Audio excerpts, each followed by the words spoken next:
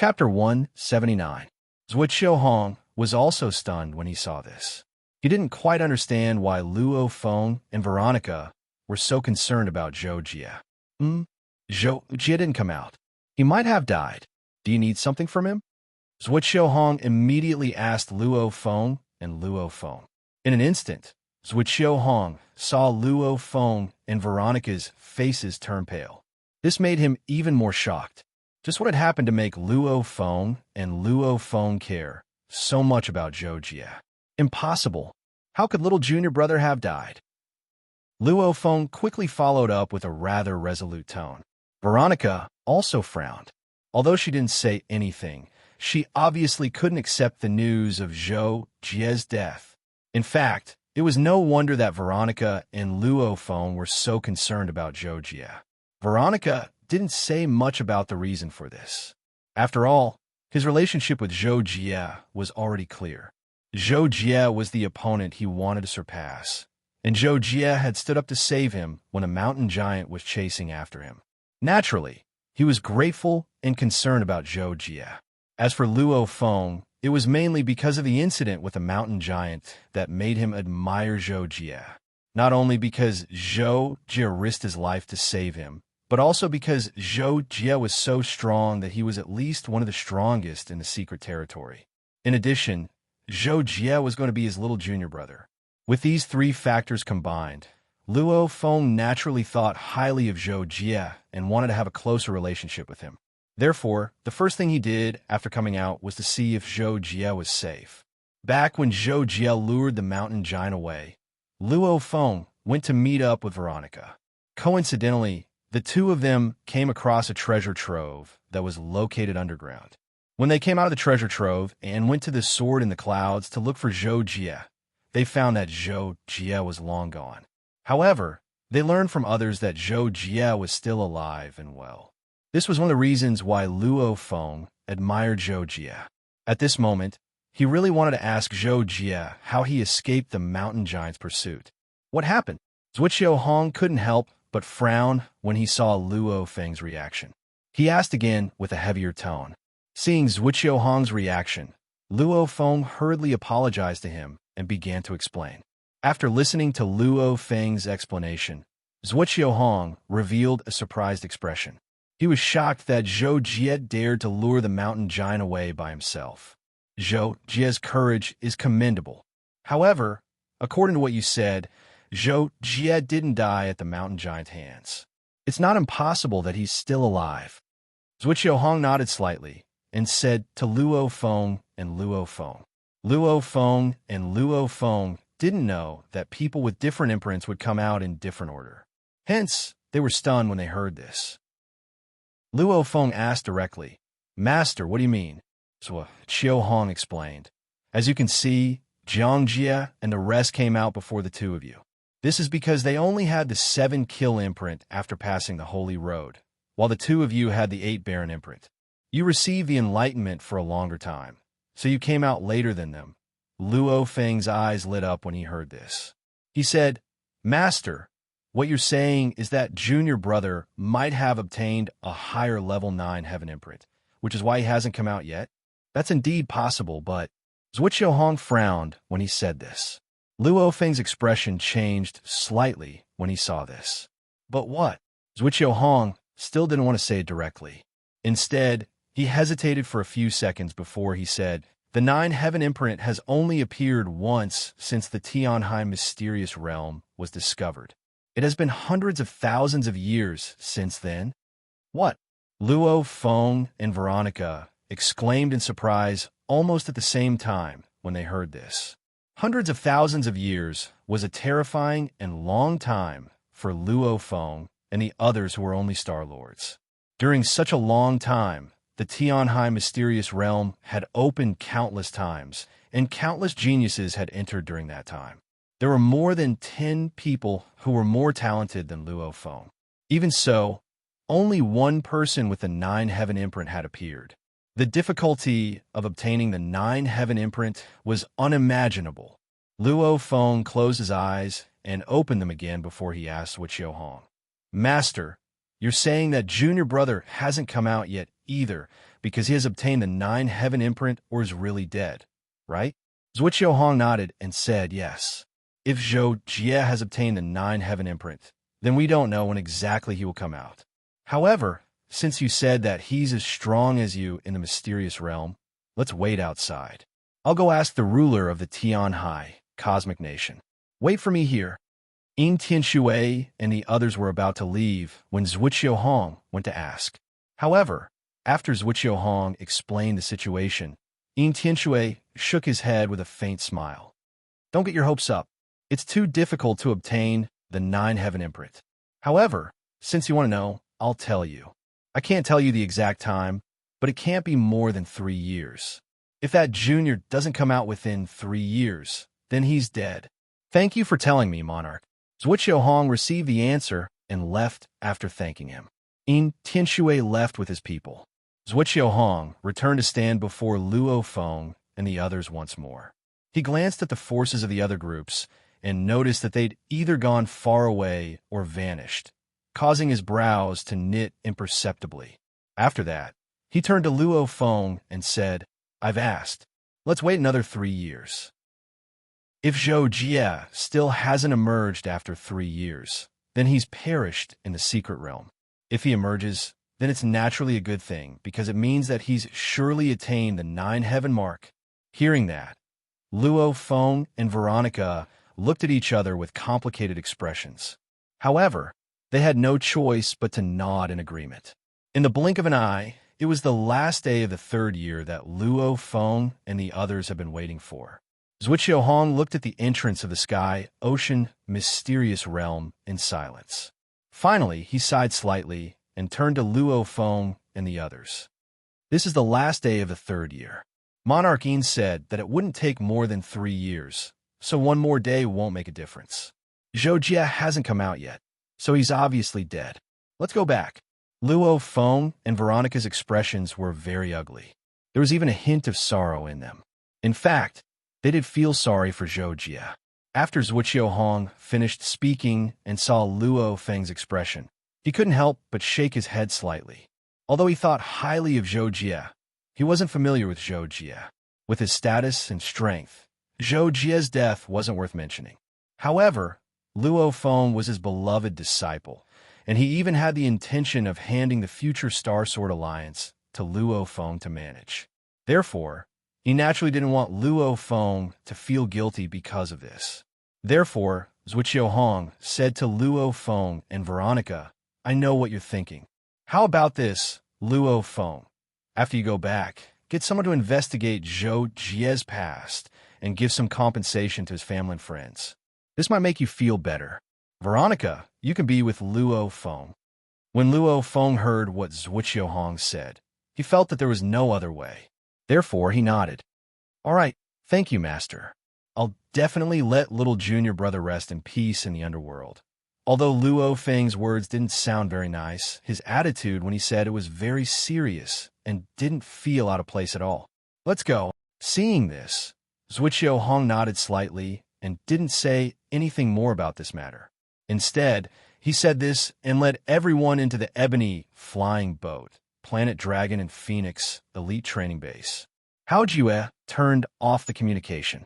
He was still in a daze, and it took him a long time to gradually return to normal. Zhou Jie, how did this kid die? So it's my fault. Hao Jue recalled that before the opening of the secret realm, it was he who specially summoned Zhou Jie back to participate in the secret realm. He couldn't help but sigh and say this. Then, Hao Jue sat in his seat and thought for a while. In the end, he shook his head slightly and stood up. No matter what, it has to be announced. Qin Feng's villa residence. Qin Feng had just finished training. Sitting on the lawn in the courtyard, he was drinking energy drinks to replenish his energy. Suddenly, Qin Feng sensed that his identity card was ringing, and it was heating up. An emergency notice? Qin Feng was surprised.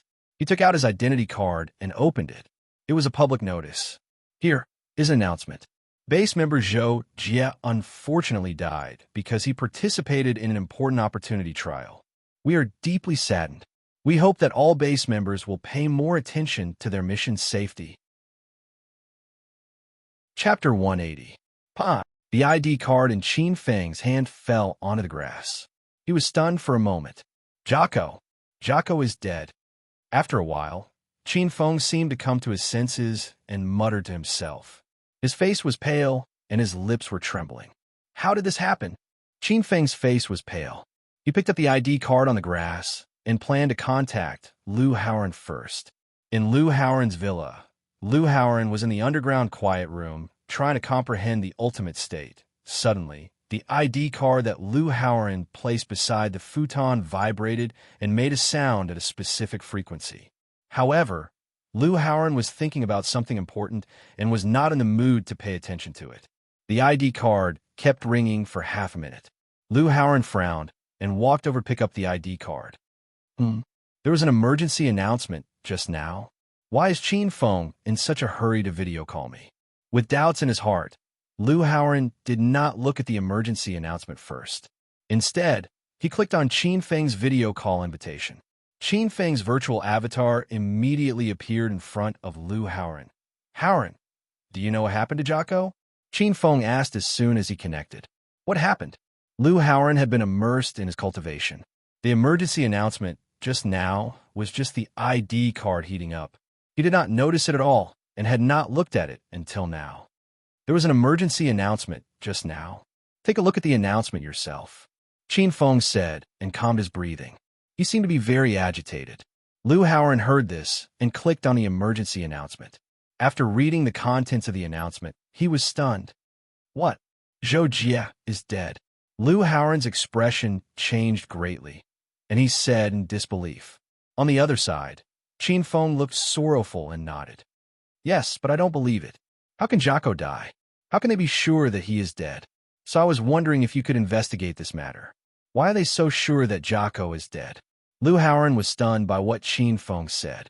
After a while, he took a deep breath and said, Okay, I understand how you feel, but if the Star Sword Alliance dares to say something like that, they must have their reasons.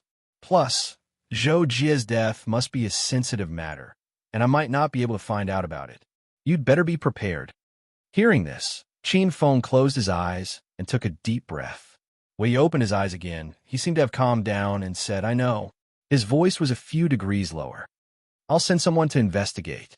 Tonight, call Zhang Xin and we'll meet up at your place. I'll tell you the news. Lu Howren said. Qin Feng agreed, and the two ended the call. One of the 4 heavenly kings of the Star Sword Alliance, Planet Yaozhan. Planet Yaozhan was known as one of the 4 heavenly kings. It was an extremely prosperous superplanet. There were as many as 71 planets and satellites orbiting it, and the smallest of them had a diameter of over 1,000 kilometers. Among them, each of the satellites of Planet Yaozhan was a superweapon. Some of them had armies stationed there. Some were pure armory, and the planets were equivalent to the outer ring. In other words, it was a place for people without money to live. Of course, even if the people of Planet Yaozhan didn't have much money, most of them had a few million star coins. Such a prosperous superplanet was also a branch of the patrolmen, and the person in charge of this branch was Luo Feng. At this time, Luo Feng was in his office deep within the patrolman base on Planet Yaozhan. He was frowning in front of a computer screen. On the screen was some information about Zhou Jie. It was very detailed. It even recorded some of Zhou Jie's background before he became an assassin. It also included Zhou Jie's visit to the Sun Star and some of the things that happened on the Sun Star. Red Silk Star Lord Ding Xiaoyu. Luo Feng suddenly muttered. He then sighed. This junior of mine, his background is quite pitiful. He has no relatives, and all his friends are gone. Sigh, this is the only way. After making up his mind, Luo Feng contacted Veronica. Junior, I'll prepare some things later. You'll be in charge of them. Give them to Zhou Jie's friends at the elite training base. Tell them about Zhou Jie's situation. I still have some things to do here. It's also related to my junior's funeral. You'll be in charge of those people at the elite training base. Leave the rest to me. Yes, Senior Luo Feng. Veronica nodded. His eyes weren't as bright as before. Zhou Jie's death was a huge blow to him, because he had lost a lifelong rival. After ending the call, Luo Feng found someone to investigate Red Silk Star-Lord. In less than 2 hours, Luo Feng received a detailed report about Red Silk Star-Lord. Red Silk Star-Lord was an active member of the Star Sword Alliance. Naturally, it was easy to investigate. After reading the report, Luo Feng immediately ordered someone to promote Red Silk Star-Lord to a position in the second-class division. He even asked someone to send a gift over. After doing all this, Luo Feng left the office, brought along one of his assistants, and boarded his battleship to the Silver Galaxy in the Taiwu sector. Silver Galaxy, Solar Star. The biggest hotel in Rongxin City. Hongxing Hotel was also a world-class 7-star hotel.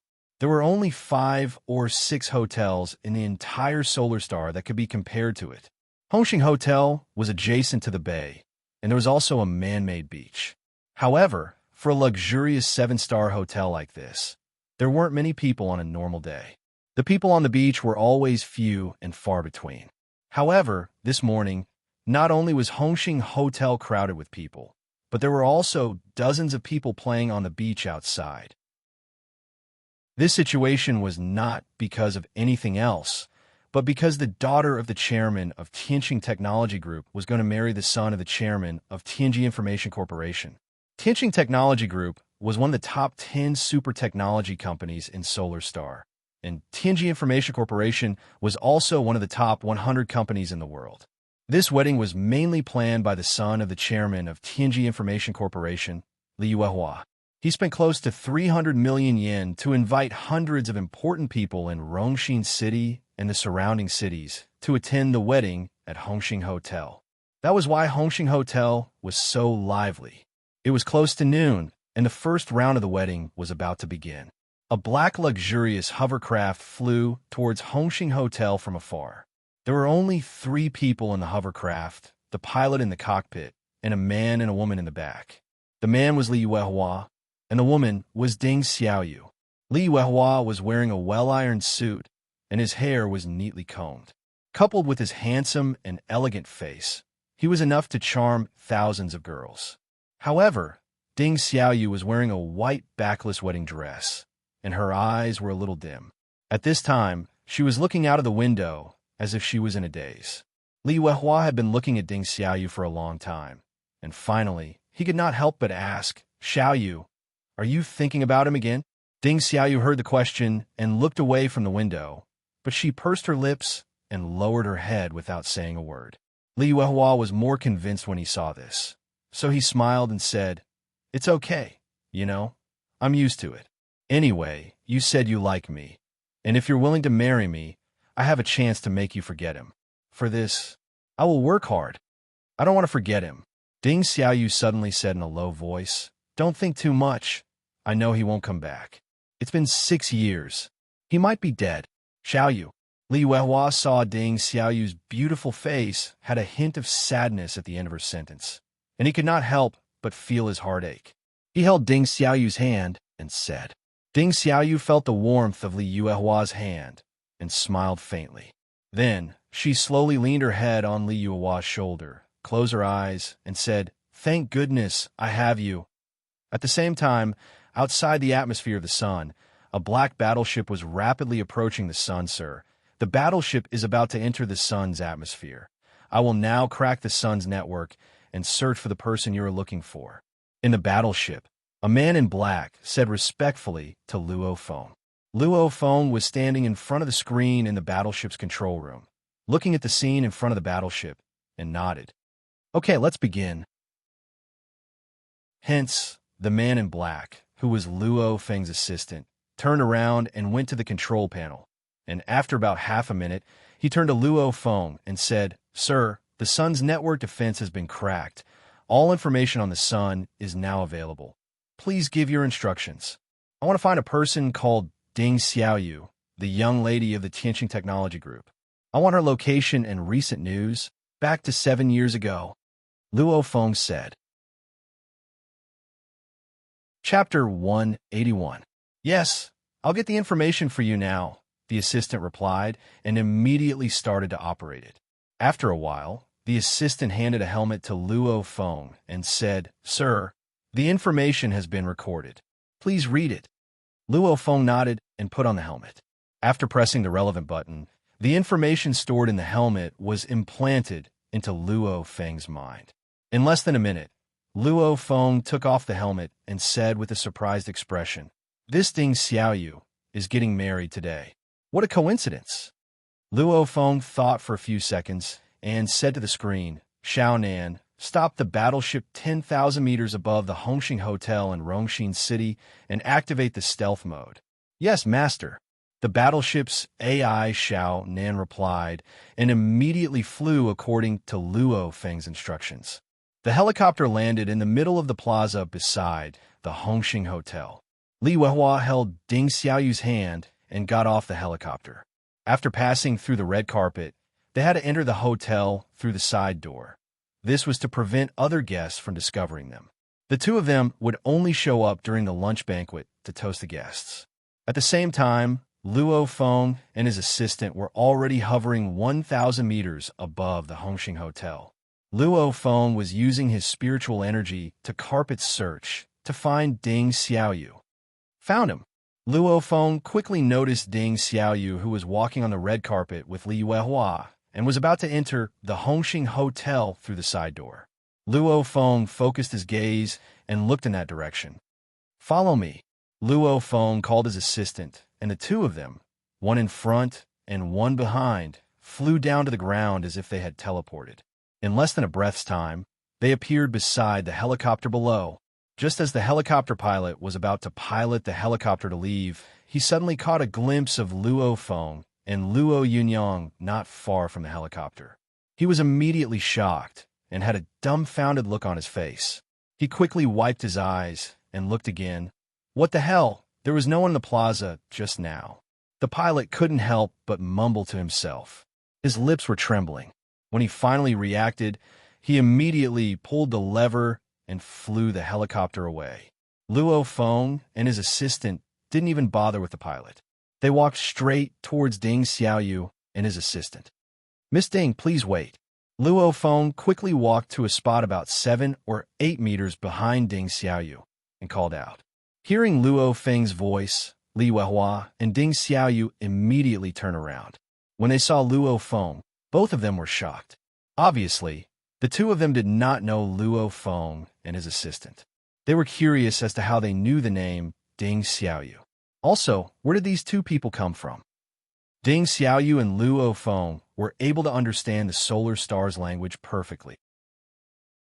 However, Luo Feng was wearing the language assistant's helmet, so no matter what he heard, he could speak the solar star's language perfectly.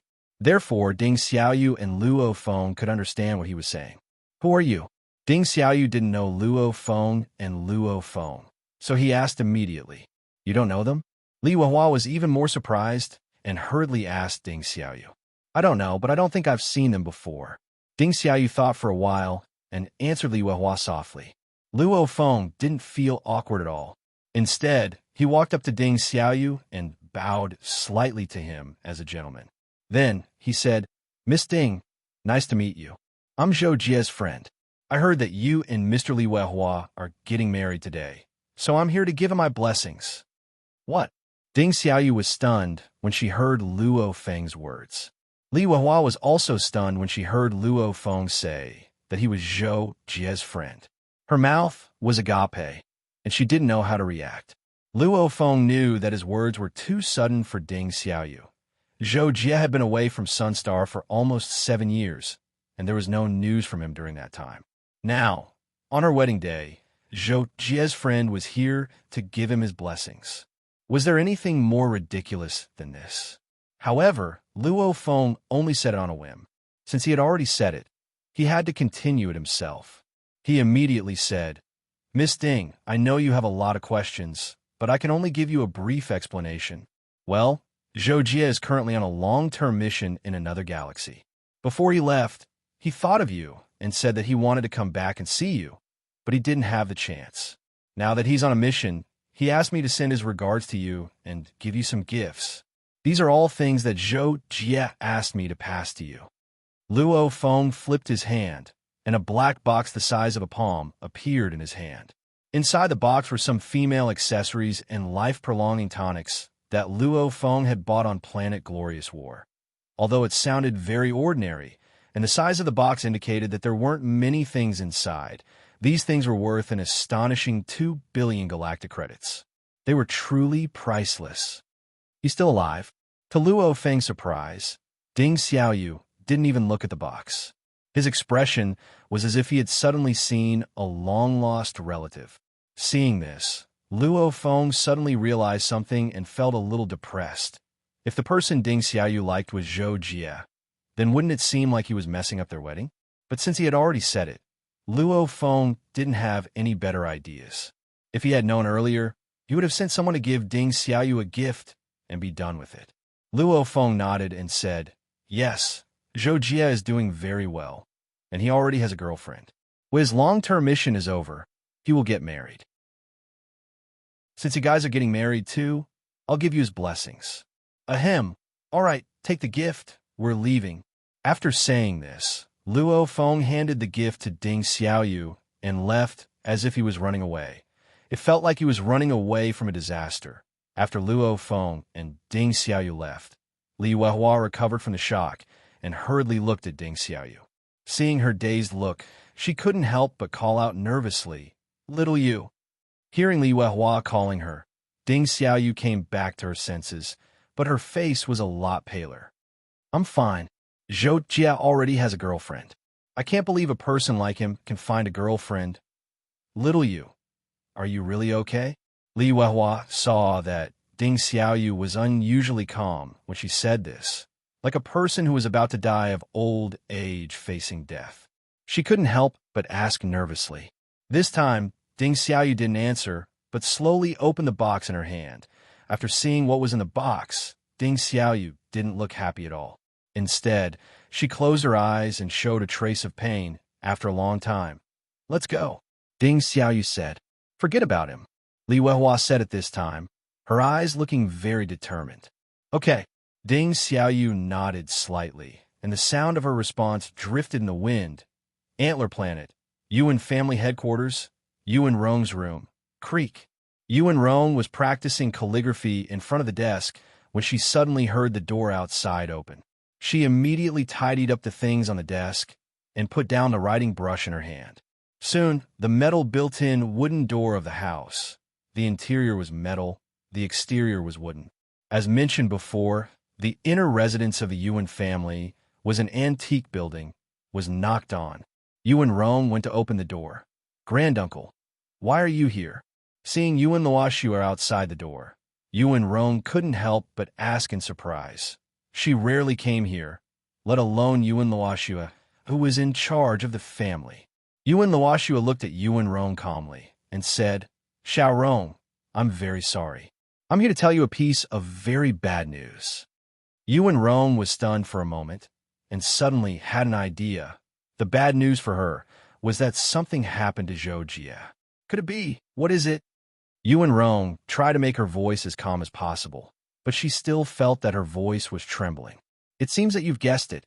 Yuan Luoxue looked at Yuan Rong and suddenly showed a kind of pity on her face. "The news is about Zhou Jie. In short, it's about his death." Death. Yuan Luoxue's last two words fell into Yuan Rong's ears. In an instant, Yuan Rong felt that her mind was blank, and she lost control of her breathing. The cover finally came. Chapter 182. How could this be? That's impossible. Zhou Jie can't be dead. Great uncle, are you lying to me? Yuan Rong couldn't believe it. She shook her head as if she was trying to deceive herself. However, when she saw Yuan Rong's reaction, Yuan Luoxue closed her eyes and shook her head gently. She quickly said, "Xiao Rong, great uncle has no reason to lie to you. Zhou Jie is really dead. I'm here to tell you that you're free." Hearing Yuan Luoxue's words, Yuan Rong was stunned. At this moment, she believed that Yuan Luoxue wasn't lying to her. This was because if Zhou Jie wasn't dead, she would still be under house arrest in the clan and wouldn't be able to access the internet. But now, Yuan Luoxue said that she was free. Then, Yuan Luoxue took out two more items and presented them to Yuan Rong. She said, "This is your clan ID token and your Star Sword Alliance ID token. I'll return them to you. I've already spoken to the person in charge of the Star Sword Alliance's elite training base. You can return to the elite training base now. Zhou Jie isn't there anyway. He died in a secret trial recently." Yuan Rong stood blankly on the spot, as if she hadn't heard Yuan Luoshue's words, and she didn't stretch out her hand to receive her identity token and token. Her pink lips were slightly parted and trembled slightly. Yuan Luoshue frowned when she saw this. She grabbed Yuan Rong's hand and stuffed the two items into her hand. She said, "Xiao Rong, don't take it too hard. This is God's will. You know that Yuchi Hongze went to a dangerous place to train in order to win the 10-year promise with Zhou Jie. She risked her life to improve herself. I can see that Yuchi Hongze values you a lot. You'll definitely be happy with her. You have to understand. How did Zhou Jie die? You said that he died in a secret trial? Then how'd he die?" Yuan Rong came back to her senses and asked Yuan Luoshue. She clearly didn't listen to what Yuan Luoshue just said. Yuan Luoshue frowned when he heard this, and he replied, "How would I know? The news of Zhou Jie's death was personally announced by the Star Sword Alliance's elite training base. If you open your identity card now, you'll be able to see the relevant announcement. Take a look and you'll know. It's already been a few days." After saying this, Yuan Luoshu added, "Xiao Rong, Zhou Jie is already dead. You should put the family's affairs first. Think about it carefully. The dead can't be brought back to life. Walk out on your own as soon as possible. Granduncle, I'll be leaving first." Yuan Luoshue turned around and left, leaving Yuan Rong standing there in a daze for a while. After a while, Yuan Rong came back to her senses. Her first reaction was to reactivate her ID token. She wanted to see for herself if Zhou Jie's death announcement was really there. Half a minute later, Yuan Rong stared blankly at the ID token screen. Her expression gradually collapsed. Tears flowed out of her eyes and blurred the ID token screen. In the end, Yuan Rong didn't choose to return to the Star Sword Alliance's elite training base. Instead, she asked Yuan Luoshue to remove her student status from the elite training base. Originally, the Yuan family wasn't happy to see this. Yuan Rong was the second genius of the Yuan family in 100 years.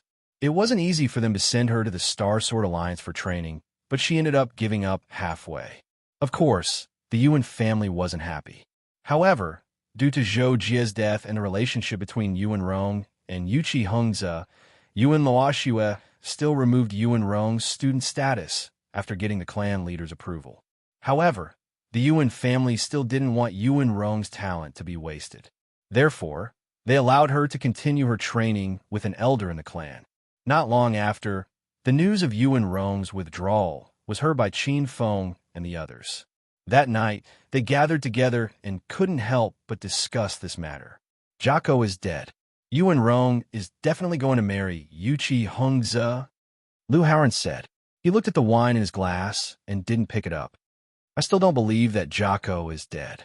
Didn't you say that no one saw how Jiako died? He just didn't come out of the Arcana dimension. He might not have died, right?" Qin Feng said angrily as he held the wine glass. However, he didn't know how many times he had said something like this. Not long ago, Veronica gave Qin Feng and the others a gift from Luo Feng. She expressed her regret for Zhou Jie's death. Qin Feng and the others also found out from Veronica that the cause of Zhou Jie's death was determined. This gave the three of them an inexplicable glimmer of hope. Qin Feng often used this to comfort himself and Lu Haoran. Miyazaki Naganabu also looked at the wine glass filled with wine. However, he didn't say anything for a while. "Let's drink. If Jay didn't die, he would come out one day. If he died," Veronica said that he didn't care about anything else. The only regret he had was Miss Yuan. Gong Zhongxin suddenly said calmly, but his eyes were still filled with sadness. "Let's drink. If Jay didn't die, he would come out one day. If he died," Veronica also said that he didn't care about anything else. His only regret was Miss Yuan. Brother Xian is right. Let's drink. If Jiako doesn't come back, I'm already thinking of going to Yuchi Hongze's wedding to mess things up As soon as Miyazaki Naganabu finished speaking, Chinfeng picked up the wine glass on the table and shook it. He looked like he didn't care about the world at all. Then, he finished the wine in the glass in one gulp. Miyazaki Naganabu saw this and also picked up the wine glass on the table. He suddenly looked out of the floor-to-ceiling window not far away. Through the glass, he saw the quiet night sky. Tonight, there was no moon. In the blink of an eye, 7 years had passed. The ancient nebula tomb was a dark continent surrounded by countless asteroids. It was so large that it could be said that it was the largest continent in the entire sea of stars. There were only a handful of space continents that were as large as it in the entire sea of stars. However, this dark continent wasn't famous for its size. Instead, it was famous for its danger and opportunities. It was rumored that the ancient nebula tomb was the tomb of a powerful celestial emperor, hence the name Ancient Nebula Tomb. The countless asteroids surrounding it were truly in the hundreds of millions. Moreover, they formed a great heavenly cycle stellar formation. Even if a high-level celestial lord were to barge in, it would be extremely difficult, and there was the danger of death. However, the ancient nebula tomb had been discovered a long time ago. All the lord-level experts knew that the emperor's tomb had basically been emptied. Therefore, the lord-level experts weren't interested in it. However, apart from the emperor's tomb, the ancient nebula tomb also had a lot of treasures. There were rich minerals, precious herbs, mainly for star lords, very little for lord-level experts, and many other opportunities. Similarly, the ancient nebula tomb was full of dangers. There was chaos and slaughter everywhere. It was the best place for experts to train. Therefore, Star-Lord geniuses often wanted to enter it to train. However, as mentioned earlier, even the high-level Star-Lords could barely enter the ancient nebula mausoleum. Also, if the experts entered the mausoleum carelessly, many horrifying creatures on the continent would be attracted. For those creatures, the experts who were weaker than them were food. However, as long as one knew some methods and specific paths, the difficulty of entering the ancient nebula tomb would be greatly reduced. Moreover, the dangers in the ancient nebula tomb were divided into different regions according to the degree of danger. Some powerful and ancient families or forces knew to send their disciples there to train according to the degree of danger. Even so, it was extremely dangerous to train in the ancient nebula tomb without outside help. One could die at any time. Therefore, very few geniuses would go there to train. However, Yuchi Hongzhe had chosen to enter the ancient nebula tomb after only a few days of the 10-year agreement with Zhou Jie. That was also the reason why he hadn't been able to participate in the sky-ocean mysterious realm. When Yuchi Hongzhe entered the ancient nebula tomb to train, the Yuchi family had considered it over and over again. The upper echelons of the family were in favor and opposed, and no one could convince the other. In the end, it was Yuchi Hongzhe who had made up his mind and moved the Grand Elder. It was only after the Grand Elder gave the word that he was allowed to enter the ancient nebula tomb. Furthermore, the Grand Elder had given him many life-saving items, and the Yuchi family elders had even specially arranged for the Yuchi Hongzhe to receive him outside the ancient nebula tomb. If Yuchi Hongzhe planned to come out, he only needed to activate one of the treasures, and the Yuchi family elders would quickly sense his general location and go to bring him out. On this day, Yuchi Gong, the elder of the Yuchi family who was responsible for receiving Yuchi Hongzhe, was sitting cross-legged in space with a sensing treasure in his arms as usual. Energy waves kept popping up around him. Suddenly, Yuchi Gong opened his eyes, lowered his head, and took out the sensing treasure in his arms. It's Hongzhe. He's finally coming out. At this moment, Yuchi Gong, who was a few hundred years old, was so excited that he almost burst into tears, because the fluctuations from the sensing treasure meant that Yuchi Hongzhe was still alive. He was still alive after 7 years of training in the ancient nebula tomb. For a peerless genius, this was definitely a great thing. It might even lay the foundation for him to advance to the Lord level. Soon, Yuchi Gong set off in pleasant surprise and went to the ancient nebula tomb to receive Yuchi Hongzhe. Half a day later, Yuchi Gong walked out of the ancient nebula tomb with Yuchi Hongze, who was almost in rags. Haha, you're out. Hongze, it's great that you're alive. The family must have been worried about your safety. These old bones of mine were so excited when I sensed that you were alive. Yuchi Gong had just brought Yuchi Hongze out when he breathed a sigh of relief and smiled at Yuchi Hongze. Yuchi Hongze also smiled. He was naturally very happy that he could return safely. Hearing this, he nodded gratefully and said to Yuchi Gong, "Thank you, Third Elder. I'm sorry for making you worry. However, when I go back and see the family leader, I'll definitely make all of you happy." When Yuchi Gong heard Yuchi Hongze's words, he immediately had an "I know" expression on his face. He pointed at Yuchi Hongze and laughed. "Good. Looks like your training in there has been very fruitful. That's indeed great news. However, I also have something to tell you. It should be good news for you too." After thinking about it carefully, he decided that starting from this chapter, he would try his best to make every chapter more than 3,000 words. This way, even if he only released 7 chapters a week, it would still be more than 8 chapters. However, in this case, he would let fate decide if he would update twice. However, if he wrote smoothly or on holidays, he would update twice so that he could finish the book as soon as possible. Based on the previous update speed, the book was only in the middle of the early stage. It wouldn't be finished in 2 years. Chapter 183. Oh, what is it? Yuchi Hongze couldn't help but ask in confusion. "Zhou Jie is dead," Yuchi Gong said with a smile. However, Yuchi Hongze wasn't as happy as Yuchi Gong thought he would be when he heard the news. Instead, his expression changed, and his pupils constricted. "What? Zhou Jie is dead? How'd he die? When did this happen?" Yuchi Hongze suddenly felt a little flustered as he asked a few questions in a row. Yuchi Hongze's expression became awkward. Seeing this, Yuchi Gong's expression instantly became a little awkward. He quickly retracted his smile and replied, This was the news released by the Star Sword Alliance.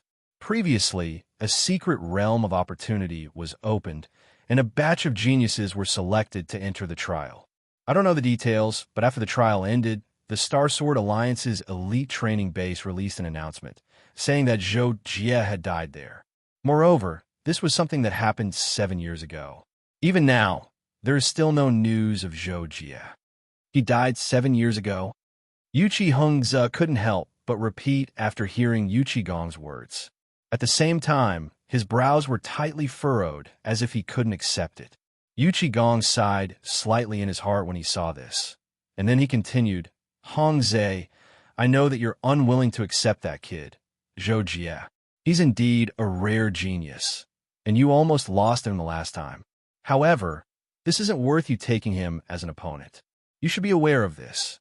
Some differences are destined at birth. Now that you've returned from the ancient nebula tomb, even if he's still alive, he's far from being a match for you. You don't have to take him seriously." When Yuchi Hongze heard Yuchi Gong speak so clearly, he felt even more upset. His eyes flickered, and his brows furrowed even tighter. Yuchi Hongze shook his head and said, "Third Elder, you're right. However, for me, there's no such thing as a stain that can't be erased in one's life. I made a 10-year agreement with Zhou Jie so that I could ruthlessly defeat him once and let you and Rong know who was the man who was truly worthy of being with her. However, now that Zhou Jie is dead, I might not be able to let it go for the rest of my life." Hearing this, Yuchi Gong was momentarily at a loss for words of comfort. He couldn't help but be at a loss for words. However, a genius like Yuchi Hongze obviously wouldn't be troubled by this. He sighed and said to Yuchi Gong, "All right, Third Elder, there's nothing we can do if Zhou Jie is really dead. Just let him go. I'll figure out a way to deal with the rest. Now, please take me back, Third Elder." "All right, the family head will be happy to know that you've become a Samsung Star-Lord. Let's go." Seeing that Yuchi Hongze didn't mention anything about himself and Zhou Jie, Yuchi Gong said happily. Then, he took Yuchi Hongze to a spaceship not far away. The Yuchi family, as a super family with Lord-level experts, had a large population and many family districts. Since the Yuchi family wasn't affiliated with any of the 5 top forces, they occupied a galaxy all by themselves. This galaxy was now officially called the Yuchi Galaxy. Lonely Swan was the planet where the Yuchi family's ancestral land was located. It was only second to the super planets in terms of prosperity. The Yuchi family's ancestral land was a huge fortress in the extreme north of Lonely Swan. It was spring all year round, and there were towering trees and lush grass everywhere. The metal fortress of the Yuchi family's ancestral land looked abrupt and ugly. At this very moment, in a meeting hall on the first floor of the Yuchi clan's ancestral fortress, Yuchi Hongza was recounting his experiences and gains in the ancient nebula tomb to a few elders and patriarchs, causing the people in the meeting hall to frequently laugh and praise him. From this, it could be seen that a junior like Yuchi Hongza had a high status in the Yuchi clan. It could be said that no one below the elders could compare to him. Good. In this way, Hongza will definitely be able to reach the Lord level in the future and continue the glory of the Yuchi family. After Yuchi Hongza finished, the family head of the Yuchi family, Yuchi Yin, nodded with a smile. The elders nodded in agreement. Yuchi Hongza maintained his calm smile and said, "Family head, elders, I have something urgent to deal with today. It's about my marriage with Miss Yuan Rong. I want to go to the Yuan family now and meet with Miss Yuan Rong." The patriarch and several elders looked at each other when they heard this. The patriarch pondered for a second, then smiled and said, "This is a matter for the young people. We old bones won't meddle in it. Hongze, you can go. If you need anything, just tell me. But remember, you must complete this marriage. After all, this is related to the ancestors' face." Hongze understands. Yuchi Hongze quickly replied, "I can go alone. Elder, please arrange a faster spaceship en route for me." In an enclosed training ground of the Yuan family, Yuan Rong, dressed in white light armor, was practicing the use of weapons with the second elder of the Yuan family, Yuan Cheng. Pa! Yuan Rong moved the white whip in her hand like a snake's bite. She could retract and release it freely and flexibly. From time to time, she would release energy through the whip, and the tail of the whip would explode with the power to distort space. Good, very good. That's it. Add in the movement of your footwork.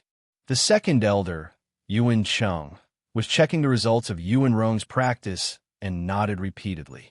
At this moment, at the entrance of the training ground, a Yuan family disciple who was in charge of guarding the entrance walked in quickly with a handsome man in black. This handsome man in black was, of course, Yuchi Hongze. When Yuan Cheng saw him, he was stunned for a moment. Then, he smiled and called out to Yuan Rong, "Xiao Rong, stop practicing. Hongze is here. You two can have a chat." When Yuan Rong heard Yuchi Hongze say Yuchi Hongze was here, she quickly stopped and turned to look in the direction of the entrance. Sure enough, she saw Yuchi Hongze walking towards her from 30 meters away with a smile on his face. He seemed even more handsome than before. "Xiao Rong, long time no see." Yuchi Hongze and Yuan Rong's eyes met. He couldn't help but smile and greet her. Before Yuan Rong could say anything, Yuan Cheng smiled and said to Yuchi Hongze, "Hongze, you two can have a chat. I'll wait for you outside with the family disciples." "Thank you, elder." Although Yuchi Hongze didn't mind Yuan Cheng's presence, he naturally enjoyed being able to chat with Yuan Rong alone, so he thanked him. After a while, Yuan Cheng left the training ground with the disciples guarding the entrance. Only Yuan Rong and Yuchi Hongze were left in the training ground. "Are you all right?" Yuchi Hongze saw that Yuan Rong was silent in front of him, so his smile faded and he asked, "Are you here to laugh at me?" Yuan Rong asked in return, as if she was confused. Yuchi Hongze was stunned when he heard this, but he quickly understood Yuan Rong's meaning. He frowned slightly and said, "You're overthinking it.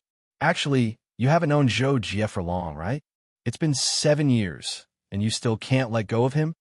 To Yuchi Hongze's surprise, Yuan Rong slowly shook her head and replied, "No, Jie is dead. It's been so long, and I've thought it through. I have to face the truth and face you." It's just that I still feel sorry for Jia. Yuchi Hongze silently looked at Yuan Rong and said, I can understand how you feel, but I just appeared a little later than him. It doesn't mean that I'm worse than him or that I don't treat you as well as he does. I will give you happiness. Will you marry me, Xiao Rong? Yuan Rong heard Yuchi Hongze's words and struggled in her heart. In the end, she bit her lips and replied, 10 years. Isn't it not yet? I think these 10 years will be my loyalty to Jia. 10 years later, I will follow the wishes of my family and marry you. Yuchi Hongze was obviously not satisfied with this answer. He frowned and shook his head slightly. So you're saying that you have no choice but to marry me because of the marriage between our families? This is not the result I want. I will accompany you for a while, and we'll get to know each other. I will help you forget him. Now let's go have a meal together? Yuchi Hongze asked again. Okay. Yuan Rong hesitated for a moment, but still nodded in agreement. For a long time, Yuchi Hongze chose to stay alone in Antler Star where the Yuan family lived. He accompanied Yuan Rong to play around every day. Occasionally, he would personally cook some food for Yuan Rong, accompany her to cultivate, and guide her progress. In this way, the relationship between Yuchi Hongze and Yuan Rong became deeper and deeper. However, Yuchi Hongze never asked Yuan Rong to marry him, and Yuan Rong never did anything too intimate with Yuchi Hongze. In the eyes of outsiders, they were like best friends. Another year passed. There was only half a month left before the 10-year deadline that Zhou Jie and Yuchi Hongze agreed upon. On a mountain beside a city on Antler Star, Yuchi Hongze and Yuan Rong were sitting close to each other. Their legs were swinging over the edge of the cliff, and they were looking at the gorgeous city covered in snow in the distance. The sky was dark and gloomy. The cold night wind blew a few strands of Yuan Rong's black hair, gently caressing Yuchi Hongze's handsome face. Yuchi Hongze didn't turn his head. Yuan Rong's hair kept blowing on his face, and the corners of his mouth rose slightly. The snowy night is really beautiful, Yuchi Hongze suddenly exclaimed. Yuan Rong didn't turn her head to look at him, but a smile appeared on her face. She replied, Yes, it's very beautiful. There is still half a month left. Are you ready to accept me? Yuchi Hongze asked abruptly. Yuan Rong heard this, and the smile on her face gradually disappeared. However, she immediately nodded slightly. Yes, thank you for your company these days. You are really good and excellent. Yuchi Hongze immediately smiled when he heard this. Then I'll have to thank the great beauty Yuan for her praise. It's really rare. Yuan Rong, I didn't expect you to be so talkative. Haha, I'm so happy, Yuchi Hongze said. Chapter 184. After chatting for a while, Yuchi Hongze suddenly asked Yuan Rong, Do you want to go skiing together? Yuan Rong looked at the thick snow in the distance and thought of something. She turned around and asked, Do you have any skiing tools? However, Yuchi Hongze smiled and nodded. Yes, I'm omnipotent. As he spoke, Yuchi Hongze took out a black fusiform shield from his spatial bracelet. The shield was protruding at a certain angle. What's this? Yuan Rong asked when she saw the black shield that was half the size of a person. This is a treasure I obtained when I was training in the ancient nebula tomb. It's not very suitable for me, so I thought I wouldn't be able to use it. I didn't expect that I could use it for skiing today. Yuchi Hongze replied with a smile. Yuan Rong was speechless. A treasure was being used for skiing? Only Yuchi Hongze could think of something like that. Yuchi Hongze stood up and extended his hand in front of Yuan Rong while asking, Shall we go? Yuan Rong pursed her lips and put her hand on Yuchi Hongze's hand, only to be pulled into Yuchi Hongze's arms. Ah! Yuan Rong exclaimed subconsciously. This was the first time she had been in contact with Yuchi Hongze like this. Yuchi Hongze smiled and didn't say anything. Seeing that Yuan Rong didn't struggle, he tapped his foot and jumped onto the black shield treasure a few meters away with Yuan Rong in his arms. Let's go. Yuchi Hongze smiled. With a thought, he sent the shield flying towards the snow-covered mountain in the distance. Yuchi Hongze was now a peak 3-star lord. and he could still fight those at a higher level than him. He was one of the top geniuses in the entire Wander Star Zone. Yuan Rong leaned against Yuchi Hongza's arms and lowered her head with a complicated expression. There was no telling what she was thinking. Half a month later, in the central square of the Yuan family's ancestral land, it was almost noon. Yuchi Hongza and Yuan Rong had been standing at the edge of the plaza since the morning. The Yuan family members around them were bustling with activity. When they saw the two of them, they were all talking about them while maintaining their distance. Yuchi Hongza looked at the sky calmly, while Yuan Rong stood half a step behind Yuchi Hongza with a gloomy expression. Yuchi Hongza looked at the sky and suddenly said, "To be honest, I'm really regretful that I can't fight with Zhou Jie again."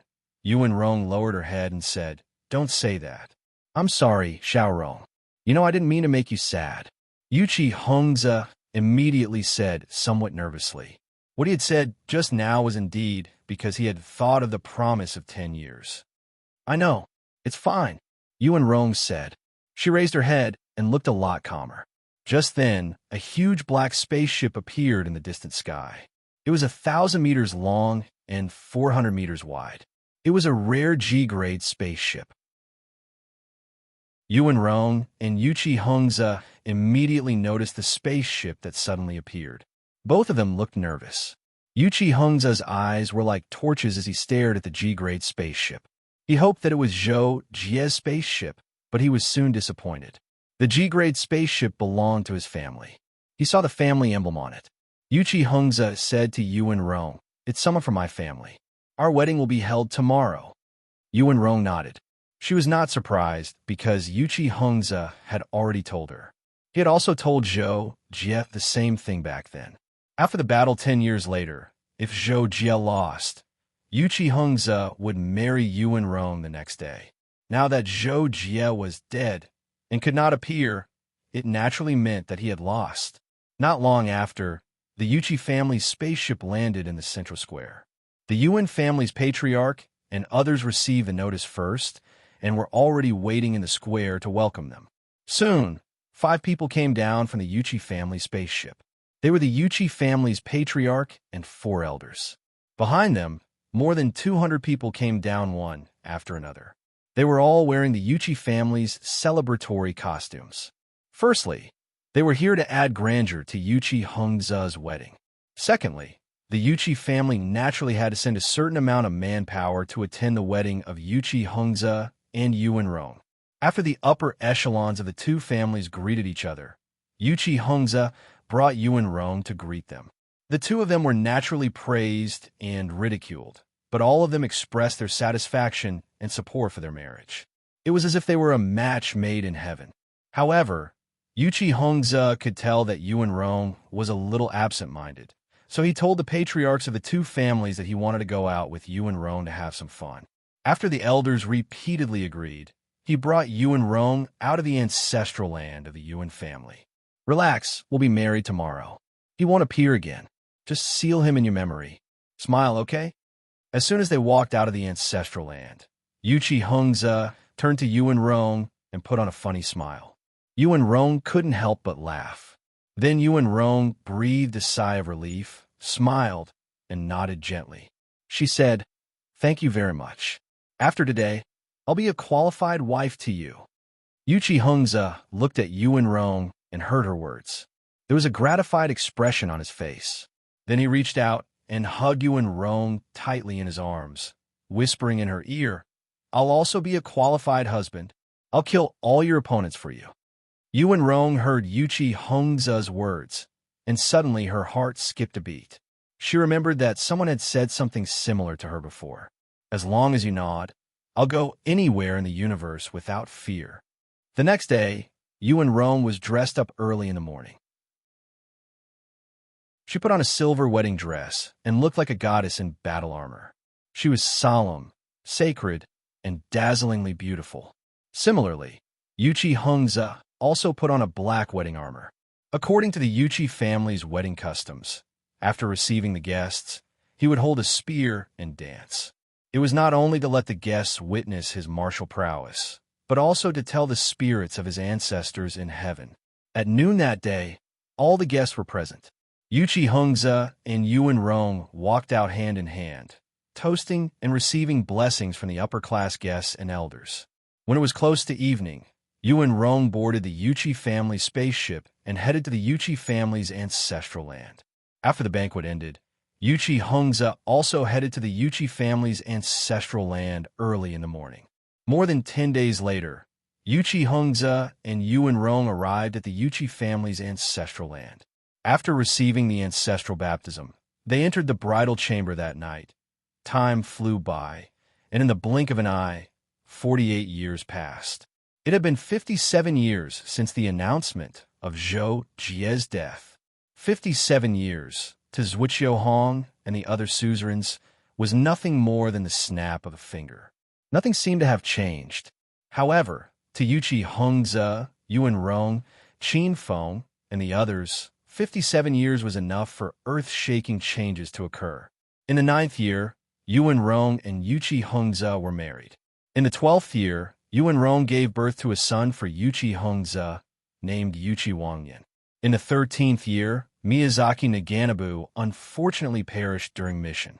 In the 23rd year, Qin Feng and the others successfully graduated from the elite training base. At that time, Qin Feng was a Samsung Star Lord, while Lu Haoran was a 4-star Lord. They were at the bottom of the golden ranking. After graduation, Lu Haoran naturally returned to the Temple of the Stars headquarters and began to gather power. Qin Feng, on the other hand, found a job in the Star Sword Alliance and became a member of the 1st Division of the Star Sword Alliance. Within a few years, he was promoted to one of the 3 vice captains of the armed forces of the division. He also began to interact with the Star Sword Alliance's military. It was also worth mentioning that Veronica's cultivation reached the peak of the 4-star Lord level after graduation. He went to the Mysterious Realm Academy and challenged Yuan Qinkong to a duel. The two of them fought again, and in the end, Veronica narrowly won with a single move. Not many people knew about the battle between Veronica and Yuan Qinkong. However, those who knew were naturally suzerains and some high-ranking Star Lords of both organizations. They all had very high opinions of the battle, saying that Veronica and Yuan Qinkong were the pinnacle of the younger generation in the Wanhai Star Zone.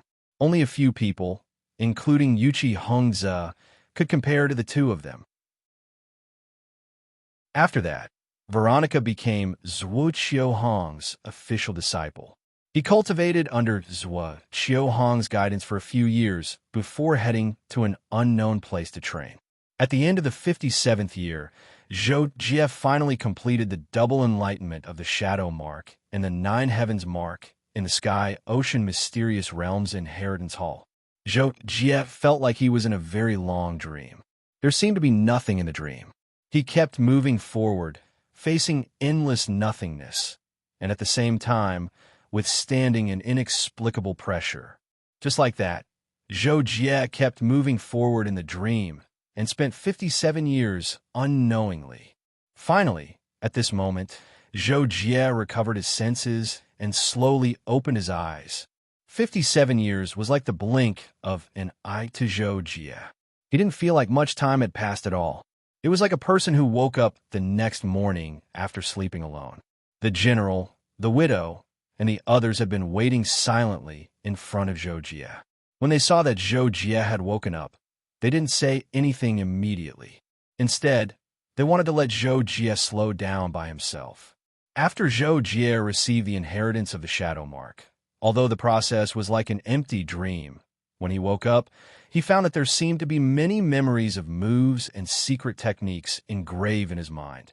These were all the combat moves and secret techniques of the Dark Shadow Emperor. However, since the engraving had been completed, Zhou Jie could turn them into his own very easily. It was like looking at a line of words and memorizing it after reading it. After mastering the additional things in his mind, Zhou Jie was immediately surprised by how much his cultivation had improved. He was now a 7-star Lord.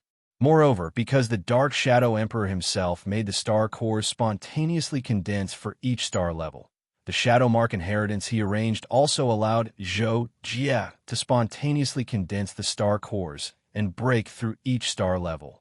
This meant that Zhou Jie was now a perfect 7-star lord. With Zhou Jie's ability, as long as he spent some time practicing the elemental laws, he would once again have invincible combat strength among those of the same star level. Chapter 185. However, Zhou Jie was not in the mood to care about these things after his brief surprise. He raised his head and looked at the general and the others.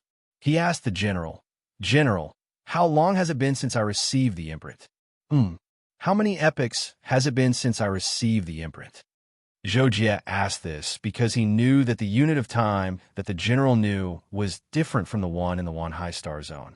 He had heard the concept of epochs from Mountain Cat and had a rough idea of it. It was an inaccurate calculation and was longer than the standard 3 months.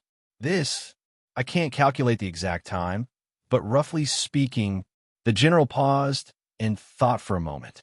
He continued, "It's about 56 epochs, more than 220 epochs." "What?" Hearing the general say, "more than 220 epochs," Zhou Jie was dumbfounded. 1 epoch was 3 months. More than 220 epochs. Didn't that mean more than 50 years had passed? "Are you sure you're not mistaken?" Zhou Jie could not believe it. He could not help but ask, "It took less than 1 epoch for me to defeat you from when I defeated Mountain Cat." The general was slightly taken aback by Zhou Jie's reaction. However, as a puppet, he did not have many emotions. He quickly nodded and confirmed, "Master, I'm not mistaken. As for when you defeated Mountain Cat and defeated me, it naturally took less than 1 epoch because the Dark Shadow Emperor set the time limit for each test to be 1 epoch. This is fixed." After receiving the general's confirmation, Zhou Jie was completely dumbfounded. How could it have been so long? But it feels like a dream to me. Zhou Jie clearly could not accept the fact that he had missed the promise of 10 years. He took a deep breath to calm himself down and shook his head continuously. The general and the others looked at each other. They did not understand why Zhou Jie looked so remorseful. "Master, are you all right?" The general could not help but ask in the end. Hearing this, Zhou Jie stood up. His expression had returned to its usual coldness. He then said, "Since things have come to this, bring me to the item left behind by the Dark Shadow Emperor. Then we'll leave this place." "Yes, master." This time, it was the general and the others who replied in unison. About an hour later, Zhou Jie and Kakashi were led by the general and the others into the deepest secret chamber in the Great Hall of Heritage. Wow! As soon as he entered the secret chamber, Kakashi stared at the treasure in front of him with widened eyes. He exclaimed in awe, like a greedy digger who had discovered a gold treasure. The divination mirror was in the shape of a round plate. It was about half the size of a person. Its surface was brightly colored, and there were many gem-like energy beads embedded on its edges. The whole thing exuded a dreamy glow. It was the kind of treasure that could be seen at first glance. It was no wonder Kakashi exclaimed in awe. If it was in the past, Zhou Jie would be very happy when he was about to get such a treasure. But at this moment, he was worried about the outside world and couldn't be happy at all. He directly asked the general, "General, how should I take it away?" The general replied, "Master, the divine secret mirror should have recognized you as its master. There should be a connection between you and it. Using this connection, it will automatically follow you and help you avoid harm. If you want to put it away, it will be very easy as long as," just as the general said this, the divination mirror suddenly vibrated. In an instant, it turned into a ray of light and disappeared between Zhou Jie's eyebrows. Zhou Jie was shocked. However, when he recalled that he had found the connection with the divination mirror and took it away, he felt that it was not a big deal. Then, Zhou Jie said to the general, "Okay, I got it. We can go now." The general was not embarrassed by this and said, "Okay, master. The Dark Shadow Emperor has left a teleportation portal for us to leave. Please follow me." 1 minute later, Zhou Jie and Kakashi activated the teleportation portal. The portal began to explode with terrifying energy, and the surrounding void gradually distorted. "Jocko, you have gained a lot this time. The Dark Shadow Emperor is really generous." That divination mirror might be an Emperor artifact. Before the teleportation, Kakashi stood beside Zhou Jie and said with a smile. Every time Zhou Jie obtained a treasure, Kakashi was always happier than Zhou Jie. However, Zhou Jie frowned and ignored him. He looked like he had a lot on his mind. Kakashi felt that something was wrong. Just as he was about to ask Zhou Jie what was wrong, the teleportation portal was activated at this moment. During the teleportation process, the surroundings became blurry. Zhou Jie seemed to have lost all his senses. A strong sense of oppression enveloped his body, much stronger than the black stone teleportation. However, in terms of teleportation time, this teleportation was much shorter. Zhou Jie even felt that in the blink of an eye, the faint dizziness had left him, and his vision and various senses had returned to normal. In front of him was a pitch-black void. Zhou Jie frowned slightly. Then, he looked around and found that there were not many glowing stars around. He had no idea where he was. Kakashi was fine. After looking around, he tilted his head and looked at Zhou Jie. He was not worried about where he was at all. He asked, "Jocko, you don't look happy at all. What happened?" Kakashi's voice was transmitted to Zhou Jie's ears in the form of special energy waves. This was the first time Zhou Jie had received such a voice form. He could not help but be stunned. Zhou Jie then glanced at Kakashi and also transmitted his voice using energy. "I'll tell you later. Can you connect to the interstellar network now and find the nearest habitable planet?" Kakashi heard the question and rolled his eyes. At the same time, countless information codes flashed in his eyes. Then, Kakashi's eyes returned to normal. "Huh, that's strange. Where the hell is this place? There's no interstellar network. This is great. Jocko, we seem to be lost." Kakashi could not connect to the interstellar network and immediately said with a miserable face. Zhou Jie saw this and could not help but say, "You can remove the word seem because we are indeed lost." Zhou Jie thought about it and felt that even if he asked the general and the others, he would not get an answer. This was probably the teleportation point that the Dark Shadow Emperor randomly chose. However, since that was the case, the Dark Shadow Emperor should have considered and would not have set the teleportation point at a place that was light years away from a habitable planet. However, if there was a habitable planet nearby that was not covered by the interstellar network, then it was basically certain that this was a very remote and backward galaxy. Kakashi, pilot the spaceship. Let's go to the nearest planet first. Zhou Jie finally made up his mind and said. At the same time, he released Kaji from his space ring. Okay. Kakashi did not know what he was so happy about. He replied excitedly and followed Zhou Jie onto Kaji. 2 days later, Zhou Jie had explored 2 planets and found habitable planets. However, Kaji did not land and continued to move forward. This was because Kakashi had just connected to the interstellar network. Jocko, there's a network. I connected. Kakashi shouted excitedly. Zhou Jie, on the other hand, had a look of sudden realization. It turned out that the Dark Shadow Emperor had probably considered some problems, so he had set up the transmission array outside the coverage of the star field network, but it was still very close. It was probably also to allow them to find their way home. Then quickly check our location. Zhou Jie immediately said to Kakashi.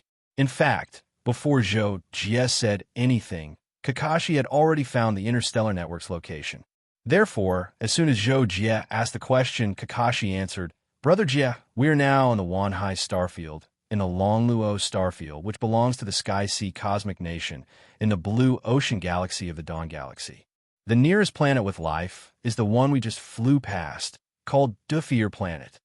P.S. To explain, the Dawn Interstellar District and the Blue Ocean Interstellar District are like the Milky Way in the solar system. The former contains the latter. The Taiwu Interstellar District and the Silver Interstellar District also have this relationship." Of course, Zhou Jie did not care about what Kakashi said. He wanted Kakashi to find their current location so that they could go to a destination. Therefore, Zhou Jie quickly asked, "How long will it take to get a Planet Antler? How about Planet Dragon and Planet Phoenix?" Kakashi was stunned.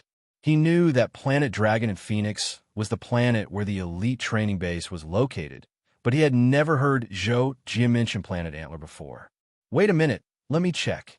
Kakashi did not think too much and immediately replied to Zhou Jie. After a while, Kakashi confirmed the location of Planet Antler and Planet Dragon in Phoenix.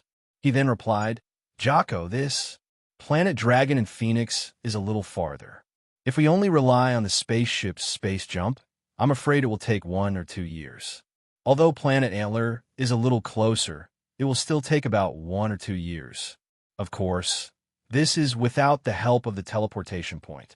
With the teleportation point, it will be much faster. It will probably take a few months. Zhou Jie frowned, but he had no other choice at the moment, so he immediately said, Then let's go to Planet Antler. Along the way, find the best route and use the teleportation point as much as possible. That's not a problem. Leave it to me. Kakashi was equivalent to a super AI. After connecting to the Starfield network, it was naturally easy for him to calculate the best route. By the way, Jocko, why are you going to Planet Antler? Also, you look unhappy. What happened? Kakashi remembered that Zhou Jie said before that they would talk about it on the way, so he could not help but ask. Zhou Jie was silent for a moment, but considering his relationship with Kakashi, he could say anything, so he briefly told him about the things between himself, Yuchi Hongze, and Yuanro. After listening to Zhou Jie's words, Kakashi's mouth was wide open and could not close for a long time. After he closed his mouth, the first sentence he said was, Jocko, are you worried that your wife will be stolen? No wonder you are so anxious. Yuchi Hongze dared to touch my Jaco's woman. He is dead, humph. Chapter 186. All right, let's not talk about it anymore. I haven't shown up for so long, they might think that I'm dead. I wonder how Ronger is doing. Zhou Jie sighed and frowned. When Kakashi saw Zhou Jie like this, he was a little embarrassed for a while. He didn't know what to say for a long time. In the end, Kakashi thought for a while and suddenly said, Jocko, why don't I help you look it up on the internet? Let's see if sister-in-law and that Yuchi Hongze or that. No need. I don't want to know for now. I'm planning to enter the Six Paths world. I'll leave the ship to you, and I'll come out in about 3 months. Unexpectedly, Zhou Jie rejected. Enter the Six Paths world? Kakashi was obviously surprised, but he soon thought of something and nodded. Yes, Jocko, your cultivation has improved by leaps and bounds this time, but no matter how you improve, there will always be drawbacks. You should go to the Six Paths, wondrous realm, to consolidate your cultivation. That's what I meant, Zhou Jie said. Then, Zhou Jie entered the Six Paths realm in the Six Paths world and entered the Six Paths pagoda without hesitation. In the Six Paths wondrous realm, Zhou Jie met Zhou Tianwu again. When Zhou Tianwu saw Zhou Jie, he was surprised and said, Your Highness, it's only been a few decades since you last came to the Six Paths wondrous realm. I didn't expect you to become a 7-star lord already. This is really amazing. Zhou Jie wasn't happy with Zhou Tianwu's praise. He simply explained, I got an opportunity and my cultivation improved greatly. However, I fell behind in the elemental laws. I plan to continue learning the limitless Saint Hands from you and make up for my shortcomings by practicing it. Hearing this, Zhou Tianwu could not help but nod his head. All right, with your Highness's current cultivation, the limitless Saint Hand should be able to cultivate stealing yin yang to the large success stage. However, from this stage onwards, Hall Master needs to start tempering his hands, and at the same time, strengthen his body. Zhou Jie heard this, and considered that he had only learned it for 3 months, which was really a short time. So he said, Senior Tianwu, I want to see how the limitless Saint Hands is so that I can observe the usage of the elemental laws. As for the real use, I'll wait until I refine my hands. All right, then we'll do as your Highness says. I'll demonstrate it for your Highness. Please pay attention. Zhou Tianwu nodded and was about to start the demonstration. After Zhou Jie said the word please, he calmed his mind and prepared to observe and learn with all his attention. After practicing in the Six Paths realm for more than 2 months, Zhou Jie's control and usage of the elemental laws had improved by leaps and bounds. Of course, This wasn't just because he was observing Zhou Tianwu's performance of the limitless Saint Hands. The main reason was that Zhou Jie had comprehended the halo for several months on the dark cyan path. The elemental laws in the halo had originally been swallowed by Zhou Jie into his mind, but Zhou Jie had digested and absorbed most of them in the past 2 months. Coupled with the observation and comprehension of the limitless Saint Hands, Zhou Jie's current terrifying leap was possible. If Zhou Jie's previous mastery of the elemental laws was 1, then now, Zhou Jie's mastery of the elemental laws could be said to be 10,000. The gap was unimaginable. This was also one of the reasons why the gap between a high-level Star Lord and a low-level Star Lord was so huge. In the remaining half a month, Zhou Jie went to open the Transcendental Tower in the Six Paths realm, according to Zhou Tianwu's suggestion. Zhou Jie had heard Kakashi mention the Transcendental Tower before. This time, before entering, Zhou Jie heard Zhou Tianwu mention it again. He learned that the Transcendental Tower was divided into 4 realms and 29 levels, including the 10th level of the Star-Lord realm, the 8th level of the Lord realm, the 6th level of the Imperial Emperor realm, and the 5th level of the Universe Emperor realm. Every time he passed a realm, he would be given a chance to enter the Treasure Pavilion. If he passed the 5th level of the Universe Emperor realm, he would be able to choose any treasure in the Treasure Pavilion without any restrictions. All the inheritances of the Holy Land would be open to Zhou Jie. In addition, Zhou Tianwu also told Zhou Jie that the Transcendental Tower gathered the energy of the origin of chaos as a reward for those who entered the trial. The reward would be given when they chose to leave the tower, which was a pleasant surprise for Zhou Jie. The Transcendental Tower was divided into 10 levels, which basically corresponded to the 9 levels of the Star-Lord state. Zhou Jie believed that he was one of the best 7 Star-Lords, so he planned to pass 8 levels in one go and see how far he was from the 9th level. However, Zhou Jie dropped the idea after he defeated the phantom opponent on the 6th level of the Transcendental Tower. The opponent on the 6th level is so strong, but he's only a 6 Star-Lord. That's unbelievable, right? Kakashi once said that his master was able to kill people of the same level when he was in the peak of the Imperial Lord state. He must be much stronger than the standard. That's probably the standard of the Transcendental Tower's tests. Zhou Jie thought for a moment after defeating the Phantom on the 6th level and decided to try the 7th level. He knew that it was almost impossible for him to defeat the opponent on the 7th level, but there was no harm in trying. More importantly, he wanted to see how far away he was from the standard of the Sacred Land. Therefore, Zhou Jie looked at the teleportation array on the lower level not far away and chose to enter it. The 7th level of the Star-Lord state was still a vast void of energy. It was 10 times faster to replenish energy there than in the outside world. Therefore, Zhou Jie's consumption of energy from the previous 6 battles was negligible. Very soon, a black phantom appeared in front of Zhou Jie. It was holding the same weapon as Zhou Jie's Kadi's blade, except that it was also black. Then, the phantom absorbed the energy and turned into a dark gray energy entity. To defeat the phantom, he had to completely shatter its energy body. Seeing this, Zhou Jie made his move without another word. He immediately used his elemental law domain. After the paramount domain underwent a qualitative change, it would become the elemental law domain, and above that would be the law Dao domain. His blade swept down like a comet, and at the same time, it carried the terrifying power of lightning. It was lightning annihilation. The moment Zhou Jie moved, the phantom moved too. The internal structure of the phantom's energy body instantly underwent countless changes. At the same time, the phantom took a step forward, and its saber turned into a phantom, instantly blurring Zhou Jie's vision, causing his perception to be completely confused. Zhou Jie's pupils constricted in 1/10,000th of a second. He realized that his attack had completely missed its target. He instinctively wanted to change his move and defend himself. 1 second passed. Bang! Zhou Jie felt that his body was about to be torn apart.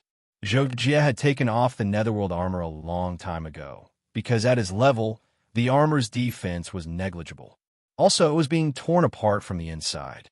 A terrible burning sensation spread throughout his body, blurring even his powerful consciousness. But the next second, the pain subsided like a tide. Zhou Jie felt that he was in a trance for a second. His chest was still in great pain, but it was nothing compared to the pain just now. Then, Zhou Jie saw the phantom disappear. When he lowered his head again, he saw a wound from his chest to his abdomen that was emitting electric light. It was half a meter long. He immediately realized that he had been defeated by his opponent in less than a second. At that moment, Zhou Jie didn't have any other thoughts except shock. It was too horrifying. It was hard to imagine that a 7-star lord could crush him with pure strength. It must be noted that Zhou Jie could easily crush regular peak 7-star lords. While Zhou Jie was in a daze, a gentle light enveloped him. The wound on Zhou Jie's chest was instantly healed. At the same time, 6 pure white balls of light of different sizes entered Zhou Jie's body from the top of his head. When the first ball of light entered his body, Zhou Jie felt that his head was numb, but it was a very comfortable feeling. He couldn't help but relax.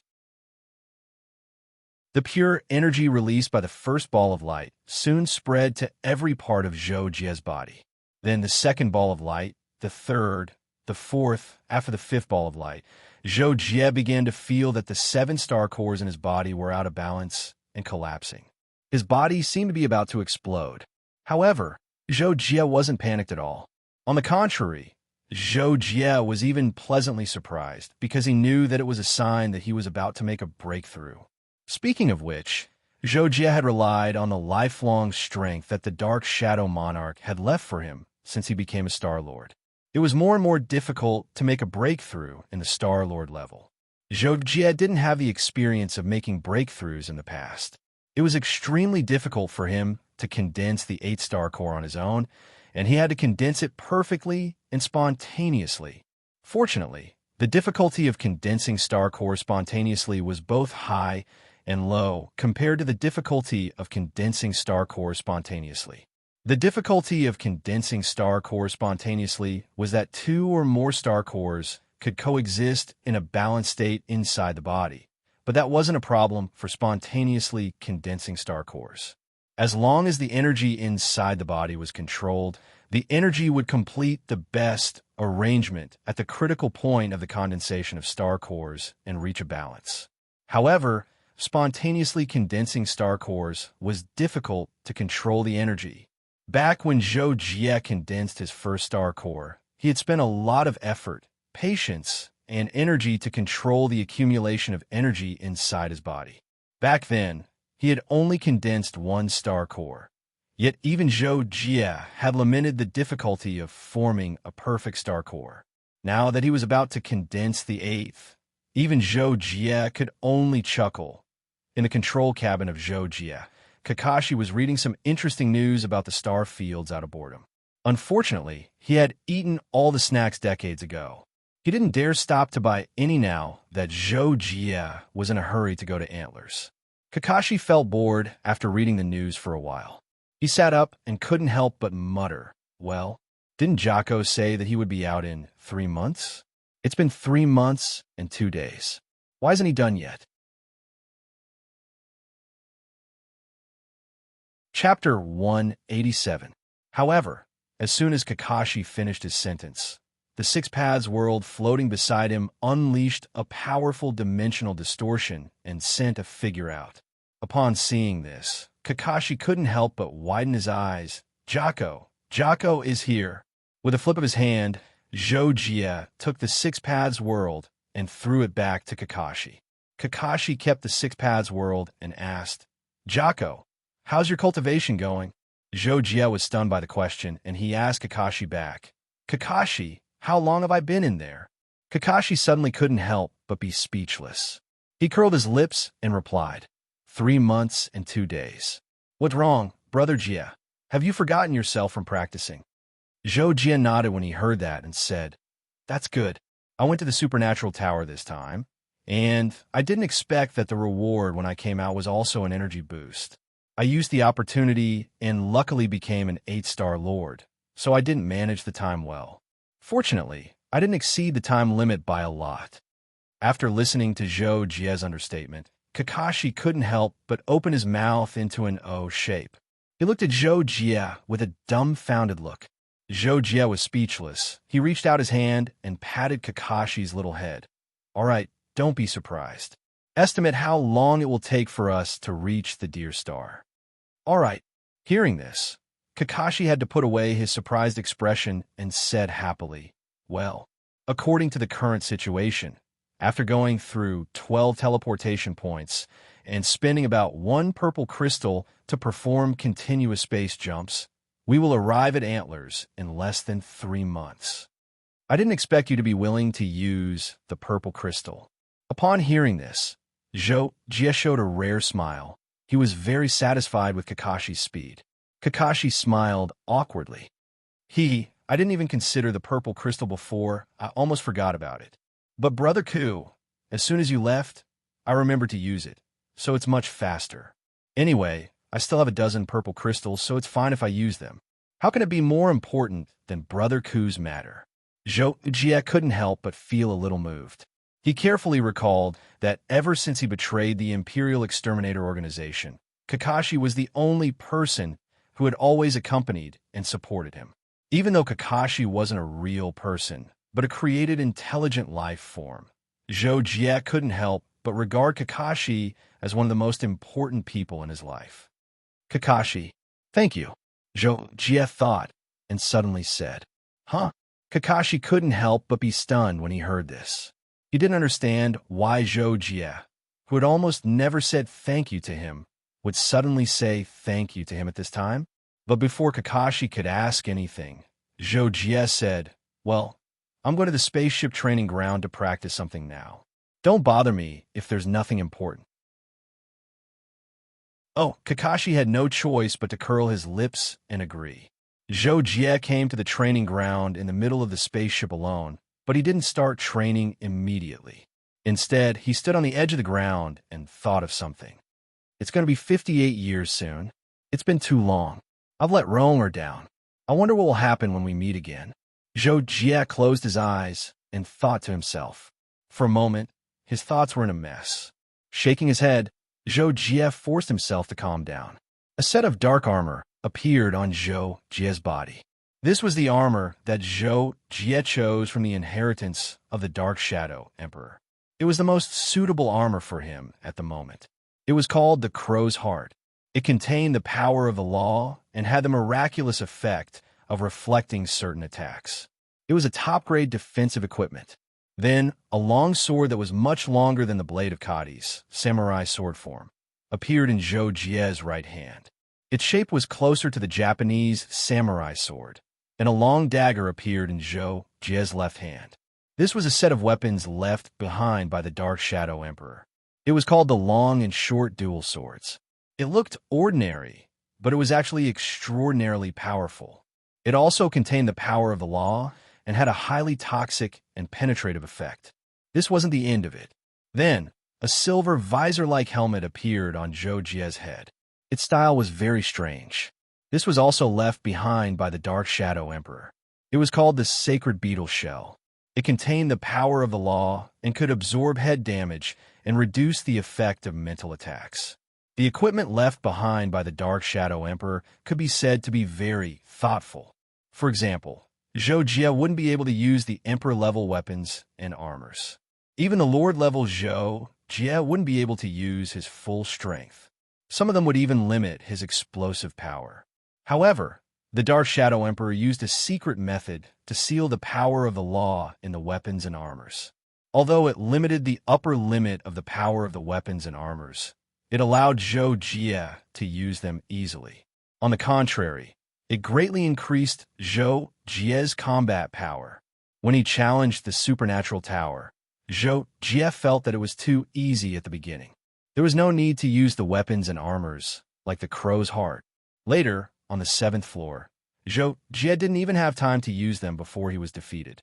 Now, he had to use them on the training ground to find the feeling of wearing and using them. Nearly 3 months passed in the blink of an eye. As Kakashi expected, Kaji appeared in the void of the universe tens of thousands of miles away from Antler Planet and stopped approaching. Why do we stop?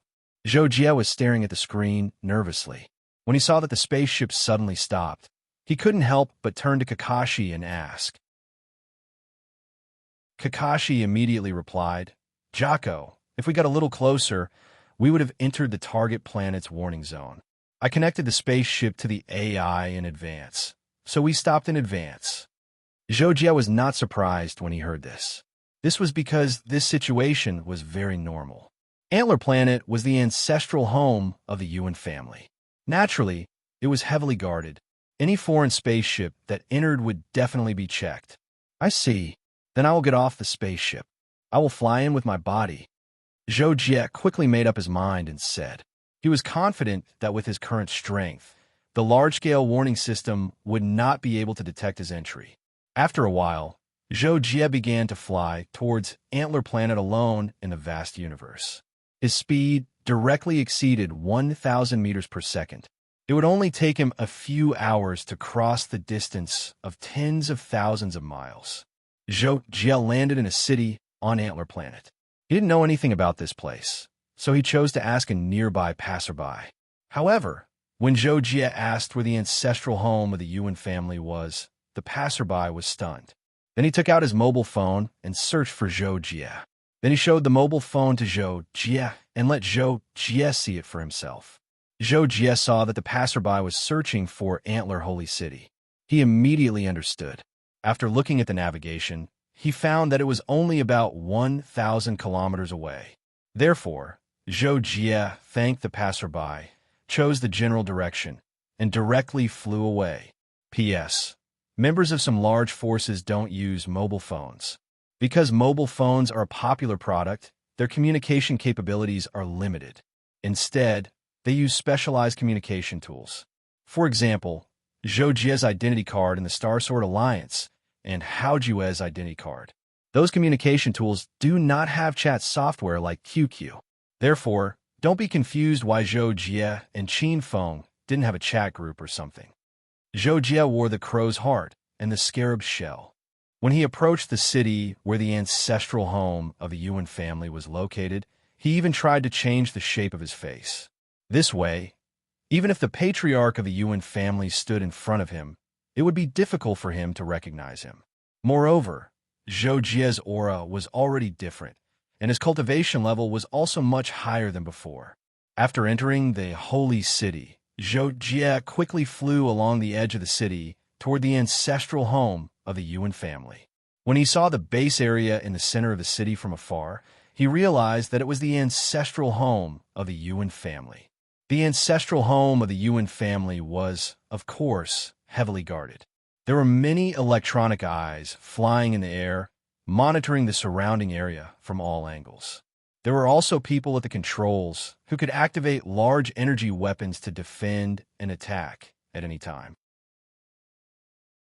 Zhou stood in the distance and thought for a while. In the end, he still called out to Kakashi. As soon as Kakashi appeared, Zhou said to him, Kakashi, hack into this planet's network and find out if there's any news related to the Yuan family. See if there's any news related to Yuan Rong and Yuchi Hongze. When Kakashi saw this, he looked around and understood the situation. He didn't say much and nodded. No problem.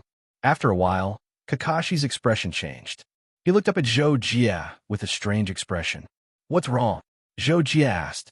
Jocko, the news about Yuan Rong and Yuchi Hongze that you mentioned. Are you sure you want to hear it? Kakashi said in a trembling voice. He looked as if Zhou would kill him if he told him the news. When Zhou heard this, he was silent for a second. In the end, he said, Tell me, I'm prepared. Then I'll tell you now. Kakashi still looked worried and asked with a scared expression. When he saw Zhou nod, he continued, This is a major news story from 47 years ago. The proud son of the Yuchi family, Yuchi Hong, married the goddess of the Yuan family, Yuan Rong. Okay, I got it. Zhou interrupted Kakashi in time. Then he closed his eyes and frowned. His breathing became rapid, and even his face was trembling. Jocko Yu, are you okay? Kakashi saw this and couldn't help but stammer. His face was trembling much more than Zhou Jie's. When he heard this, Zhou Jie quickly opened his eyes and said, "You can go back." Other than his eyes being much colder, there was no other special emotion. After Kakashi returned to the spatial ring, Zhou Jie's eyes gradually dimmed again. His entire expression seemed to be withered, and he looked a little lifeless. "It's been too long, it's really been too long. 47 years ago. That was the day my 10-year promise with Yuchi Hongzhe ended. Rong, were you forced to marry him?" Zhou Jie thought as he closed his eyes again. His heart ached. Chapter 188. After standing there for a while, Zhou Jie came back to his senses and took out his identity card. Because too much time had passed, Zhou Jie's identity as a student in the elite training base had long expired. Therefore, Zhou Jie's identity card had lost all its authority. However, the identity card's basic networking function was still there. Although it did not have the authority to search for information, it could send wireless mail. The premise was that he knew the email address of the person he was sending it to and verified the password. This was to prevent spam mail. Without a verified password, even if the mail was sent to a specific person, it would be intercepted and erased directly. The few people Zhou Jie could send mail to were Yuan Rong, Qin Feng, Lu Haoren, and a few others. Zhou Jie sent the edited urgent mail to the 3 people other than Yuan Rong. Then, he walked alone to the ancestral home of the Yuan family. In the ancestral home of the Yuan family, in a peripheral defense control room, the monitoring equipment suddenly sounded an alarm. Everyone in the room was immediately alerted and took action. The captain of the defense control team looked at the big screen and saw a warning. An unknown energy body is approaching. High risk. How could this be? The captain of the defense control team had never encountered such a situation in the past few decades. He did not know what was going on and quickly pulled up the monitoring equipment. However, what puzzled everyone in the defense control room was that the alarm only sounded for 2 seconds before it stopped. However, the high-risk warning was still there. Everyone looked to the monitoring equipment and did not see anything abnormal. There were no living or dead things at all. The infrared and X-ray scans did not capture anything. However, looking at the high-risk warning still flashing on the screen, the captain of the defense control team thought for a short while and almost broke out in cold sweat. He quickly ordered, "Quick, inform the chief of the city defense." "No, I will go there myself." On the other side, Zhou Jie had already entered the ancestral home of the Yuan family and teleported to the central square of the Yuan family. Zhou Jie randomly found a passerby and asked, "Do you know where Yuan Rong is?" The person who was questioned by Zhou Jie was shocked. He was stunned for a long time before he stuttered. "Who are you? A few days ago, I saw a Yuchi family spaceship docked here. It should be Yuchi Hongzhe and Yuan Rong coming back to visit their relatives." Zhou Jie was overjoyed when he heard that. He had come here to confirm if Yuan Rong was with the Yuchi family. Who would have thought that she would come back to visit her family? This would save him a lot of time. "Thank you." Zhou Jie left these 2 words and suddenly disappeared in front of the passerby. Where is he? The passerby was shocked when he saw this. He looked around to see where Zhou Jie had gone. Just then, a friend who knew him came from behind. He patted him on the shoulder and asked, "Old Zhang, what are you doing? I saw you talking by yourself just now." "What?" "I was alone." The passerby, who was called Old Zhang, was dumbfounded. He wanted to explain, but when he remembered that Zhou Jie had come and gone without a trace, he swallowed and stopped talking. Zhou Jie tried his best to hide his vibe and distort the light around him. Even a low-level Star Lord wouldn't be able to detect him when he passed by. Also, as long as he didn't unleash his energy, even the ancestors of the Yuan family wouldn't be able to sense him without knowing it. Zhou Jie went deep into the Yuan family's ancestral land with his intuition while he released his mental senses to search for Yuan Rong. Although the materials of the Yuan family's ancestral land could greatly weaken mental senses, it still couldn't stop Zhou Jie from searching for Yuan Rong.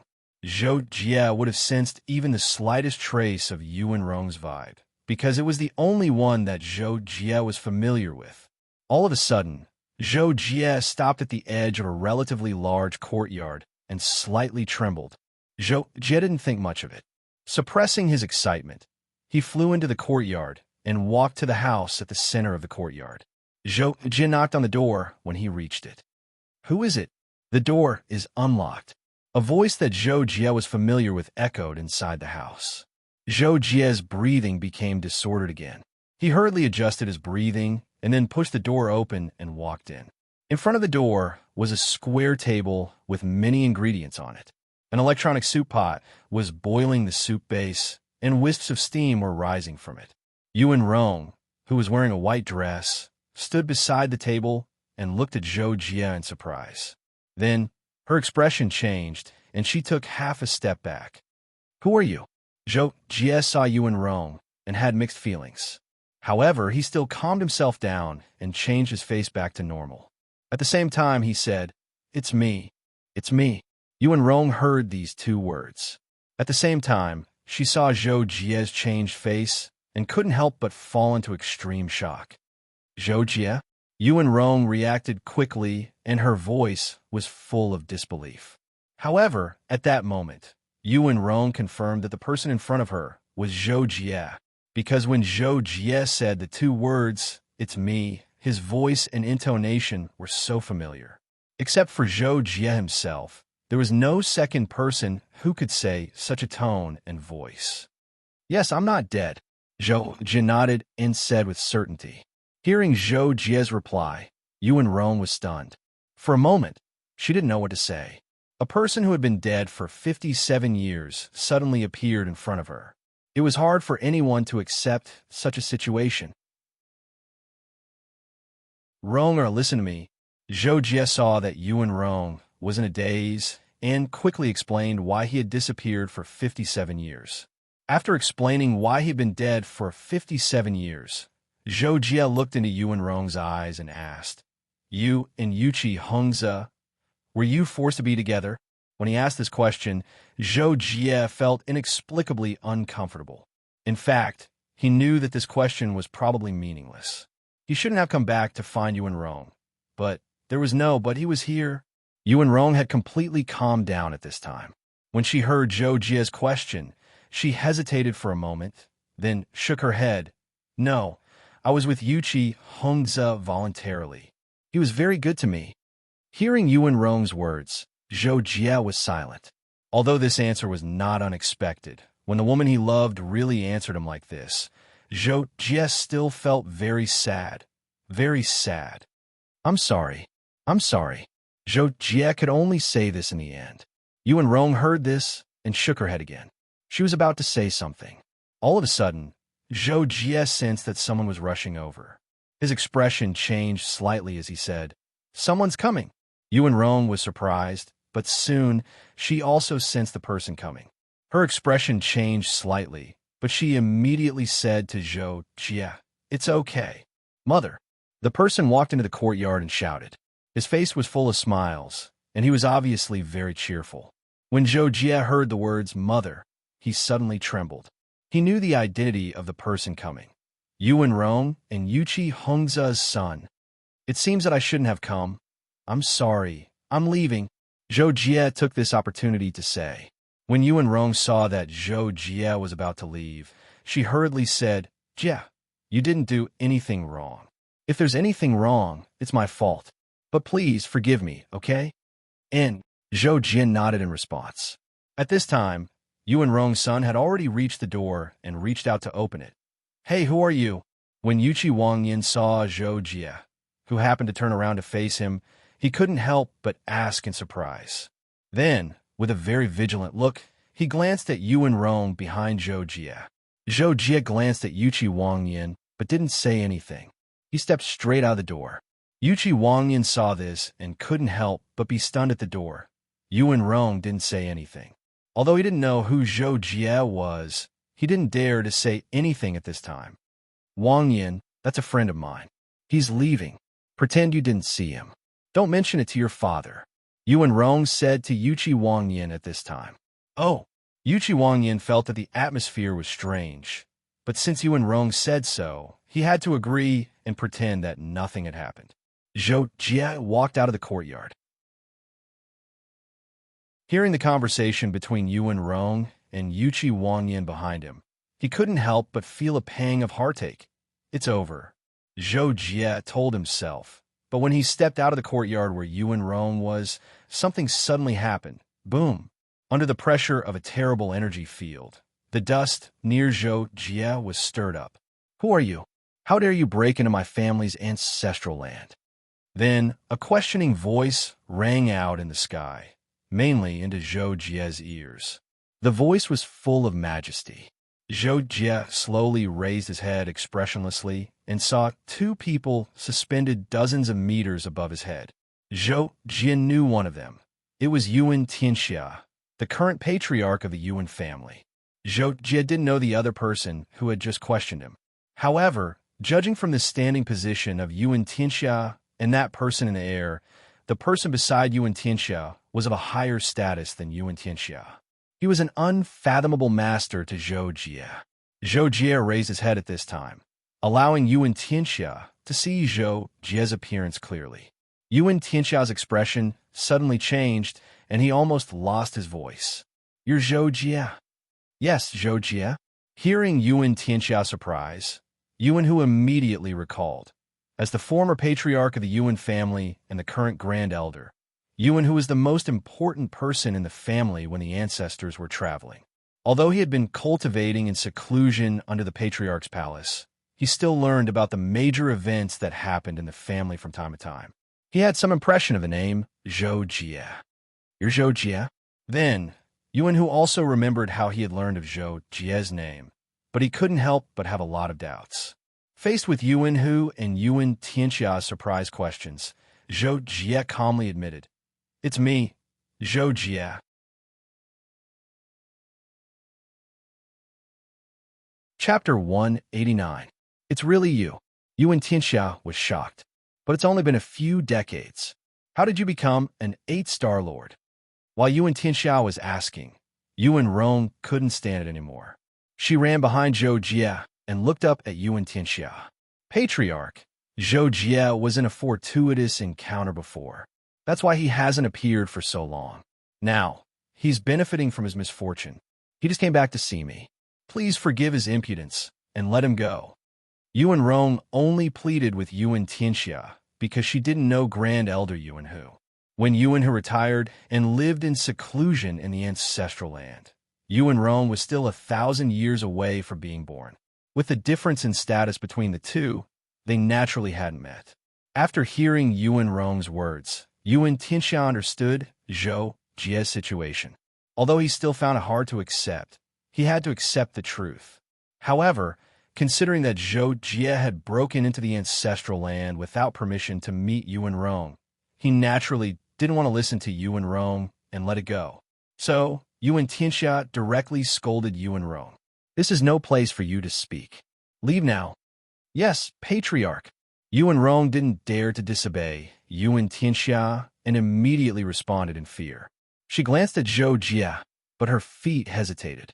Zhou Jie noticed this and frowned even more. He said to Yuan Rong without looking back, You stay away. Zhou Jie only said this because he was afraid that Yuan Rong would be affected if Yuan Tianxia and Yuan Rong attacked him. However, Zhou Jie's words were so calm that Yuan Rong felt like she was being disliked. However, at this moment, Yuqi Wangyan came to the entrance of the courtyard. Yuan Rong had no choice but to go over and pull her son. Wangyan, let's stay away. However, when Yuan Rong ran a short distance with Yuqi Wangyan, she saw Yuqi Hengze standing in the corner ahead. Hengze! Yuan Rong saw Yuqi Hengze in this situation and couldn't help but tremble and lower her head. Yuqi Hengze was originally staring at Zhou Jie, who was nearly 100 meters away, and Yuan Rong. He's actually still alive. As Yuqi Hengze spoke, his gaze fell on Yuan Rong's face. He wanted her to say something. Hengze, it's impossible for me and Zhou Jie to be together. I've already made things clear to him. Let's go. Stay away from him. Yuan Rong finally reacted. She raised her head and looked directly at Yuqi Hengze. While Yuan Rong was talking to Yuchi Hengze, Zhou Jie's conversation was also going on. Zhou Jie, how do you want to explain yourself for sneaking into our ancestral land? Yuan Tianxia questioned Zhou Jie. Yuan, who looked on coldly from the side. Zhou Jie's expression was still very indifferent when he heard the question.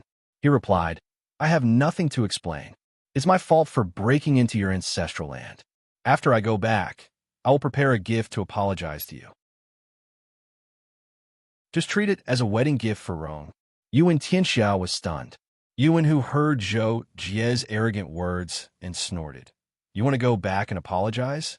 Take him down. When Yuan Hu said this, he sealed off a certain space so that sound couldn't be transmitted. Therefore, Yuchi Hengze and Yuan Rong couldn't hear it and continued their conversation. When Yuchi Hengze was about to speak, Yuan Tianxia heard Yuan Hu's order and finally attacked Zhou Jie. Then you can stay here for now, Zhou Jie. Yuan Tianxia shouted and pressed his palm down on Zhou Jie. The temperature in the air dropped by dozens of degrees. The Yuan family's cultivation method was the ice arts, which were passed down from generation to generation. When Yuan Tianxia attacked, he directly released his elemental law domain, which caused the temperature in the air to change drastically. Zhou Jie hadn't been in the elemental law domain for long, but he had made some achievements. He mainly cultivated the Tao of Thunder. When faced with Yuan Tianxia's attack, Zhou Jie also erupted. A simple punch was released, and a terrifying lightning domain was released, causing the surrounding air to distort and sparks to flash. Boom! The attack that contained the power of thunder and lightning collided with the attack that contained the power of ice and wind. It was so fast that it was like a flash of light. Yuchi Hengze, who was about to speak, saw Yuan Tianxia's palm pressed down. Then, the light in the sky changed drastically. As it flashed, a terrifying collision sound rang out, accompanied by shocking shockwaves that shook all directions. Watch out! Yuchi Hengze reacted quickly. The moment the collision occurred, he rushed forward and protected Yuan Rong and Yuan Tianxia with all his strength. However, Yuchi Hengze's cultivation was far from enough to deal with the collision between two 8-star lords. If it weren't for Yuan Hu's timely intervention to stop the shockwaves from spreading, Yuchi Hengze and the others would have been injured. Yuan Tianxia couldn't help but be shocked when his attack was blocked by Zhou Jie. He was an 8-star lord like Zhou Jie, but he had been stuck at that level for hundreds of years. His accumulation was unimaginable, and he was as strong as a peak 9-star lord. Zhou Jie, on the other hand, had broken through to become an 8-star lord in just a few decades. According to Yuan Tianxia's guess, his foundation must be very weak, and he should be able to take him down with one hand. However, the truth was that although Zhou Jie had just become an 8-star lord, he was still as strong as a 9-star lord. In the previous collision, Zhou Jie had used all his strength, and that was why he was able to tie with Yuan Tianxia. How dare you resist, kid? Let's see what you're made of. Yuan Tianxia was surprised, but he was soon infuriated. If he couldn't take down Zhou Jie in front of the old chief, he might as well resign as the chief. And so, Yuan Tianxia attacked again and again. A terrifying cold wave surged toward Zhou Jie like a tornado, and all the energy in the world was under his control. Zhou Jie was not afraid of this. With the crow's heart and the sacred beetle's shell, even if he was weaker, he would be able to protect himself in Yuan Tianxia's hands. However, he wanted to test his current strength, so, of course, he chose to go all out at this moment. With the long and short sabers in his hands, Zhou Jie used the universal shift to slash out. Lightning flashed, and the condensed energy shattered Yuan Tianxia's attacks. Yuan Tianxia hit him with a dozen or so palms, but he couldn't move Zhou Jie at all. Yuan Tianxia was even more shocked and furious when he saw this. An icy blue double-headed saber appeared in his hand. The handle was in the middle, and the two ends were anti-symmetrical. He directly flew it toward Zhou Jie. Zhou Jie wasn't shocked at all. Instead, he was happy because close combat was what he was best at.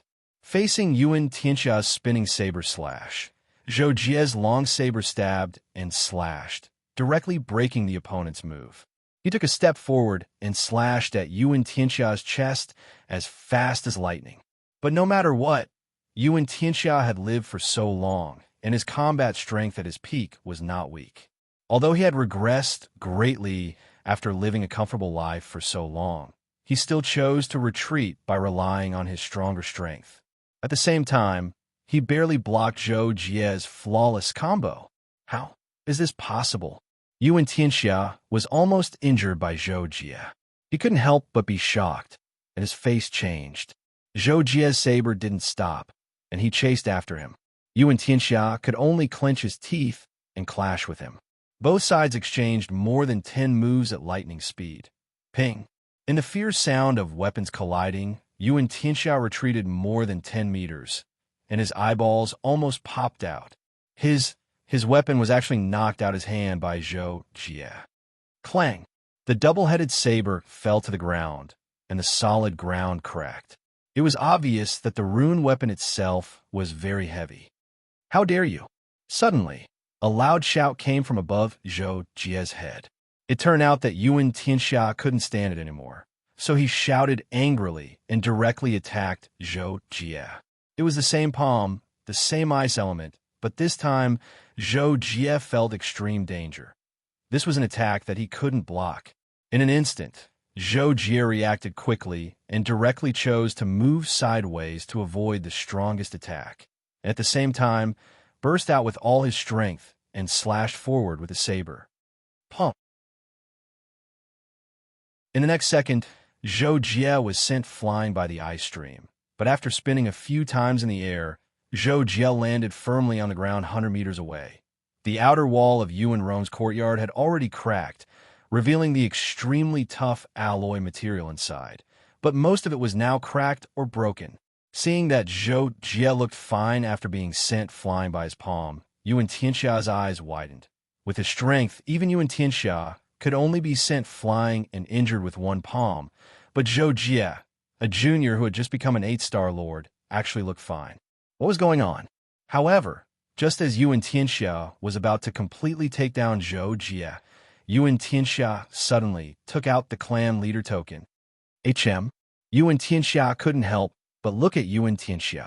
Yuan Tianxia held the clan leader token and hurriedly explained, "Old clan leader, it's an emergency call from the Patrol Envoy Alliance."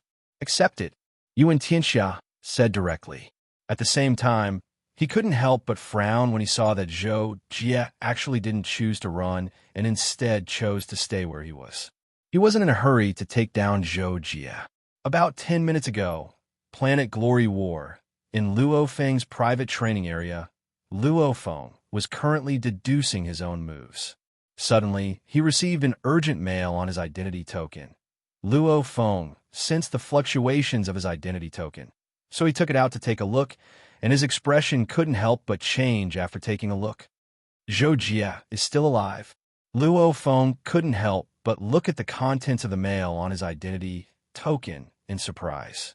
The mail that Luo Feng received was sent by the Temple of the Stars main hall, with the note, "Young Temple Master of the Temple of the Stars, Lu Haoran." It told him that Zhou Jie had asked him, Lu Haoran, to contact him, that Zhou Jie was currently at the Yuan family's ancestral land, and that he hoped that Luo Feng could contact the Yuan family's clan leader to go and receive Zhou Jie. Luo Feng knew about Lu Haoran. He was one of Zhou Jie's good friends at the elite training base, so his mail was trustworthy. However, for safety reasons, Luo Feng didn't immediately contact Zhou Jie. Instead, he hurriedly used his identity token to connect to the patrol nets above snares below and used the patrol eyes above snares below, which was in charge of the Yuan family's territory. It didn't take long for him to see the situation at the Yuan family's ancestral land. When Luo Feng saw the situation at the Yuan family's ancestral land, Yuan Tianxia was attacking Zhou Jie. Luo Feng was so shocked that he immediately wanted to contact Yuan Tianxia, but he was quickly stunned by Zhou Jie's strength.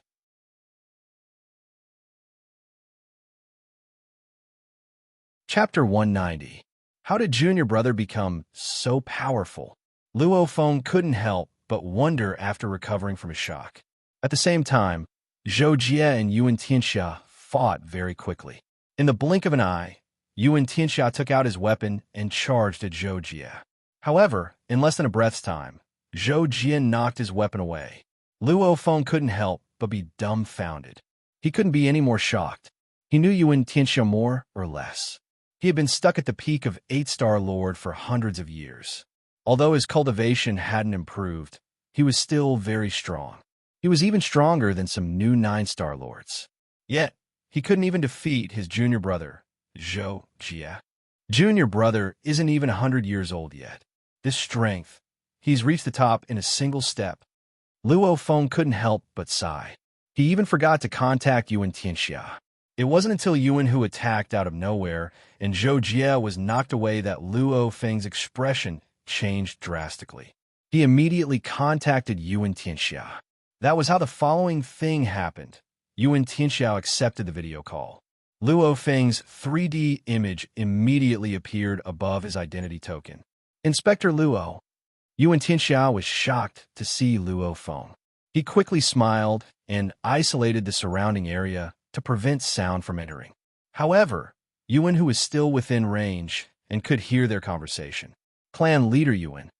Luo Feng greeted Yuan Tianxia in a neither servile nor overbearing manner. Yuan Tianxia then asked Luo Feng, Inspector Luo, why are you calling me so urgently? Is there something urgent?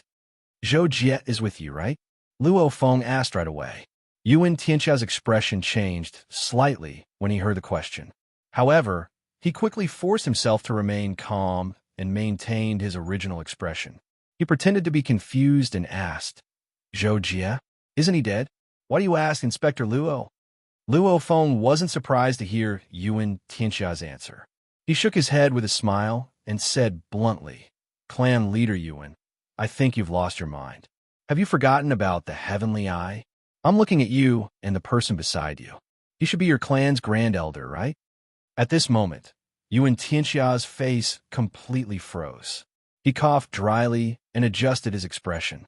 His face sank slightly as he said, All right, then what do you want? What does Zhou Jie have to do with you? Although Yuan Tianxia was curious as to why Luo Feng would specifically contact Zhou Jie to ask if he was with him, he thought that with Zhou Jie's status, it was impossible for him to have anything to do with Luo Feng.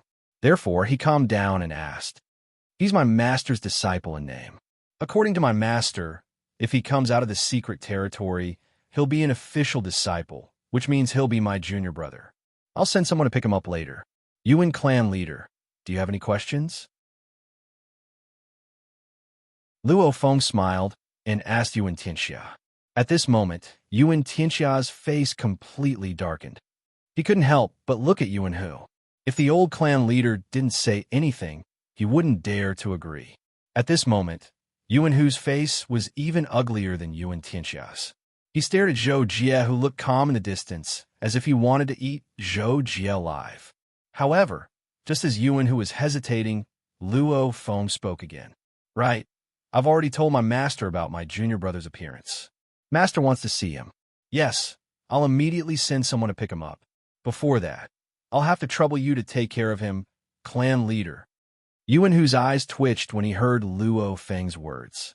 Then, he held back his anger and shook his head, raising his hand to signal Yuan Tianxia. Seeing this, Yuan Tianxia immediately squeezed out a smile and nodded. All right, since Inspector Luo has said so, we can only agree. Quickly send someone to pick him up. Of course, I'll have to trouble you, clan leader. Luo Feng smiled and nodded. After that, he ended the video call. A few minutes later, Zhou Jie and Yuan Rong stood facing each other. Not far from Yuan Rong was Yuqi Hengze. Under Yuqi Hengze's request, Wang Yin was taken away by Yuan Tianxia and Yuan Hu. Zhou Jie took out a strange wooden necklace.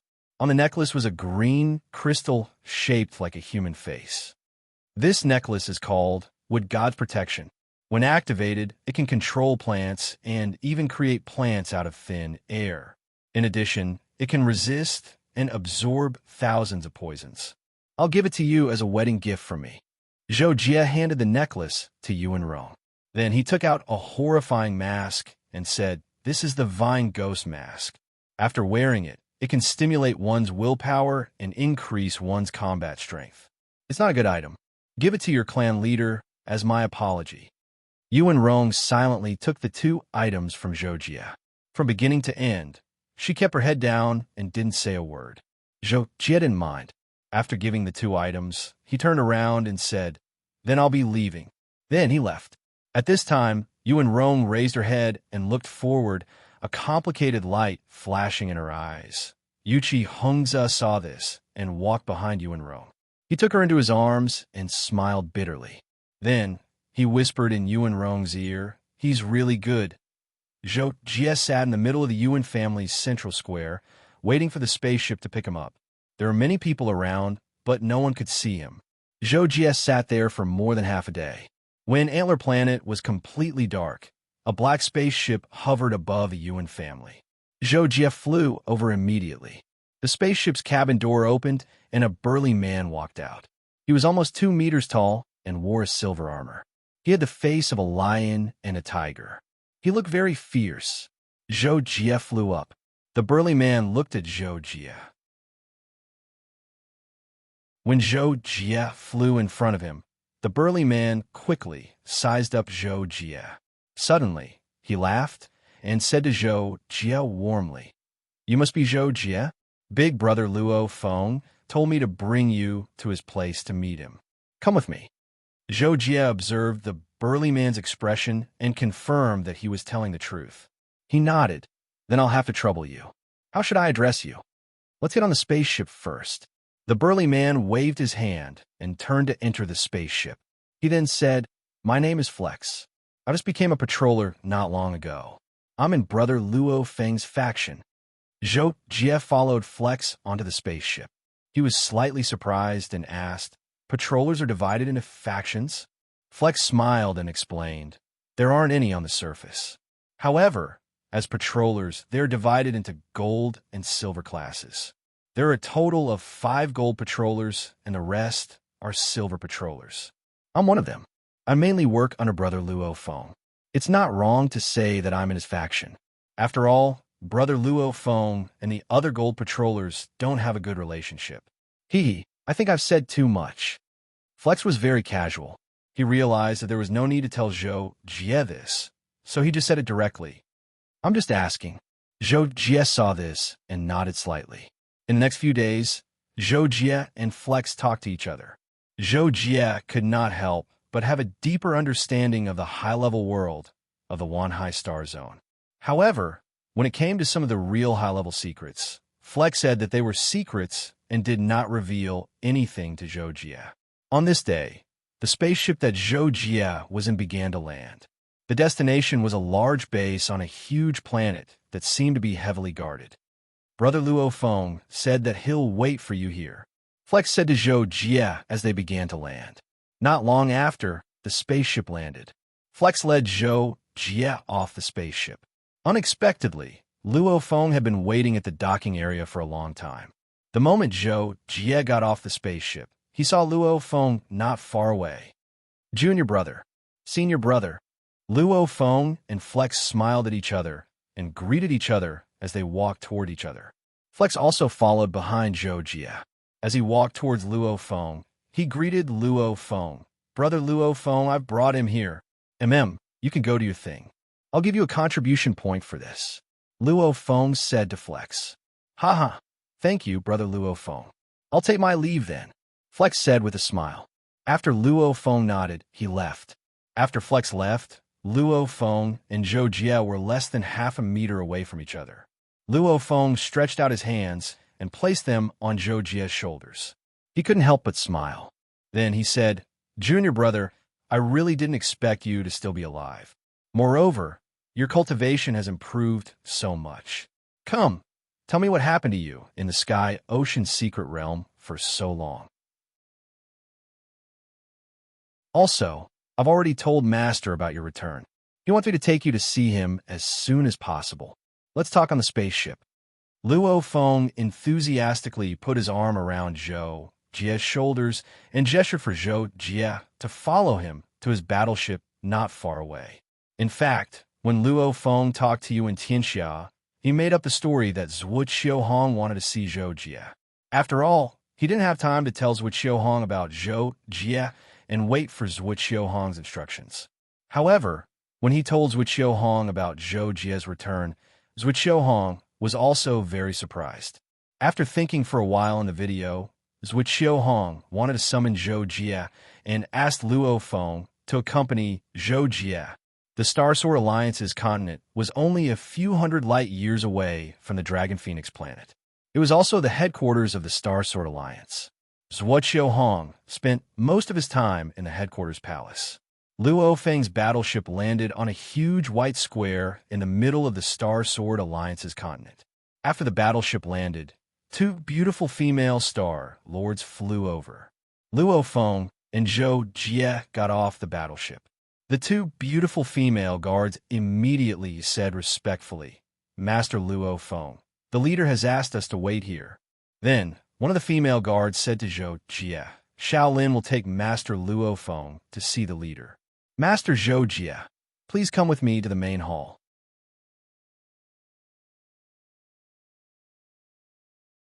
Chapter 191. Luo Feng was slightly stunned when he saw this, and then he turned to Zhou Jie and said, "Since Master has arranged it like this, then junior brother, go wait in the main hall." After that, before Zhou Jie could reply, Luo Feng turned to the female guard that led the way for Zhou Jie and said, "Go get 2 bottles of cold dew drink from the public freezer for my junior brother. My counter number is S207. "Yes, Lord Luo Feng." The female guard immediately nodded and agreed when she heard this, and then she said to Zhou Jie, "Then please follow me, Lord Zhou Jie." Zhou Jie felt that there was no need to interrupt when he saw this, so he nodded and left with the female guard. After that, Luo Feng asked the other female guard about Zhuo Hong's location, and then he headed over to see Zhuo Hong after he obtained the location. The square area where Zhuo Hong resided was called Starsword Palace. There were numerous palaces within it, and they were mainly located in the east, west, north, south, and center. There was a palace at the front that welcomed guests, and it was called the main hall. It was the hall that Zhou Jie had just gone to. On the other hand, the place Zhuo Hong received Luo Feng was at the second floor of the central palace. Unlike the other palace areas that were patrolled by guards, the Swordhead Palace was Zhuo Hong's residence, and it was utterly impossible to see him once one entered the area of the Swordhead Palace. It wasn't the first time Luo Feng had come to the Swordhead Palace, but it had been a long time since he'd come here. However, he easily arrived at a quiet room on the second floor and saw Zhuo Hong, who was brewing tea. The fragrance of the tea curled up into the air. Zhuo Hong closed his eyes slightly as he smelled the fragrance of the tea, and he only opened his eyes to look at Luo Feng when Luo Feng stopped at the door for a second. He revealed a gentle smile and greeted, "Luo Feng, you've come. Have a seat first. Your tea has just been brewed." "Thank you, master." Luo Feng expressed his gratitude when he saw this, and he wasn't reserved at all. After that, he walked over and sat cross-legged before Zhuo Hong's table. As soon as Luo Feng sat down, Zhuo Hong raised his teacup and looked at Luo Feng as he asked, "Tell me about Zhou Jie. You've probably chatted with him, right?" "Yes." Luo Feng responded and began to answer, "I asked junior brother why he didn't come out of the secret territory for so long. He told me that it was because he was receiving the imprint's energy." "Seal empowerment?" Zhuo Hong was shocked when he heard this, and he seemed to have thought of something. Luo Feng noticed the change in Zhuo Hong's expression as well, so he nodded, "That's right. Junior brother said that he obtained a mysterious imprint from the Nine Heavens imprint. The energy within the imprint allowed him to reach peak 7-star lords right after the enlightenment." Zhuo Hong immediately understood and asked, "Isn't Zhou Jie already an 8-star lord? When did he leave the secret realm?" Junior brother said that after he left the secret territory, he went to the Deer Star. It took him about a year to get there. He broke through during this time. Luo Feng answered, "This kid's talent is indeed not bad." Zhuo Hong couldn't help but praise him when he heard this. Although there was only one step between a peak 7-star lord and an 8-star lord, to cross it One needed a multifaceted foundation and talent. It wasn't something that could be broken through casually by accumulating experience. It was normal for many people to be stuck at such a bottleneck for decades or even centuries. Zhou Jie had broken through in a year, which was enough to prove that his talent was unparalleled. However, in reality, Zhou Jie still relied on the supernatural tower's reward to break through. Moreover, it only took him 3 months. In addition, the time he took to travel was only slightly more than half a year. When Zhou Jie told Luo Feng about it, he had naturally considered it and only said it after appropriate distortions. Yes, when I came into contact with Junior Brother in the Sky Ocean Secret Realm, I could tell that he was the only one in history who obtained the imprint of the Nine Heavens imprint, right? Junior Brother is really amazing, Luo Feng said when he heard this. His praise came from the bottom of his heart. Zhuo Hong nodded slightly when he heard Luo Feng's words. Then he placed a black plate on the table and slid it to Luo Feng, saying, "This is some secret information about chaos. Take it back and show it to the other Golden Patrol emissaries. Then bring Zhou Jie to me." Luo Feng answered and left. A few minutes later, he brought Zhou Jie back to Zhuo Hong's quiet room. "Master, I'll go look at the information first," Luo Feng said to Zhuo Hong after bringing Zhou Jie into the quiet room. Then he turned to Zhou Jie. "Junior Brother, come to the main hall later. I'll wait for you there." "Okay," Zhou Jie answered and watched Luo Feng leave. At this moment, Zhuo Hong said, "Have a seat, Zhou Jie. Do you want some tea?" Zhou Jie sat down and glanced at the tea in front of Zhuo Hong. He could tell that the tea was extraordinary. Although he didn't like drinking tea, he didn't hate it either. So he nodded and said, "Okay, thank you, Alliance Master." "Haha, still calling me Alliance Master?" Zhuo Hong laughed and looked at Zhou Jie. Zhou Jie was stunned, but quickly reacted. He quickly corrected himself. "Oh, it's Master." Unexpectedly, Zhuo Hong laughed even harder when he heard this. He even shook his head while laughing. Zhou Jie was puzzled when he saw this. Zhuo Hong said, "Indeed, official disciples should address me as teacher. Only Luo Feng is my personal disciple, so he can address me as master. This is a rule that I set myself. However, I intend to take you as my second personal disciple. I wonder what you think, Zhou Jie." This time, Zhou Jie was very surprised and couldn't help but be slightly stunned. "What?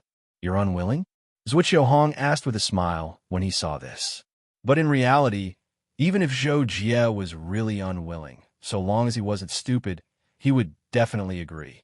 After all, ordinary people wouldn't disrespect the leader of the 5 great powers in the unrestrained Ocean Star region unless they were tired of living. So after being stunned for a moment, Zhou Jie quickly nodded and agreed. "This is Zhou Jie's honor. Master, good." Zhuo Hong couldn't help but nod and smile when he obtained a happy outcome. After that, Zhuo Hong said, "Since I've accepted you as my personal disciple, I naturally have to bestow you with a treasure. But I presume you obtained many treasures in the Sky Ocean Secret Realm. How about this? Take out the things you don't need and exchange them with me. I'll do my best to exchange them for the resources you want. How about it?" This move of Zhuo Hong's could be said to be superb. He'd just taken Zhou Jie as his personal disciple, and he'd taken advantage of the opportunity to mention his true objective. Moreover, he wasn't able to consider what sort of gift he should give Zhou Jie as his personal disciple, so he directly let it go, and it just happened to be killing 2 birds with 1 stone. However, Zhou Jie had obtained the inheritance of the Dark Shadow Emperor and the inheritance of the sacred grounds of the Zhou clan, so he really didn't mind what treasures Zhuo Hong gave him. He only lacked cultivation resources, so Zhuo Hong's words were exactly what Zhou Jie wanted. Thus, Zhou Jie readily agreed and asked, "Master, do you have a list of things that can be exchanged?" "Yes," Zhuo Hong replied, and then he lightly tapped twice on the translucent surface of the coffee table. The surface of the table immediately switched to display the desktop of the computer system. Then, Zhuo Hong operated the screen for a while and quickly pulled out a list of items. He slid it in front of Zhou Jie. There are introductions of the items here. Take a look. What do you want? You can exchange it with the blood mud essence, the energy purple crystal, or other treasures you obtained. Even if the value isn't enough, I can consider making it up to you as your gift for becoming my disciple. And Zhou Jin nodded in response, and then began to look at the things on the list: private armed planet, F-grade battleship, heavenly super marshal satellite, king-grade Mechanic King's Imperial Guard. Some of the items at the beginning of the list slightly surprised Zhou Jie. These items were definitely unimaginable treasures to ordinary people, but to Zhou Jie, they didn't have any practical use. He was just surprised that there were these items. After looking through the hundreds of items on the list, Zhou Jie only picked a few items. They were all resources that were helpful to his cultivation. Master, I want to exchange for these 5 items: the Star Thunder Sword Array, a box of 9-star energy recharging fluid, 100 A-grade battleship crystals, 2 nuclear bombs, and 5 Casas mine pills. After Zhou Jie finished choosing the items, he directly told Zhuo Qiuhong what he wanted. Zhuo Qiuhong was shocked when he heard what Zhou Jie wanted, and his eyes bulged slightly. After that, Zhuo Qiuhong couldn't help but laugh as he asked, "Zhou Jie, you really know how to choose. But do you know how valuable the things you chose are?" When Zhou Jie heard Zhuo Qiuhong's question, his expression became slightly awkward, but he still said, "I don't know, but I think I can afford it." Okay. When Zhuo Qiuhong saw how certain Zhou Jie was, he couldn't help but nod and say, "Looks like you've gained a lot. On average, these items are worth more than 5 purple energy crystals. Even if I try my best to make it up to you, you have to take out items worth at least 20 purple energy crystals." When Zhou Jie heard the exchange price given by Zhuo Qiuhong, he couldn't help but heave a sigh of relief. 20 purple energy crystals? He actually did have them. Even if he was lacking some now, it was only a few. He could easily make up for it. However, if he took out so many purple energy crystals at once, Zhou Jie was afraid that it would be difficult to explain. Therefore, he nodded slightly and took out a pile of blood paste essence.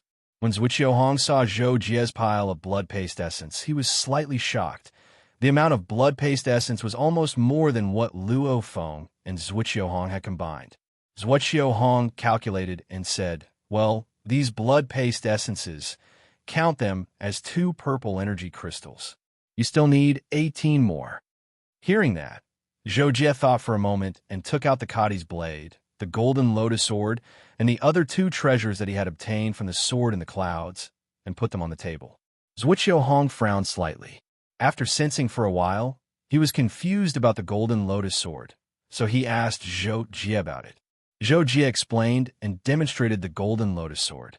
After Zhuo Qiuhong nodded slightly, he said, "These 4 weapons. This blade is not worth mentioning, but the other 3 are fine. Together, I'll count them as 6 purple energy crystals." When Zhou Jie heard Zhuo Qiuhong's valuation, he couldn't help but feel delighted, as it was even more valuable than he had imagined. In fact, it was because the other 3 weapons apart from the Kadi's blade could all be used as Star Lords of the highest level, which was not bad. The reason why Zhou Jie sold the Golden Lotus Sword was that the Star Sword Array he wanted to exchange for was more suitable for his current weapon than the Golden Lotus Sword.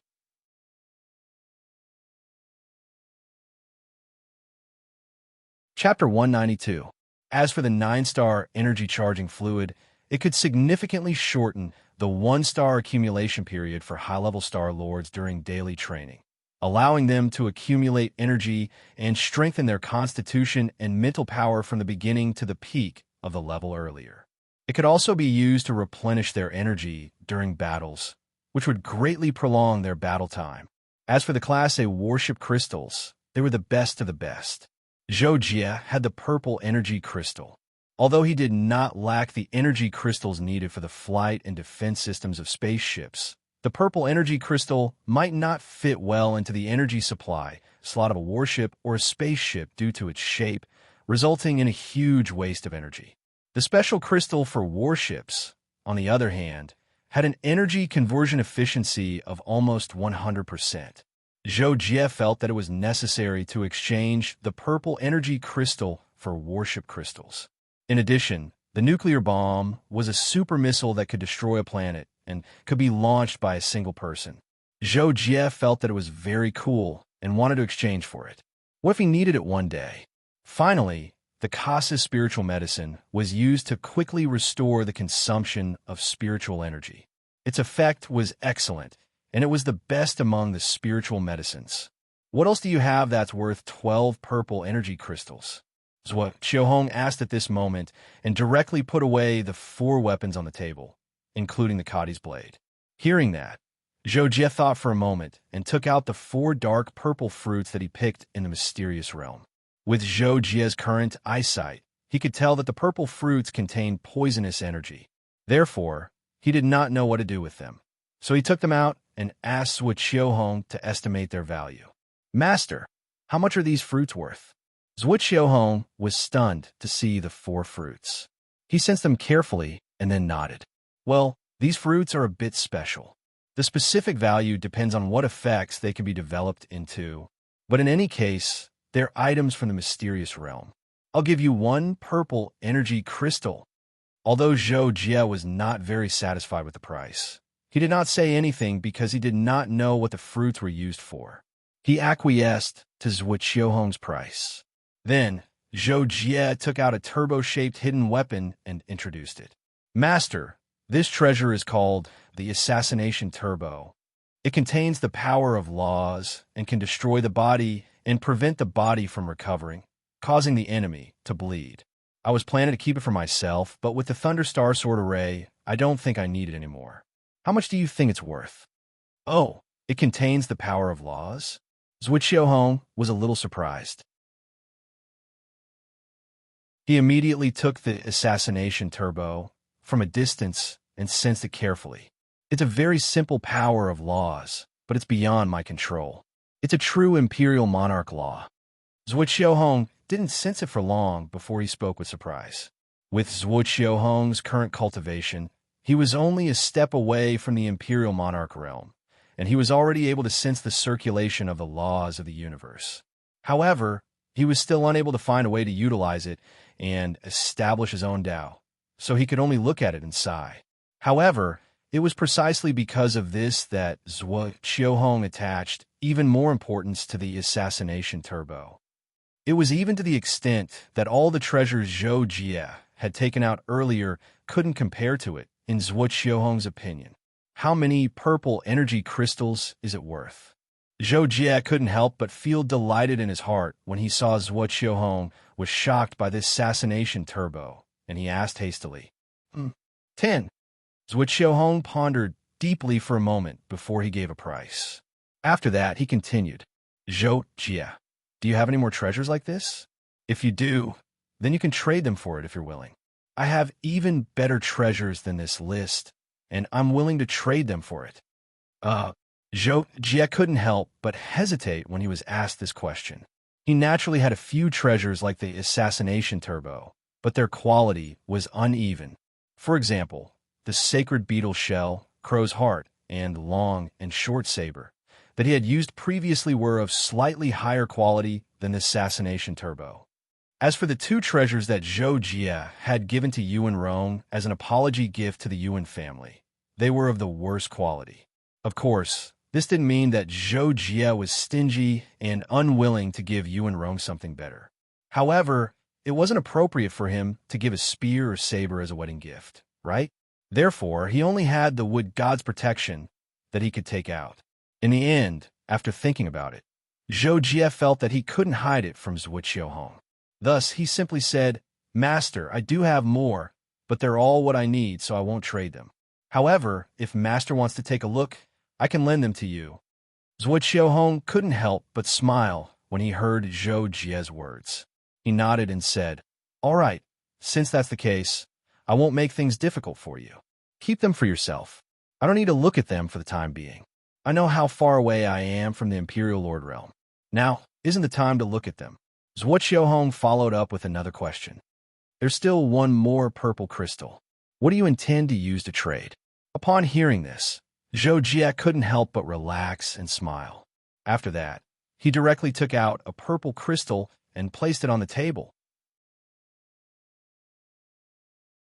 When Xiaohong saw that Zhou Jie only took out a purple crystal at the end, he immediately shook his head and asked with a smile, "This, kid, did you keep it for yourself?"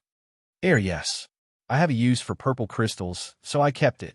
Zhou Jie didn't want to deceive Xiaohong, so he answered in this way and didn't reveal how many purple crystals he had left. Xiaohong was helpless when he saw this, so he could only smile and say, "All right, if you have more purple crystals, then you can continue to trade. Or if there's anything you want that isn't listed here, I can help you look for it." Zhou Jie thought for a moment, and he didn't have any other needs for now. So he said, "I don't need it for now. Thank you, master." "All right." Xiaohong didn't ask any further when he heard this, and he just added, "The things you want will take some time to prepare. I'll send someone to send them to you when the time comes." As for where to send them, as Xiaohong spoke, he thought for a moment and made a decision. "How about this? Zhou Jie, with your current strength, you'll become a patrol envoy sooner or later, and every patrol envoy has to do an internship before taking office. So, I think I'll assign you a position for you to do an internship first. Once you become a 9-star lord, you'll be a patrol envoy sent by our Star Sword Alliance. How about it?" Zhou Jie was slightly stunned when he heard Xiaohong say this, and then he thought of his future plans, and he couldn't help but ask, "Master, I plan to cultivate in seclusion for a period of time and stabilize my current realm. Can I postpone the assignment?" Xiaohong smiled when he heard this, and he answered, "There's no need. This position is quite easy. You just have to report for a while, and there shouldn't be anything for you to deal with.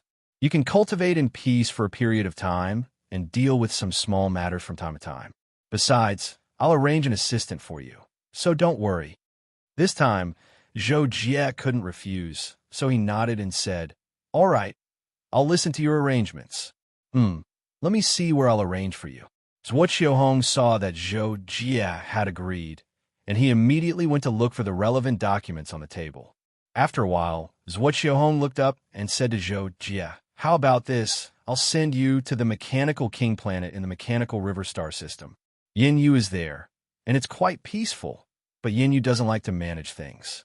In recent years, the previous director died an unnatural death, and I don't know if the new one is reliable. You can go and supervise the work there. Take it as a form of training." Xiaohong paused and then continued, "I'll get Luo Feng to send you there. I'll arrange for your assistant first." Okay. Zhou Jie didn't have any objections to such an arrangement, so he nodded and agreed directly. After leaving Xiaohong's Star Sword Palace, Zhou Jie quickly flew to the main hall and saw Luo Feng drinking iced stew drink there. As soon as Zhou Jie entered the hall, Luo Feng stood up from the sofa and said, "Oh, junior brother, you're here." "Senior brother." Zhou Jie naturally also hurriedly greeted him. When Zhou Jie walked over, Luo Feng said, "Master just told me about your appointment. I'll send you there. When do you plan to leave?" Zhou Jie pondered for a moment and said, "I'll leave after I finish drinking. I want to settle down and cultivate as soon as possible to consolidate my current realm." Luo Feng glanced at the iced stew drink on the table and said, Then let's leave after finishing these 2 bottles." "Okay." Zhou Jie had no objections. After nodding, he sat down and drank the iced stew drink with Luo Feng. The iced stew drink was indeed delicious, even more satisfying than alcohol. Zhou Jie and Luo Feng drank and chatted. By the time they finished the 2 bottles, almost 2 hours had passed. Then, Luo Feng asked someone to clean up the table and left the main hall with Zhou Jie. They boarded the spaceship and flew to the mechanical king planet. Star Sword Palace, Xiaohong's room. The aroma of tea lingered in the air. Xiaohong held the teacup and thought for a while. He looked at the encrypted file that had just been sent to him on the table again, and his eyes became slightly sharp.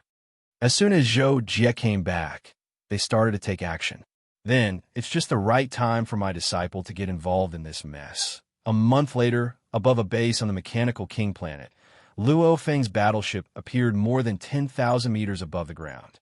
At the door of the battleship, Zhou Jie rejected Luo Feng's offer to accompany him and said, "Senior brother, there's no need to send me off. I could go down by myself. Isn't there an assistant waiting for me down there? All right, I'll stop here then. Contact me if there's anything. Luo Feng had no choice but to say, yes, of course. Zhou Jie replied. Then, the door opened, and Zhou Jie flew out. He flew down almost vertically. Not long after, Zhou Jie saw an open-air dock below. There was an invisible sensor shield more than 500 meters above, so Zhou Jie could sense it. As soon as Zhou Jie entered the sensor shield area, he was detected by the relevant units. However, they received the news in time and did not think much of it. At the same time, a tall and beautiful woman had already seen Zhou Jie flying in the sky. She had just sent the news to the relevant units in time to prevent Zhou Jie from being mistaken as an expert.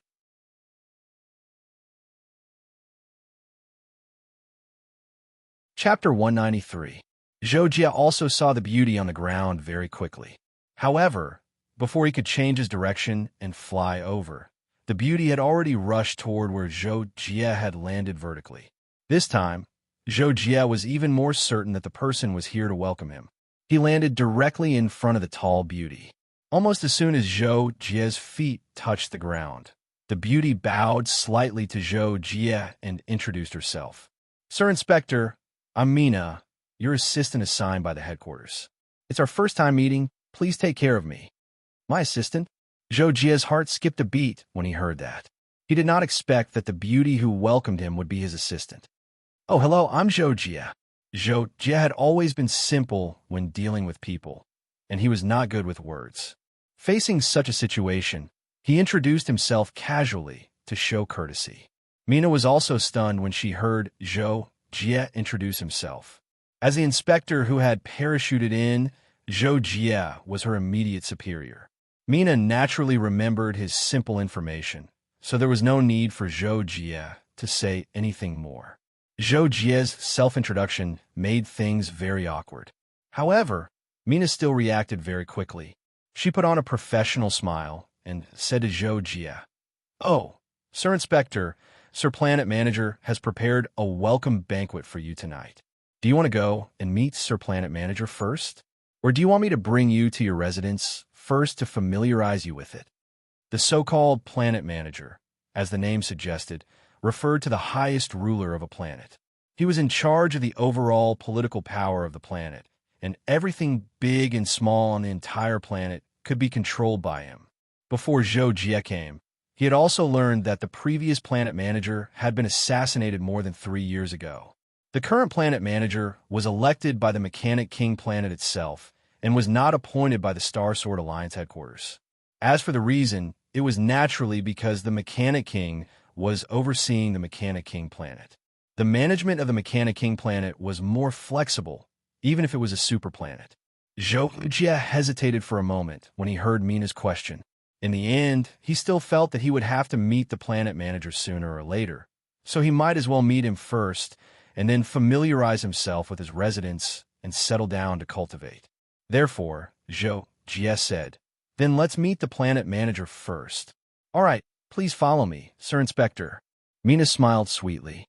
Then, she twisted her slender waist and led the way for Zhou Jie. Mina was wearing a white business suit and a pair of 8-centimeter high heels. She had a curvy figure that was quite alluring. Zhou Jie followed behind, but he only glanced at her and did not look anymore. However, he was a little depressed. Why is my assistant a woman? Mina brought Zhou Jie to the base building beside the docks. She also introduced the layout of the building to Zhou Jie along the way, such as where was the office area, where was the research area, where was the training ground, and so on. Due to the size of the base, including the outer area of more than 100,000 hectares, the central base area Zhou Jie was currently in was the size of several universities combined. Therefore, Zhou Jie and Mina got on a special indoor flying car not long after they walked. After taking half a lap around the first floor, Mina brought Zhou Jie all the way to the third floor. On the third floor, the two of them rode for a few minutes before they came to a big room in the corner. After Mina got off the flying car, she turned to Zhou Jie and said with a charming smile, "This is the Planet Manager's office. Knowing that you are coming, The planet manager has been staying here for the past few days. In fact, there was no need for Mina to make any introductions. Zhou Jie had already seen the words planet manager's office written on the office sign beside the door. Immediately, Zhou Jie nodded slightly, then said, "All right, let's go in." "Okay," Mina responded, and immediately walked quickly to the door. She knocked on the door first, then shouted, "Sir Planet Manager, the Sir Inspector is here. Please come in." There was an immediate response from the room, sounding very enthusiastic. So, Mina opened the door, walked in, and stood beside the door. She made a pleased gesture to Zhou Jie. "Sir Inspector." Zhou Jie was speechless when he saw this. He really did not like this official routine. "Io, Sir Inspector, seeing is believing. You are indeed very young." The Mechanical King Planet Manager was an elegant middle-aged man who was about the same height as Zhou Jie. He wore a white shirt and was very thin. When he saw Zhou Jie, he had already stood up to greet him. Zhou Jie did not know what to say. He could not help but be stunned. The Mechanical King Planet Manager immediately said, "I forgot to introduce myself. My name is Oba. You can call me by my name." Hearing this, Zhou Jie nodded as if he suddenly understood. He also greeted Planet Manager A.O. "Air, all right, you can call me whatever you want, Sir Inspector." Oba was obviously very casual. "Also, I prepared a welcome banquet for you tonight. It's still being prepared. You can go to your residence later. I'll get someone to inform you when the banquet starts." Then, Oba tilted his head and pondered for a while before raising his head and smiling at Zhou Jie. When the headquarters send a supervisor, it usually means that there's a problem with the management. However, I didn't expect that I would meet a supervisor in just a few years after taking office. I don't know what I've done wrong. I hope Supervisor Zhou can give me some advice. If you need any information or places to visit, feel free to do so. After saying that, Oba smiled at Zhou Jie in a simple and honest manner. Seeing this, Zhou Jie suddenly felt that something was wrong. When Zhuqiu Hong sent him here, they had agreed that there was basically nothing for him to deal with here. He only needed to look at the documents that his assistant gave him regularly. As for whether he should deal with it or not, it was all up to Zhou Jie. He could do whatever he wanted. However, from the looks of it, Zhou Jie felt like he had been deceived. Zhou Jie thought for a while and replied, "This master only asked me to come here to train and inspect casually. He didn't tell me to manage anything, and I'm not interested in it. If there's nothing special, you don't have to tell me. I might need to go into seclusion for a while." Hearing what Zhou Jie said, Oba hesitated for a while, but he soon smiled and said, "Oh, okay. Still the same? Do as you wish, Sir Inspector." Zhou Jie replied calmly. Then, Oba took out some important documents about what had happened on the Mechanical King planet in the past 3 years, which was since Oba took office, and told Zhou Jie that these documents were specially encrypted and could not be modified. They were specially made by professionals, and if there were any problems, they could be traced back to the person or something. Zhou Jie could take a look and supervise. Zhou Jie was speechless. He felt more and more that he had been deceived by Zhuqiu Hong, but he could not say anything. After hesitating, he still put the documents into his spatial ring and said, "All right, I'll take a look when I have time. Now, I want to take a look at my residence. Is that okay?" Oba seemed to be very happy that Zhou Jie was about to leave. He quickly said, "Of course, I said that you can do as you wish." Seeing this, Mina, who was standing by the side, also said, "Then, Sir Inspector, I'll bring you to your room." Therefore, Zhou Jie followed Mina out of the office, all the way out of the central base, and came to a private apartment building at the side of the central base. After arriving at the apartment, Mina got off the flying car and introduced his room to Zhou Jie. "Sir, your room is arranged at 105 on the first floor. It has been specially modified for you. The front right half is the office, the back half is the bedroom, and the front left half is the entertainment room. You can take a look and see if you're satisfied. If you're not, I can arrange for it to be modified for you." Zhou Jie almost had a headache when he heard that. He hurriedly said, "No need, it's the same wherever I live." Then, Mina brought Zhou Jie to familiarize himself with his residence. However, after the two of them entered, Mina only gave a few simple introductions before Zhou Jie sent her away. After closing the door, Zhou Jie could not help but shake his head. Looking at the clean desk and tall bookshelves not far away, he breathed out through his nostrils. Master sent me here and said that. I'm afraid it's all a test. This mechanical king planet. What happened? Zhou Jie thought to himself as he recalled everything that had just happened. Then, Zhou Jie walked around the 4-meter-long bookshelves and came to the back half of the room, which was the door to his bedroom. The door was fully intelligent. When it scanned Zhou Jie, a box popped up on the screen in the middle of the door. Zhou Jie reached out and clicked on it, and the door opened automatically. Zhou Jie entered his bedroom and glanced at the furnishings inside. There was a large white bed in the middle, about 4 to 5 meters in length and width. On both sides of the bed were 2 electronic bedside tables that were half the height of a person. They could be used as a stereo for singing. On the wall facing the bed was a thin electronic screen that was almost transparent. Zhou Jie knew that it was similar to a web TV. Other than that, there was a wardrobe, a trash can, a round table by the window, and some items on it, a remote control, a pot of flowers, and so on.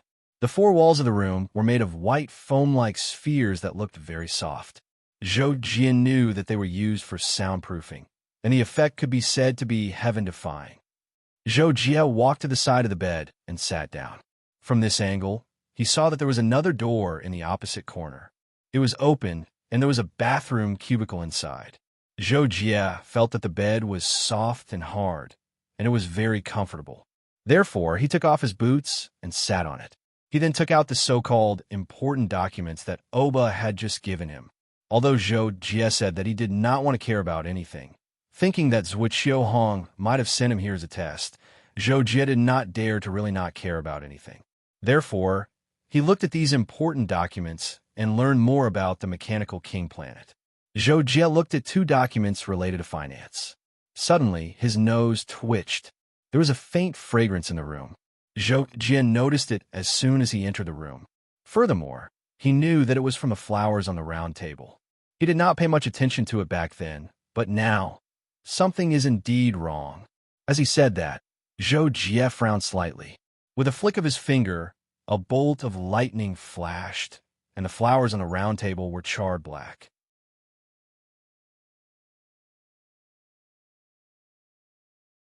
Chapter 194.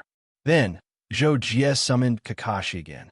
As soon as Kakashi appeared, he looked around Zhou Jie's room curiously. Just as he was about to ask, Zhou Jie gestured with his head and said, "Kakashi, what flowers are on the table? Help me check." Kakashi opened his mouth and walked to the round table helplessly.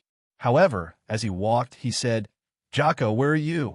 Speaking of which, I finished my snacks. You said you would buy some for me." Zhou Jie heard this and remembered the snacks, so he nodded and said, "I forgot. I'll buy some for you now." After Zhou Jie said this, he changed his mind and simply said, "How about this? I'll tell you my online account number. You can use my account to buy things directly." That's good too. Now I'm going to buy a lot of snacks. It's enough to last me for 10 years. Kakashi heard Zhou Jie's words and couldn't help but lick his lips excitedly. At the same time, he had already come to the round table. "Hey, Jocko, why are the flowers all burnt?" Kakashi couldn't help but ask in confusion. Zhou Jie replied directly, "I did it. See if you can find out what flowers they are." "It's a bit difficult," Kakashi couldn't help but say, "but I like it. When I make a move, there's nothing I can't do." Zhou Jie, although Kakashi was a little narcissistic, he was really capable. After a while, he confirmed the identity of the pot of flowers on the round table through hundreds of millions of fitting checks and the highest authority he could steal from the network. "Jocko, where did you get these flowers? They're quite scary." After Kakashi understood the situation of the flowers on the round table, he couldn't help but look frightened and said. Zhou Jie frowned and asked, "What do you mean?" Hence, Kakashi explained, "Jocko, this flower is called the Dream Eater flower. It's a rare poisonous plant. The fragrance it emits is almost undetectable, but even without breathing, it can invade the body. Especially when you smell the fragrance, the human body will unconsciously inhale it, and the body will open itself to absorb it. The scariest thing about this poisonous plant is that its fragrance doesn't make people feel uncomfortable. Instead, it makes people feel refreshed. There was even a time when cultivators used it as a precious plant for meditation. However, after inhaling such a fragrance for a long time, even Star Lords would gradually lose their sanity without them knowing it. They would fall asleep and have strong hallucinations. Later on, they would sleepwalk, unable to distinguish between reality and hallucinations. There would be all kinds of self-harm, suicide, and sabotage. After explaining the effects of the Dream Eater flower's fragrance, Kakashi couldn't help but ask Jia, "Jocko, this thing is so horrifying. Where did you get it?"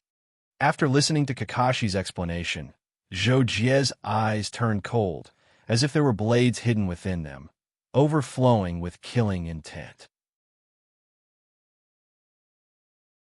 Jia's eyes were a habit that he had developed as a hitman. Whenever he was angry, he would go into two states. One was when he was angry at the beginning, or when his anger wasn't strong enough, which was the state that Jia was in right now. The other was when he became extremely angry, and Jia would quickly become terrifyingly calm. He would then focus on doing things that could vent his anger. For example, when the enemy infuriated Jia to the extreme during a battle, Jia would devote himself to killing the enemy. However, this time, Jia's eyes became calm again. After all, it had been a long time, and Jia wasn't the same person he used to be. Faced with such a situation, he had other thoughts after his brief anger. After thinking about it, Jia said to Kakashi, "You don't have to worry about that, but I need your help with something." Seeing that Jia was unusually solemn, Kakashi couldn't help but ask, "What is it?" After hearing the question, Jia thought for a moment and patted the pile of documents on the bed before him. He asked Kakashi, "Can you record the contents of these documents into the reading chip so that I can read them faster?" After hearing the question, Kakashi glanced at the documents in front of Jia and walked over to pick up one of them. After opening it, Kakashi's eyes kept flashing with blue light. After a while, Kakashi said to Jia, "Jocko, these documents are all electronic papers.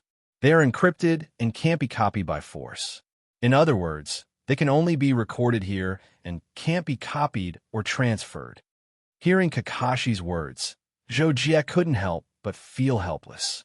With so many documents, it would take him a few hours to finish reading them. He didn't care about things in the first place, so Jia was unwilling to spend a few hours on it. "Then tell me briefly after you read it. What's written? And also, I'll tell you about my situation here." Jia had no choice but to say. After a while, Jia explained everything to Kakashi, and Kakashi started to read the contents of the documents. With Kakashi's reading speed, he finished reading every document in a few seconds. The documents that would take Jia 3 to 4 hours were all read by Kakashi in less than a minute. After Kakashi finished reading the last document, he put it down and said to Jia, "I'm done, Jocko." Jia nodded slightly and asked, "What are these all about? Tell me briefly." Kakashi looked at the pile of documents on the bed, then picked up the last document he had just put down and said, "I feel like most of them don't say much. Most of them are financial data, industrial company analysis data, and a few people died. There's also some information about the creation of the Mechanical King's soldiers and Mechanical King's royal guards. Brother Jia, which one do you want to hear first?" When Jia heard Kakashi's words, he frowned. After thinking for a while, he said, "Let's talk about the dead first. Who are the dead people?" A total of 5 people died. One was the vice director of the development of the Mechanical King soldiers, Chong Tao.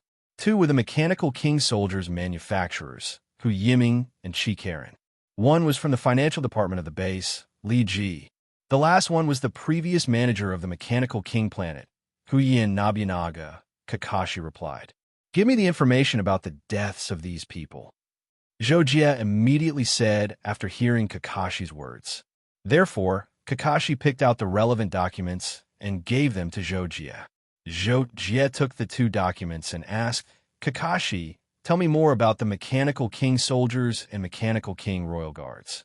3 years ago, a plan called Mechanical King Planet Guard was started, and they decided to mass produce the Mechanical King soldiers. The current manager of the planet, Oba, even asked the Mechanical King, Yin Yu, many times about this. In the end, he somehow got the approval and started this plan.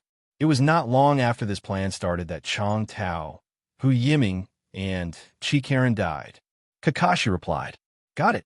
Jojie's eyes flickered, and no one knew what he was thinking.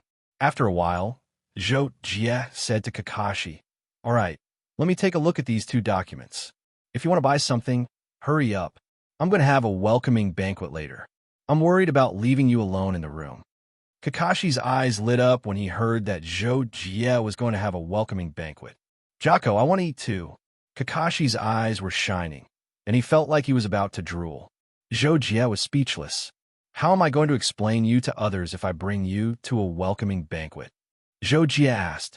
Kakashi pouted when he heard that, but he soon became listless. In the end, Kakashi begged Jojie, All right, Jocko, bring some back for me to eat. I'm always eating snacks, and I haven't eaten cooked food much. Regarding this, Jojie naturally agreed. When it was close to evening, Mina came to Jojie's place. Jojie received a notification from the artificial intelligence in his room, so he told Kakashi to return to his spatial ring and went out alone. There were more than 10 people participating in Jojie's welcoming banquet, and they just happened to form a table. Those who could participate in this welcoming banquet were all people standing at the peak of power on the Mechanical King planet.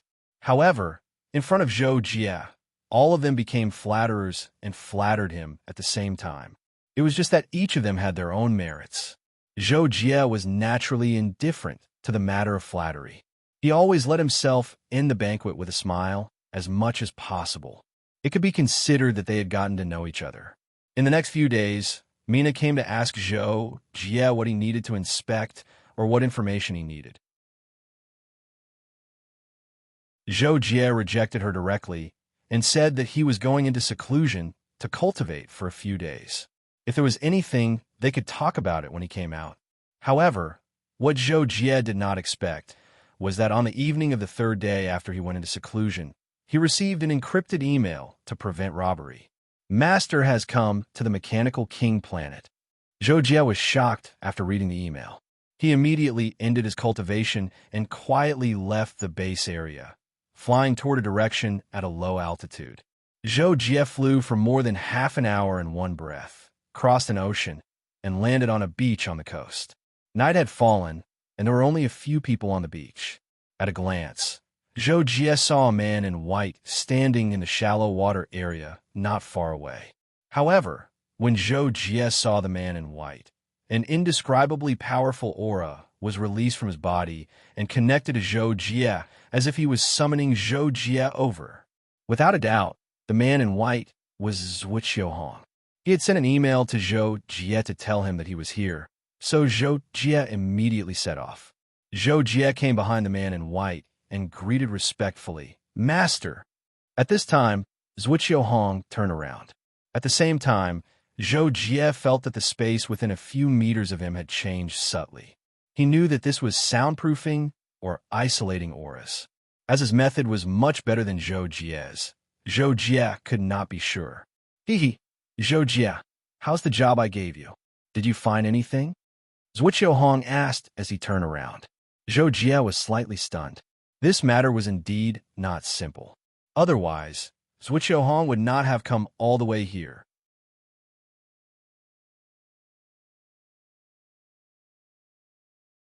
Chapter 195. Therefore, Jojie thought for a while and answered honestly, I did, but I didn't think things could be rushed, so I was still in seclusion when you came looking for me. Zhuqiuhong could not help but laugh when he heard Jojie's answer. He said, You're really calm. Of course, I sent you to the Mechanical King planet for a reason. I didn't tell you at the beginning because I didn't want you to deal with this matter too urgently. Besides, this matter can't be rushed. Also, since I sent you to the Mechanical King planet as a supervisor at this time, they'll definitely be on guard and nervous at the beginning. Let them be nervous for a while longer.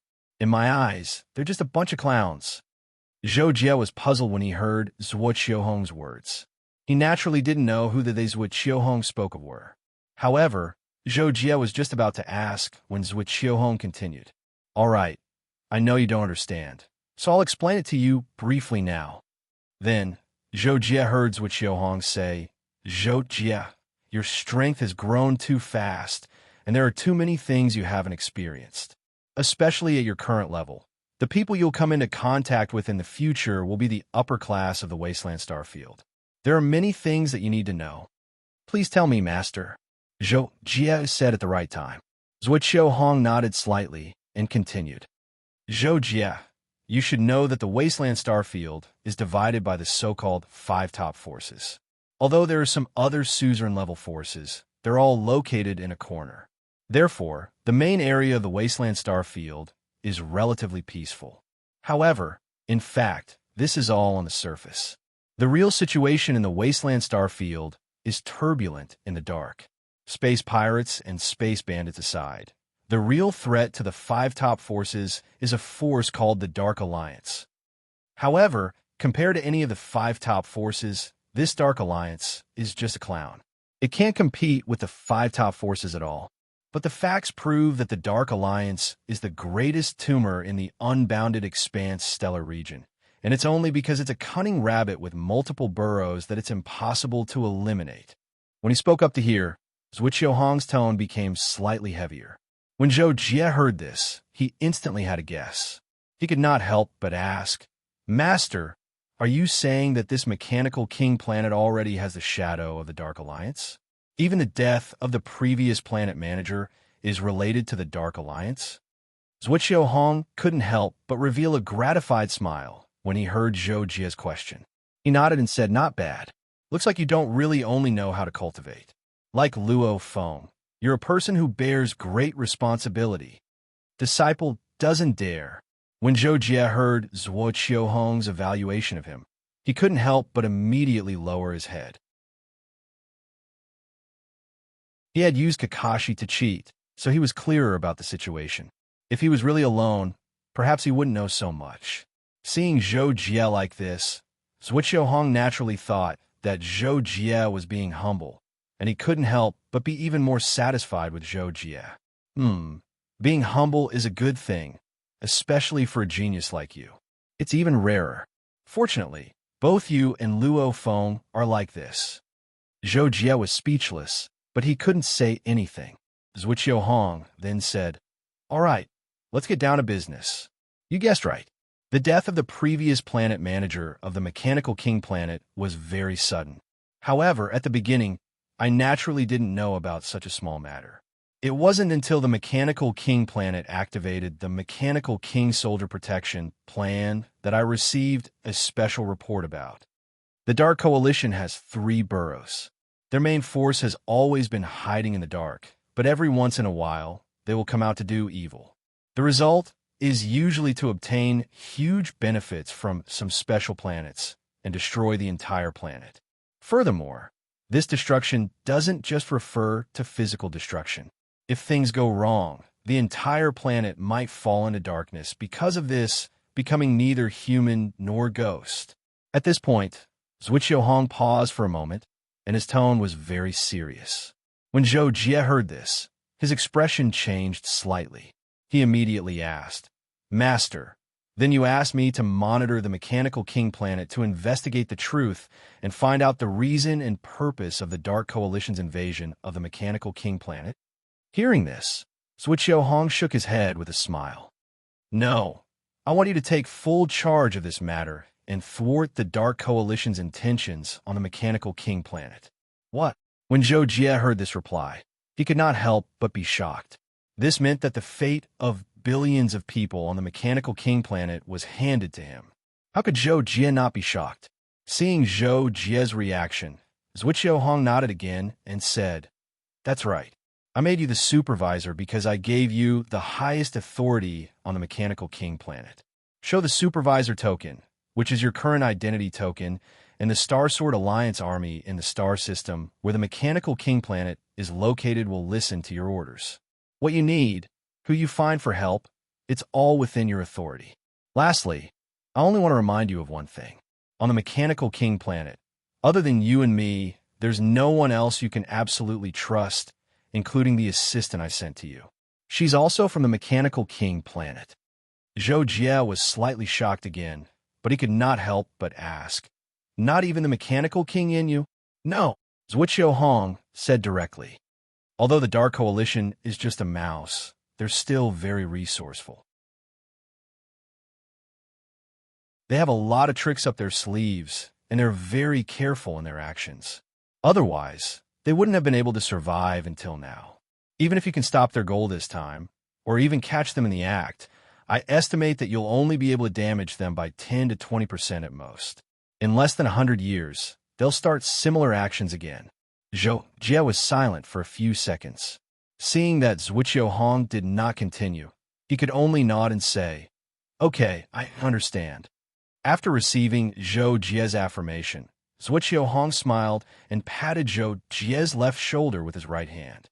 Then he took out a black thing that looked like a USB drive with his left hand and said, "All right, I'll leave everything to you. Even if you don't do a good job, it's fine. After all, it's the same no matter who it is. Just your best. Take this document and destroy it after reading it." "Yes, master." Zhou Jie took the black USB drive and said in a firm tone. At the same time, he was determined to crush the Dark Coalition's goal on the mechanical king planet. "I'm leaving," Zhuqiu Hong said one last time. Then, under Zhou Jie's shocked gaze, his whole body gradually turned illusory and soon disappeared. Seeing this, Zhou Jie even suspected that the Zhuqiu Hong in front of him just now was an illusion, because to be able to leave right under his nose without any fluctuations was simply too unbelievable. However, Zhou Jie was still very familiar with Zhuqiu Hong's aura, so he was certain that the person just now was Zhuqiu Hong. Furthermore, other than him, there were not many people in the entire Wanhai Star Zone who could silently disappear in front of Zhou Jie. That night, Zhou Jie returned to his residence and contacted Mina, asking her to come to his room. "I've finished reading these documents. You could take them back." Zhou Jie stood in front of his desk and pushed the pile of documents that Oba had given him to Mina, who was sitting opposite him. Mina picked up the documents on the table and put them into her spatial bracelet. At the same time, she said, "Okay, Mr. Inspector, is there anything else you need?" Hearing this, Zhou Jie's eyes fell on Mina, and for the first time, he looked at Mina seriously. Mina's body shrank imperceptibly, and she put on a somewhat uneasy and stiff smile. Zhou Jie realized the reason and immediately looked away. He said, "Go and organize all the relevant information about the Mechanic King Guard's plan. Bring it to me tomorrow, or send it directly to my email." "Yes, sir." Hearing Zhou Jie's words, Mina secretly breathed a sigh of relief and responded. "Go," Zhou Jie quickly said. Therefore, Mina left in her high heels, leaving Zhou Jie alone looking at Mina's disappearing back. Suddenly, he mumbled to himself, "She's not even at the Star-Lord level. How can she be my assistant?" Zhou Jie thought about it and realized that he knew nothing about Mina. Zhuqiu Hong must have indirectly sent Mina to be his assistant.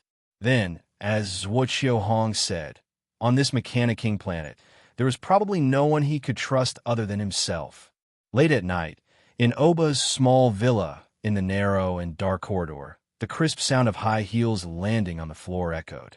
The rhythm was slow and orderly. At the end of the corridor was Oba's study and bedroom. At this moment, the electronic door of the study was tightly shut, but a few rays of light could be seen from the bottom of the door. This meant that the lights were on in the room, which indirectly meant that there was someone inside.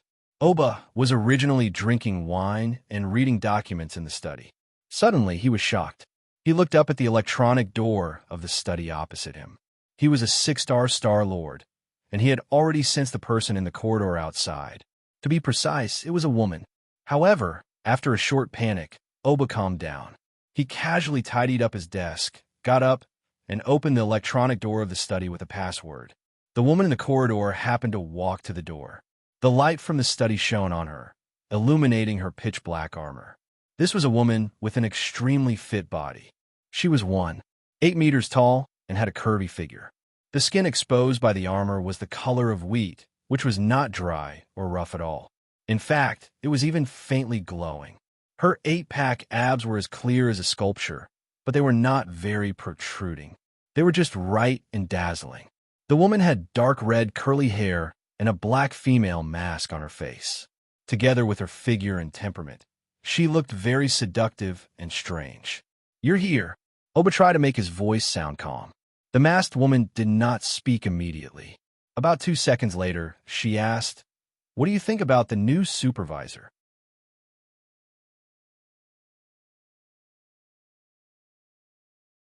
Chapter 196. Aoba thought for a while before replying respectfully, "I'm a little slow and can't see through that inspector. He hasn't been in a hurry to investigate anything, as if he doesn't know anything. I don't know how to deal with him for now. Please give me your instructions, my lord."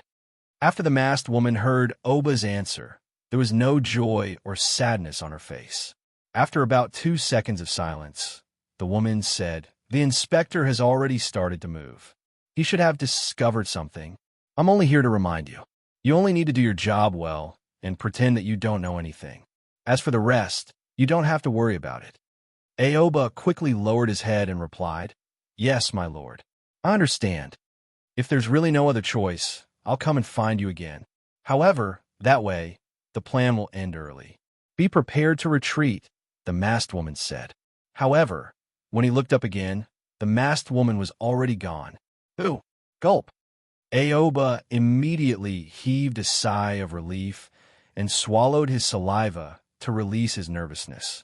Early in the morning, Zhou Jie sat in front of his desk and flipped through the 2 documents that Mina had just sent over. They were about the Mechanic King Weapon Protection Plan. After spending about 10 minutes, Zhou Jie memorized all the important contents of the documents. Then, he entered the private network of the Mechanic King Planet base and started to look up some things in the map of the base. After a while, Zhou Jie got up and left the room, heading to a manufacturing factory near the Mechanic King Planet base. It was also the largest high-tech manufacturing factory on the Mechanic King Planet, Heavenly Weapon Manufacturing Factory. When he arrived at the Heavenly Weapon Manufacturing Factory, a few mechanical guards saw Zhou Jie and surrounded him very quickly, asking him to show his identity token. Zhou Jie had no choice but to show his identity token. After the few mechanical guards scanned Zhou Jie's identity token, they immediately bowed to Zhou Jie in unison and shouted, "Lord Inspector, we're the guards of the Heavenly Weapon Manufacturing Factory. We're at your disposal at any time." Seeing this formation, Zhou Jie was speechless, but he still said calmly, "It's fine. You guys just need to guard your posts. Don't worry about me." Zhou Jie said this because before he sneaked in, he had already contacted Mina and asked her to come over. He needed to investigate some of the people in the Heaven Armament Manufacturing Factory. Not long after, Mina hurried over. "Sir, why didn't you inform me in advance so that I could have made the necessary arrangements for you?" Mina asked with a professional smile as she scurried over to Zhou Jie. "There's no need. Just help me find a few people now." Zhou Jie said coldly. All right, who are you looking for, sir?" Mina's smile stiffened, but she still tried her best to maintain it. "Guhan, Robert, Curry, and Ernest." Zhou Jie directly reported the names of the 4 people he was looking for. Without waiting for Mina to respond, Zhou Jie added, "I'll be waiting for them at the manufacturing factory's office. Tell them to come over." "Yes, sir," Mina answered and left. The 4 people that Zhou Jie asked Mina to call were the 4 foremen who were involved in the mass production of the Mechanical King weapons. They had the most direct control and command subordinates in the production of the Mechanical King weapons. A few minutes later, in an office filled with mechanical tools and robot models, Zhou Jie sat across the table from the 4 people he was looking for. "I'll ask you a few questions. Answer me one by one." Zhou Jie sat upright at his desk and said to the 4 people in front of him, Robert and the others already knew Zhou Jie's identity. Hearing this, they could not help but feel a little scared. They nodded and said in unison, "Yes, sir." Seeing that the four of them had agreed, Zhou Jie turned to the third person from the right to the left, Guhan, and asked him, "Did you tamper with the production process of the mechanical king weapons?" When Zhou Jie asked this question, he used psychic illusion and psychic hypnosis. This was something that Zhou Jie had specially gone to the Six Path Tower to learn from Zhou Jihuan last night. With his current psychic energy, such simple psychic manipulation was naturally easy to learn. Therefore, when Zhou Jie asked this question, the other three people except Guhan immediately fell into a trance. It was as if they had fallen asleep while standing. They could not hear Zhou Jie's question at all. The target of the psychic hypnosis was naturally Guhan, who was being questioned. He instantly felt his mind go blank, and all the distracting thoughts were eliminated. Only Zhou Jie's question kept echoing in his mind. This made him involuntarily tell the truth subconsciously. Yes. When Zhou Jie heard this answer, he was not very shocked. With an indifferent expression, he continued to ask, "Who will control the modified mechanical king weapons?" By one. Under the hypnosis, Guhan involuntarily wanted to tell the truth subconsciously. However, this time, when he said this, his expression suddenly became strange. Zhou Jie was also shocked when he saw this. He quickly strengthened the psychic hypnosis. However, something that surprised Zhou Jie happened. Guhan's eyes suddenly became empty and passionate. Yes, empty and passionate, an extremely contradictory look. The emptiness was because he had been hypnotized by Zhou Jie, and the passion was because of the primitive desires that had burst out from his subconscious. His entire consciousness had been drowned, making it impossible for him to think about anything else. Therefore, he couldn't say the answer that Zhou Jie wanted subconsciously. Seeing this, Zhou Jie frowned and continued to strengthen the hypnosis. However, not only was Guhan's primitive desire not suppressed, it even resisted more intensely. "Ugh, goddess, I won't betray you. I'd rather die than betray you," Guhan suddenly shouted, his entire consciousness going crazy. Oh no! Zhou Jie could not help but be shocked because Guhan's situation was already out of his control. However, just as Zhou Jie was thinking about what to do, Guhan let out a painful roar.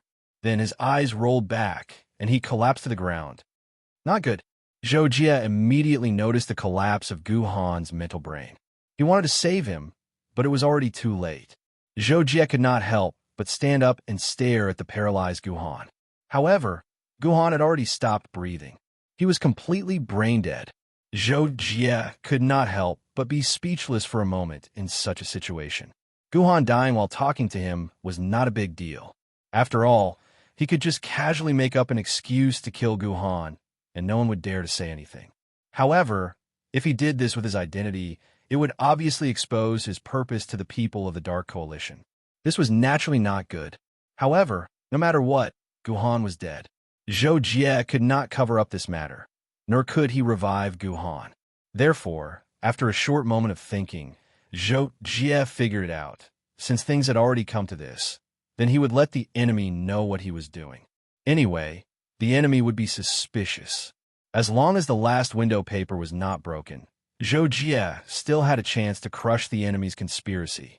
Therefore, Zhou Jie continued to use psychic illusion and psychic hypnosis and began to ask the second person, Robert. Zhou Jie asked Robert the same question as Guhan, and Robert gave the same answer. Then, Zhou Jie asked the third person the same question, and the answer was the same. Then, he asked the fourth person, and the answer was the same. After Zhou Jie asked the first question to the three people, he could not help but close his eyes and frown as he pondered. About half a minute later, Zhou Jie seemed to have made up his mind. As he stood up, a powerful psychic power burst out and instantly killed the three people who were still alive. The three people immediately collapsed to the ground. Zhou Jie walked around the table and went straight to the door. Zhou Jie opened the door. Outside the door was Mina, who had been waiting for him. When she saw Zhou Jie, she immediately asked, "Sir, is there anyone else you need to look for?" As soon as Mina finished speaking, she caught a glimpse of Guhan and the other 3 people who had collapsed in the office behind Zhou Jie. Her face changed, and she exclaimed, "Ah, sir, what happened to them?" When Zhou Jie heard this, he still had an indifferent expression and replied, "The 4 of them lied to me, so I killed them. Find someone to deal with them." When Mina heard Zhou Jie's explanation, she could not help but be stunned. Seeing that Mina did not answer, Zhou Jie asked again, "Is there a problem?" Mina came back to her senses, but her face was still filled with fear. Facing Zhou Jie, she could not help but lower her head and said, "This subordinate is just afraid that if Sir Starmaster knows about this, he may blame me." When Zhou Jie heard this, his eyes turned cold and he asked, "Tell Oba that I did this. If he has any questions or needs to be asked, tell him to come to me." Mina saw that Zhou Jie was so domineering, so she did not dare to say anything. She quickly nodded and said, "Yes, this subordinate understands. There's nothing else. You can go back," Zhou Jie said and walked around Mina. At night, Zhou Jie was in his room, still thinking about what had happened today. Now that he had gone to the Heavenly Armament Manufacturing Factory to inspect and killed 4 foremen, as long as the Dark Coalition was not stupid, they would know that he had come prepared and was about to make a big move.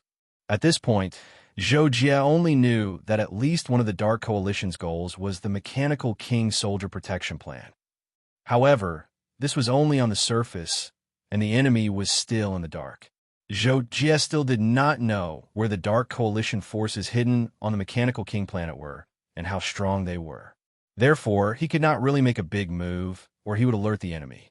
Under such circumstances, Zhou Jie was so cautious that he naturally would not do that. Now, the Mechanical King Soldier Protection Plan is about 80% done, and it's estimated that it will take more than 4 months to complete. I still have time, so this matter can't be rushed. Although Zhou Jie didn't know what to do next for a while, he still told himself in his heart that he couldn't alert the enemy. However, just as Zhou Jie was about to stop thinking, he suddenly thought of someone.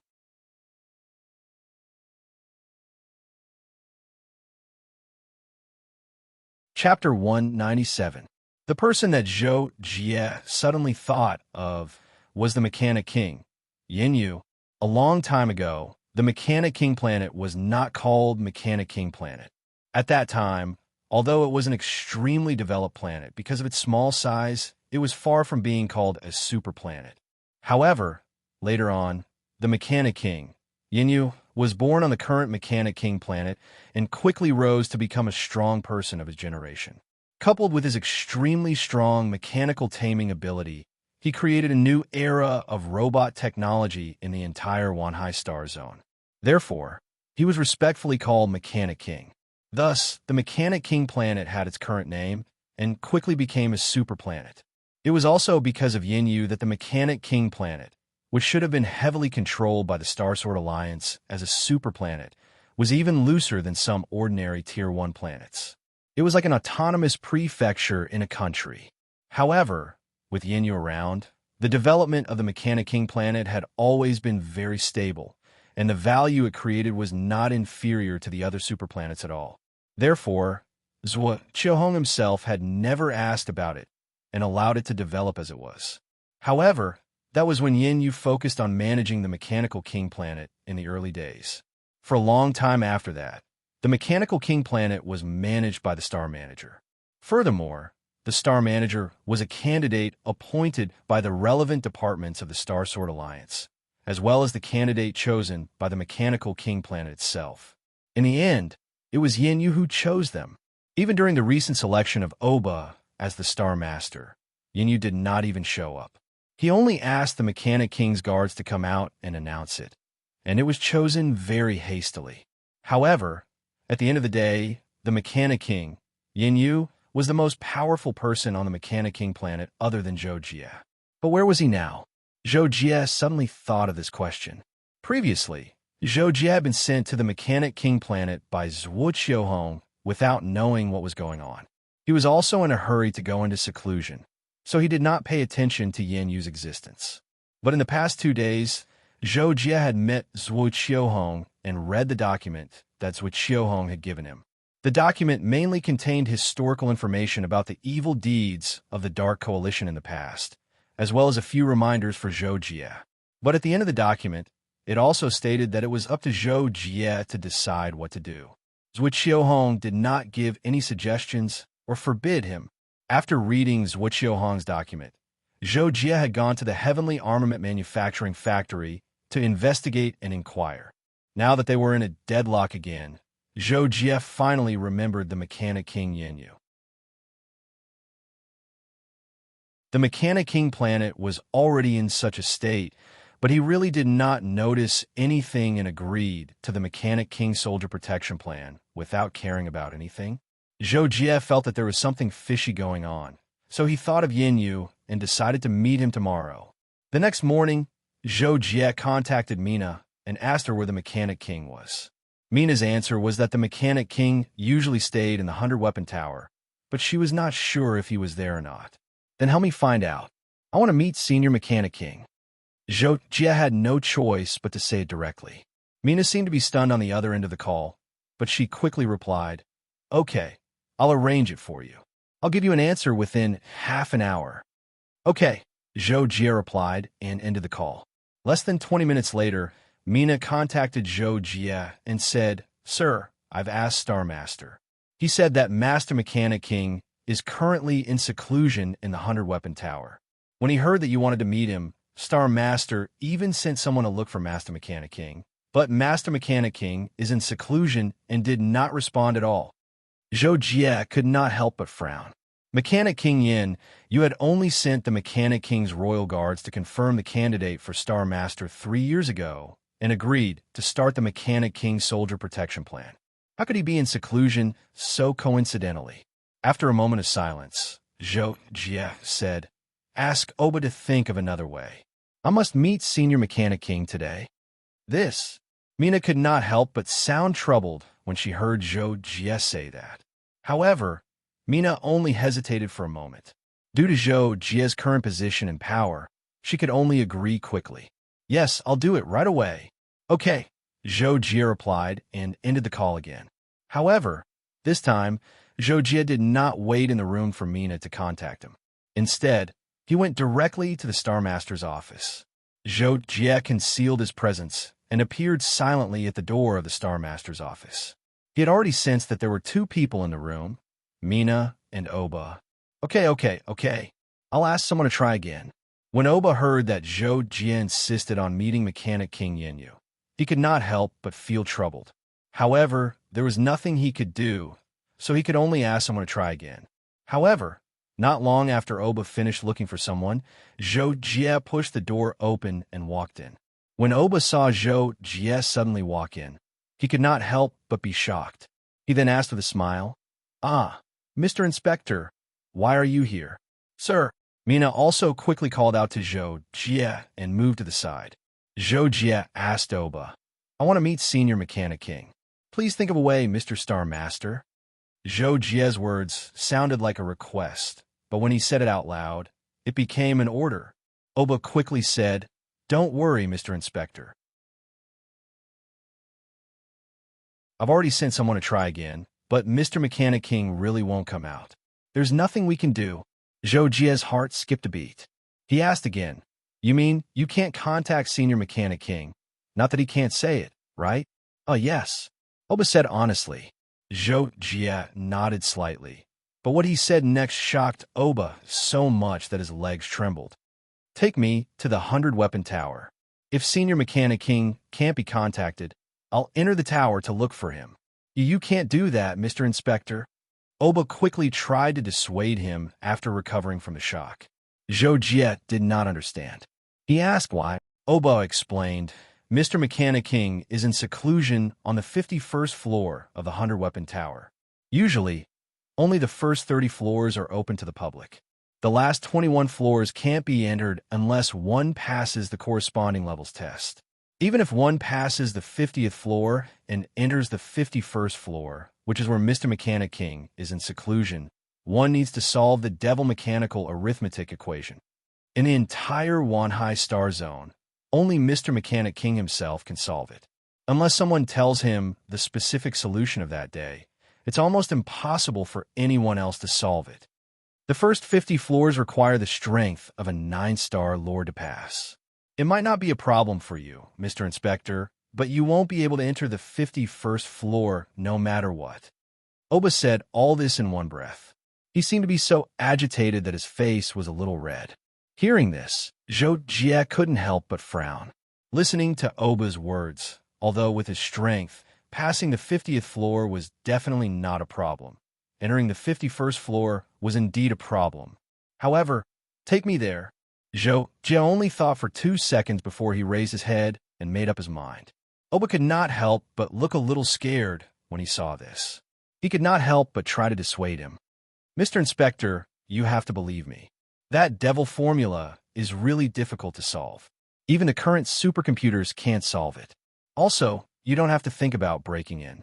The 51st floor of the 100-weapon tower was carefully designed and built by Mr. Mechanic King. Its materials are also different from the previous 50 floors. Even a low-tier suzerain will have a hard time breaking in. How do you know if you don't try? Just take me there. Zhou Jie did not listen to Oba's dissuasion at all and insisted. Helpless, Oba and Mina had no choice but to bring Zhou Jie to the 100-weapons tower. On the way, the people that Oba had sent to try contacting the Mechanic King also contacted Oba and told him that the Mechanic King had rejected them. They really had no way of contacting the Mechanic King Yinyu. Zhou Jie was already prepared for this. He was one of the 100-weapon tower himself anyway. Even if he had to force his way in, he was going to enter the 51st floor of the 100-weapon tower to see what was going on. Sir, the 50th floor requires the strength of a 9-star lord to pass. You must be careful. If you really can't do it, just leave the test area. Before Zhou Jie entered the tower, Oba could not help but show concern. In reality, he was also putting psychological pressure on Zhou Jie. After all, Zhou Jie was still an 8-star lord. Even geniuses who could fight against those of a higher rank rarely did so when they were high-rank star lords. This was because the gap between each star rank and the higher the rank, the greater the gap between each star rank. However, Zhou Jie was the only perfect star lord in the Wanhai Star Zone. Every time he broke through, he would surpass the limit. Even in terms of pure cultivation, Oba was now close to a 9-star lord. Not to mention, with Zhou Jie's terrifying combat strength, he would not even be afraid of ordinary peak 9-star lords. It was because of this that Zhou Jie only replied to Oba's kind reminder. There's no need for you to worry, Sir Starlord. I know what I'm doing. Then, without waiting for Oba's response, Zhou Jie flew into the entrance to the 30th floor of the 100-weapon tower that had been opened for him. After entering the 100-weapon tower, the entrance closed behind him. Zhou Jie did not stop at all and began to enter the test area. Whoosh! In less than a second, Zhou Jie passed through the test area and entered the entrance to the next floor. Zhou Jie passed the first 40 floors in about a second. When it came to the 48th floor, Zhou Jie was slightly hindered due to his lack of experience, and it took him more than 3 seconds. Zhou Jie passed the 49th floor quickly again, spending more than 4 seconds. It was rumored that only a 9-star lord could pass the 50th floor. To prevent any accidents, Zhou Jie put on the crow's heart and the scarab shell. However, the test was not as difficult as Zhou Jie had imagined.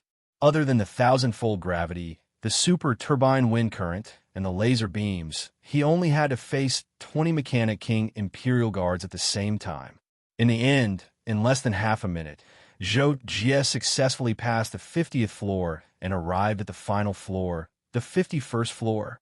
Facing the locked door at the end of the passage on the 51st floor, Zhou Jie knew that Oba was not lying. Even with his strength, it would be difficult for him to break through the door. The only way was to crack the devil's formula. Zhou Jie naturally knew nothing about this so-called devil's formula, but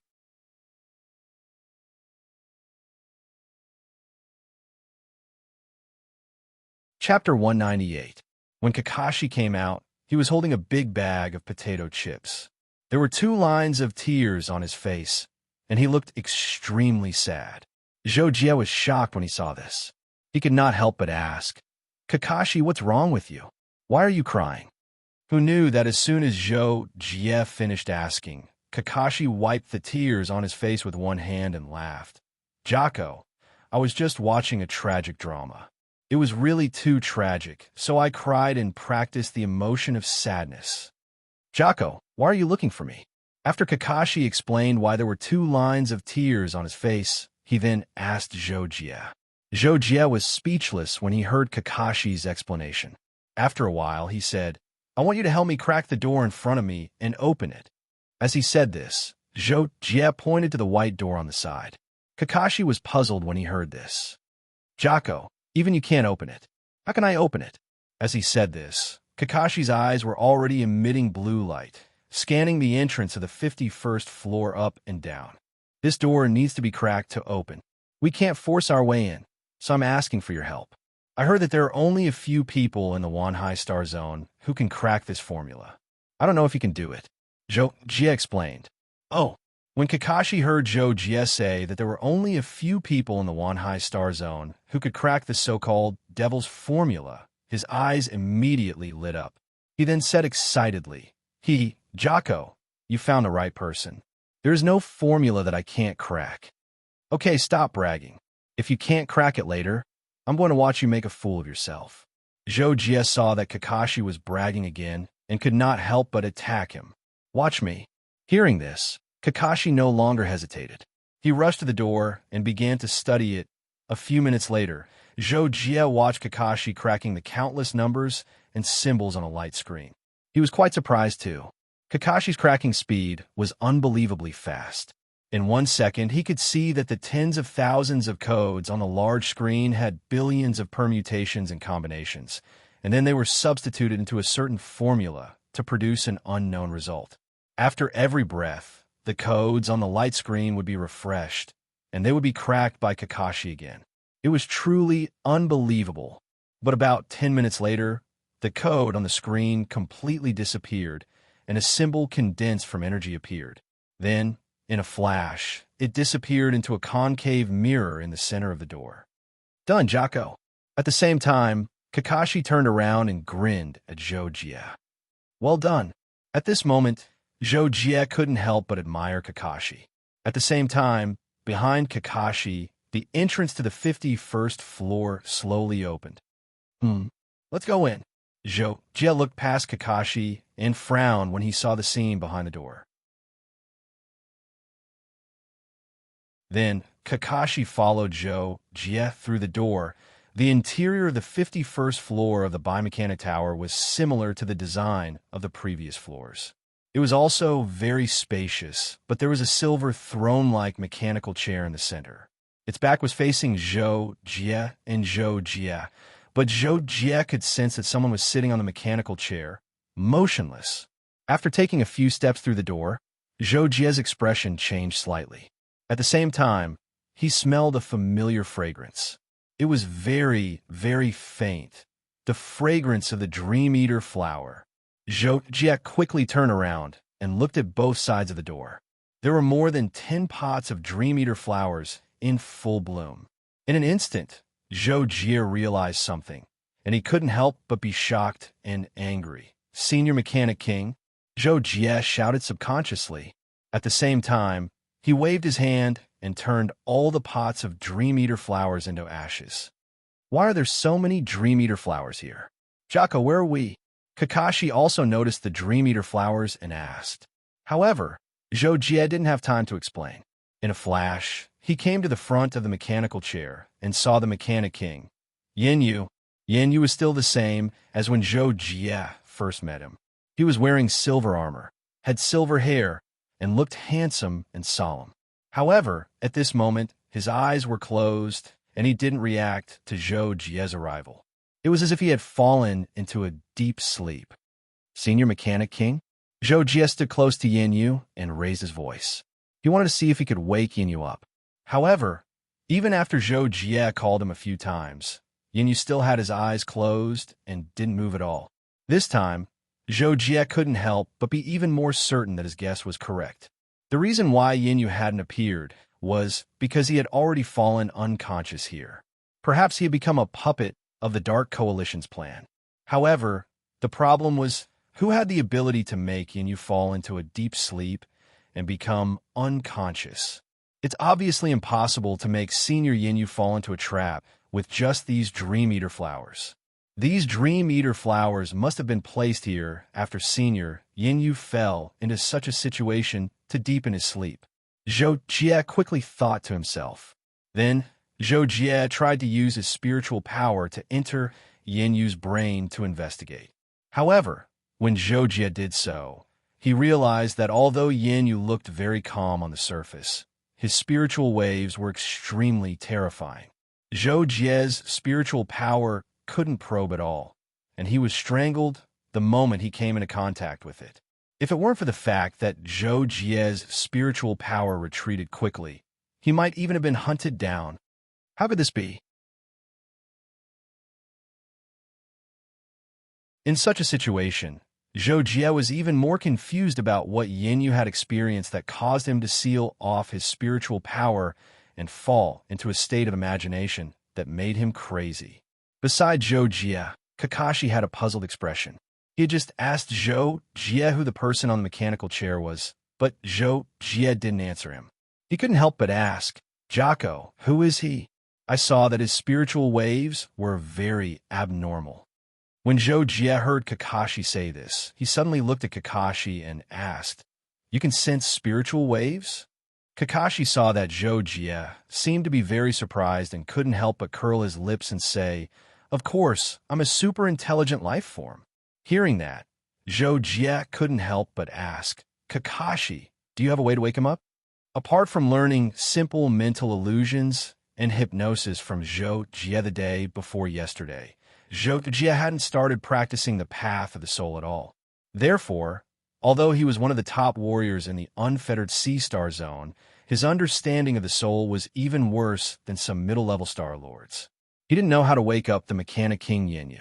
Kakashi thought for a moment and then said to Zhou Jie, "Well, I can try, but it depends on the situation." "Then you try." Zhou Jie didn't have a solution himself, so he could only let Kakashi try. About a minute later, seeing that Kakashi suddenly turned to him, Zhou Jie hurriedly asked, "How is it?" Kakashi frowned, but he still gave an answer that made Zhou Jie feel relieved. "It's a little troublesome, but I think I can slowly trigger him and wake him up. It just needs some time." "How long will it take?" Zhou Jie asked. However, Kakashi shook his head and said, "I'm not sure about that, but looking at his condition, he's too deep. If he's lucky, it might take a few hours. If not, it might not even be done in a day." "I see." Zhou Jie fell into deep thought after hearing that. However, a few seconds later, Zhou Jie made a decision. He then said to Kakashi, "Kakashi, I can't stay here for too long. I'll tell you the situation now. Listen to my arrangements." A few minutes later, Zhou Jie returned the way he came and flew out of the 30th floor of the Hunter Machinery Tower. When Oba and Mina saw Zhou Jie's appearance, their expressions changed immediately, and they hurriedly went to greet him. "Sir Invigilator, are you all right?" Oba asked with a look of fear. In fact, it was no wonder that Oba was so. This was because Zhou Jie was currently wearing the ordinary clothes that he had when he entered. However, his clothes were no longer intact when he entered. They were now like strips of cloth hanging on Zhou Jie's body. Fortunately, Zhou Jie still had the Netherworld battle suit inside, which could freely cover his entire body, so he was not exposed. "I'm fine."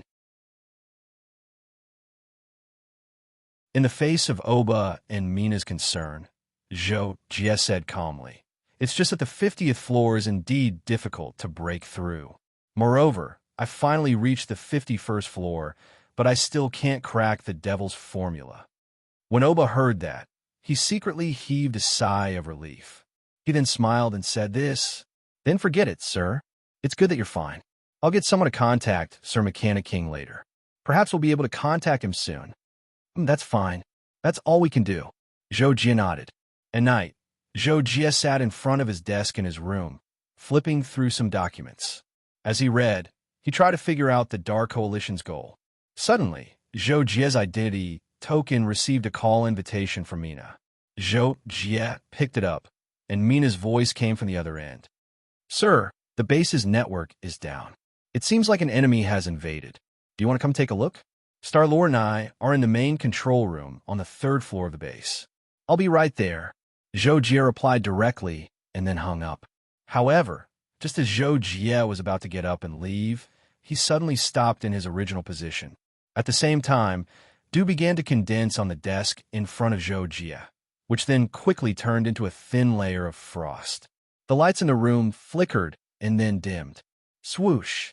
Zhou Jie moved and appeared at the door. After opening the door, Zhou Jie flew out directly.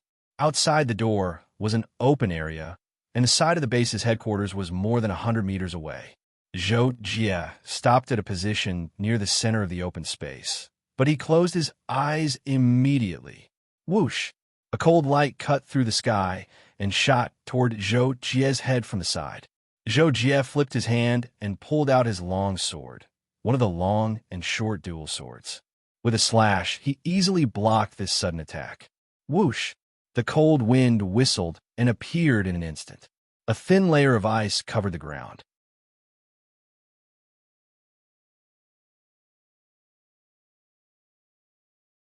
Chapter 199. The assailant was repelled, but he moved to Zhou Jie's side like a bolt of lightning and attacked again. The energy from his weapon was like a waterfall pouring down on Zhou Jie. Zhou Jie, on the other hand, didn't even bother to move aside. He slashed his saber horizontally, then slashed upward, and then slashed left and right. He made 100 slashes in 1 second and resolved the seemingly powerful attack, as if he were taking a stroll in the park. Of course, Zhou Jie was now an ultimate warrior. When the gap between their levels wasn't too big, Zhou Jie would have been crushed if an ordinary person tried to compete with him in terms of combat ability. However, it didn't mean that Zhou Jie would underestimate any opponent because of that. Zhou Jie had already seen through the enemy's moves after dozens of brief clashes, because he had studied the basics of the enemy's sword techniques. The man who was trying to kill Zhou Jie crazily was using a very aggressive sword technique, which was based on a murderous sword technique. The only difference was that the way to circulate energy had been improved, making it a sword technique that could be used by Star-Lords. However, considering Zhou Jie's current knowledge, the sword technique that had been upgraded in such a way could only be described as mediocre and lacking too much. However, that wasn't the most important part. Since the guy was using a murderous sword technique, he was probably a professional assassin, a 9-star lord. Zhou Jie didn't dare to underestimate him. Bang! After a fierce collision, Zhou Jie was forced to take half a step back. As for the white silhouette that was trying to kill Zhou Jie, it somersaulted into the air, reaching a height of more than 10 meters. It stood in the air and looked down at Zhou Jie. Zhou Jie raised his head and finally saw the newcomer's face clearly. This was a cold-looking middle-aged man in his early 30s. His face was as sharp as a knife, and he had inch-long silver hair. He wore a silver-white battle suit and held a dark black longsword in his hand. At this moment, the cold air emitted from his body was like smoke that drifted in all directions. After a second of confrontation, the man in white said coldly, "I didn't know that you were so strong." It seems that the intelligence was wrong. Zhou Jie didn't let his guard down when he saw the other party speak. He asked, "Who sent you?" Who knew that when the man in white heard the question, he sneered and said, "A dead person doesn't need to know so much. The reason why I'm talking to you is just to let you die more quickly." Before the white-robed man could finish his words, the ground near Zhou Jie's feet was covered in icicles. Cold air rose up like clouds rising from the ground. At the same time, the white-clothed man unleashed his ultimate move while he was speaking. Boom! Like the sudden appearance of the sun, a terrifying white light flashed, cutting everything in its path. The elemental law domain was displayed to the extreme, and everything within the domain was frozen. But, except for Zhou Jie. In fact, Zhou Jie had long sensed that the other party was secretly accumulating power when he spoke, but wasn't he also accumulating power at that time? Therefore, the moment the white-clothed man unleashed his power, Zhou Jie also unleashed his power like lightning. Terrifying lightning stretched out like a giant's arm, wanting to crush everything. Zhou Jie slashed out with a saber. He directly activated the law power contained in the saber. The saber's nomological power was activated, and the saber's body emitted invisible waves that cut through everything. Even the environment affected by the temperature seemed to be cut, unable to affect Zhou Jie's saber momentum in the slightest. Boom! After the collision, there was a loud bang. Zhou Jie fell to the ground, while the white-clothed man was sent flying. He was completely stunned. How is he so strong? At that moment, the white-clothed man thought to himself. He was completely dumbfounded. No wonder the white-clothed man was so shocked. After all, he was a 9-star lord, and Zhou Jie was only an 8-star lord. Even if he had advanced to the 9-star lord level by relying on the Alliance's resources and modifications, he was still a real 9-star lord. At first, when Zhou Jie was able to deal with his attacks, the white-clothed man only thought that Zhou Jie was very strong and close to the 9-star lord level. However, since Zhuqiu Hong had appointed him as a supervisor, and he looked so young, it was only natural that he was a genius who could challenge him to a duel. However, the white-robed man had never imagined that Zhou Jie's challenge would be so vicious. Just now, he had unleashed his ultimate attack. Even ordinary 9-star lord would have had to do their best to block it, but Zhou Jie had actually fought him head-on and had actually managed to injure him. His strength is too different from what the intelligence says. The assassination is cancelled. Run. Therefore, the white-clothed man chose to give up the assassination in the blink of an eye and was ready to leave the scene. Zhou Jie's feet touched the ground, and he flew up again, charging toward the man in white. Accompanying his flight was a bolt of lightning that was as thick as a python, causing Zhou Jie's speed to reach an extremely high level. The white-clothed man had been penetrated by the power of laws contained in Zhou Jie's saber. There was a wound several inches long on his chest, which made him stop trying to assassinate Zhou Jie. He only wanted to run for his life at the moment. However, the white-clothed man wasn't as fast as Zhou Jie because of his injury. He was about to be caught up in the blink of an eye. Sensing the intense pressure behind him, the white-clothed man's eyes turned cold. He waved his hand and threw out a special controllable bomb. Zhou Jie ignored the bomb and approached the white-clothed man without slowing down. He detonated the bomb on his way, boom.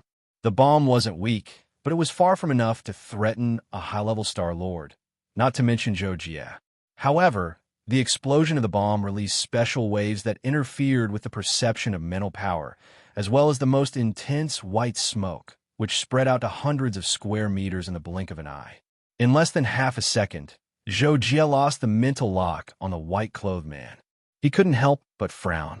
However, that wasn't enough to make Zhou Jie give up chasing the white-clothed man. The white-clothed man was only an amateur assassin, while Zhou Jie was a real super assassin. He was no exception when it came to hunting. Lightning burst out and dispersed the white smoke. Zhou Jie accelerated to the highest speed and dashed hundreds of meters in the blink of an eye. Thunder was rumbling in the sky. Of course, the white-clothed man fled very fast too. The noise he caused was much smaller than Zhou Jie's, but he was still faster than twice the speed of sound. He turned into a streak of brightness and dashed into the sky. At this moment, the mini-armed spaceship in the sky that was responsible for 24-hour surveillance also detected the noise and saw Zhou Jie and the white-clothed man dashing away. The pilots of the spaceship immediately contacted each other and discussed the emergency plan, but they didn't chase after them. What a joke. They were obviously two super experts who could smash their spaceship easily. Would it be suicidal to chase after them? Oba and Mina, who were in the control room on the 3rd floor of the base, also saw the situation through the screen. Although what they saw was a video that had been slowed down a few hundred times, the two could still only see that Zhou Jie and the man in white were each a beam of light. One was icy white, and the other was purple white. Not long after, they tangled together and produced a violent collision of energy. It was just like a fight scene in a sci-fi blockbuster. Oba and Mina were both shocked, especially Mina. Not only was she shocked, but she was also horrified. She also had a complicated expression of disbelief on her face. Is this the strength of an 8-star lord? How terrifying.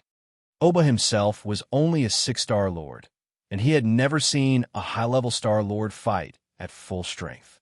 Therefore, when he saw the battle between Zhou Jie and the white-clothed man, he couldn't help but sigh. After Mina recovered from her shock, a strange look flashed at her eyes on the other side. After Zhou Jie caught up with the white-clothed man, the latter was forced to fight with Zhou Jie again.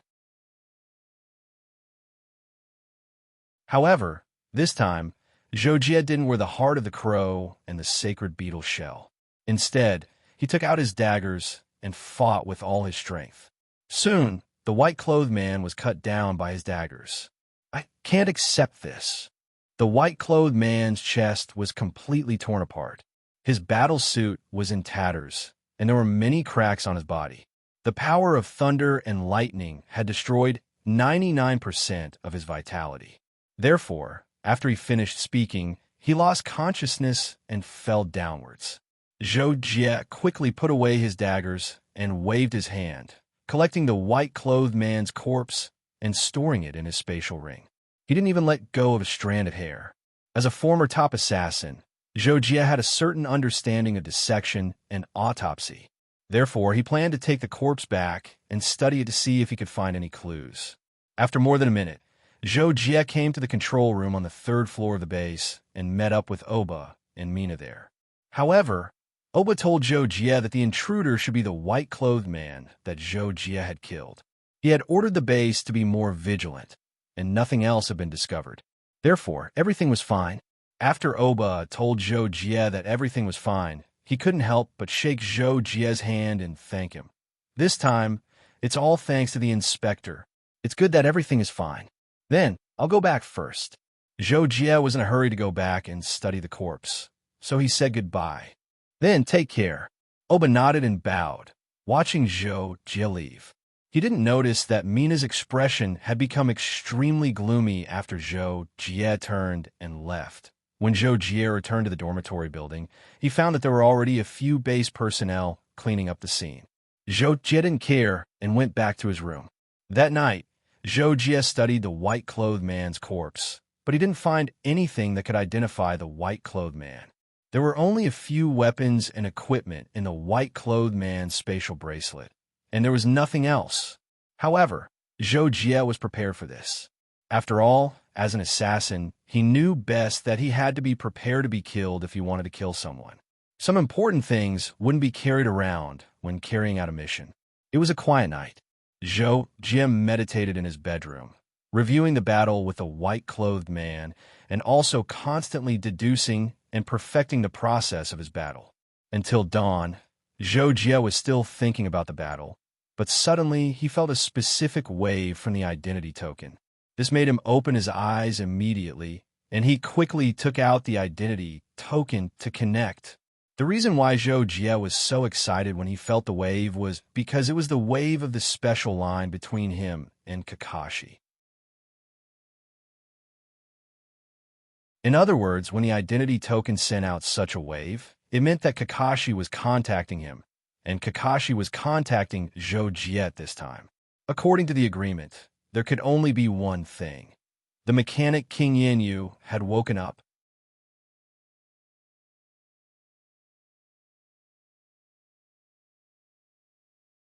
Chapter 200. Zhou Jie picked up Kakashi's call, and a light screen was projected from his identity token. Immediately, Kakashi's grinning face appeared on the screen. Hee, Jocko, Mechanic King Yanyu is awake. In fact, even without Kakashi saying that, Zhou Jie had already seen Yanyu behind Kakashi. Yanyu was standing at the moment, and only part of Yanyu's body below his chest could be seen through Kakashi's shoulder. Tell Senior Yanyu to talk to me. I have something to ask him. Zhou Jie quickly said. Okay. Kakashi nodded. The image on the light screen blurred, and Yin Yu's face appeared in the next second. Senior Mechanic King. Zhou Jie immediately greeted him. You the supervisor sent by the headquarters? Yin Yu was slightly stunned when he saw Zhou Jie, because he was familiar with Zhou Jie's face. Therefore, he asked in confusion, why do I feel like I've seen you somewhere before? Zhou Jie knew that Kakashi had already told Yin Yu some of the things he had asked him to do. He nodded and replied, Yes, my name is Zhou Jie. Senior Mechanic King, you saw me in the last Pinnacle Genius competition. What? Yin Yu was shocked when he heard that. He had a look of disbelief on his face. Zhou Jie was stunned. He couldn't help but ask, Senior Mechanic King, what's wrong with you? Yin Yu told him what he was surprised about. Usually, the supervisor sent by the headquarters is at least a high-level Star Lord. How long has it been since the last Pinnacle Genius competition? According to what Kakashi told me, I've only been asleep for 2 years. When Zhou Jie heard Yin Yu's question, he couldn't help but come to a realization. However, he also felt helpless. No one would be able to imagine that he had jumped from a mortal body realm to an 8-star master in just over 60 years. If it was anyone else, they would be scared half to death. However, Zhou Jie didn't want to dwell on this issue. So he said, Senior Mechanic King, I had a great opportunity and received the inheritance power of an expert. Therefore, I became a high-level Star Lord in just a few decades. You don't have to be surprised. However, although Zhou Jie told Yin Yu not to be surprised, as long as one was a human, they would always be surprised by something that they found unbelievable. Therefore, Yin Yu still looked like he couldn't believe it. He sighed and said, You're really, really lucky. Seeing that Yin Yu was almost done citing, Zhou Jie immediately said, Senior Mechanic King, let's get to the point. Why did you fall asleep in the 100-weapon tower? Do you know that the current Mechanical King planet has probably been devoured by the Dark Coalition? Dark Alliance? To Zhou Jie's surprise, Yin Yu was puzzled when he heard this question. Obviously, he knew nothing about the current situation of the Mechanical King planet. However, it was no wonder. After all, he had fallen asleep nearly 3 years ago. Then, Senior, tell me why you fell asleep first. I'll tell you about the Dark Alliance later. Zhou Jie had no choice but to say, Okay. Yin Yu nodded and began to talk about the reason for his deep sleep. This matter starts from 5 years ago. 5 years ago, a girl came to me and said that she wanted to be my disciple. I was a little surprised because cultivators nowadays lack interest in weaponry, and it's even rarer to have talent in the metal elemental law. There were some people who came to me to be my disciple in the early years, but at that time, I was only at the peak of my achievements, and I was too arrogant. None of the people who wanted to be my disciple caught my eye, so I didn't take any disciples. Later, I studied the 9 mechanical techniques, and my reputation gradually faded, so no one came to me to be their disciple. The girl who came to me 5 years ago was very talented and knew the 9 mechanical techniques. Most importantly, she said that she loved weaponry, and she said that she wasn't talented enough in cultivation, so it would be difficult for her to become a high-level Star Lord. Therefore, she wanted to immerse herself in weaponry for the rest of her life and carry forward my legacy. I've been silent for too long, and I'm already eager to spread my legacy to the world, so I agreed and took her as my disciple. At first, her performance was very good, and I was very satisfied, so I put all my attention on teaching her and gradually treated her like family. But who would have thought that she was someone sent by the Dark Coalition to get close to me? I really didn't expect her to hide so well. The reason I fell into a deep sleep was because I drank a drink she made. And all this time, she had been unknowingly bewitching my mind. I actually noticed it at first, but I didn't expect it to be because of my disciple, because the cultivation she hid was too deceptive. After all, with the strength of a 4-star Star Lord that she revealed, it was impossible for her to affect me with her mind power. Now, it seems that my disciple should be a high-level Star Lord who is good at disguising herself. She's very likely a 9-star Star Lord. Yin Yu finally explained the reason why he fell asleep. Zhou Jie couldn't help but frown when he heard that.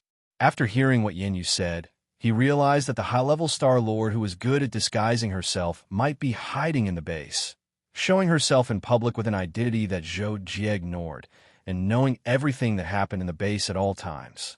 As for the man in white that Zhou Jie killed, he might just be a chess piece that the Dark Coalition had prepared for him, a chess piece that could be discarded at any time.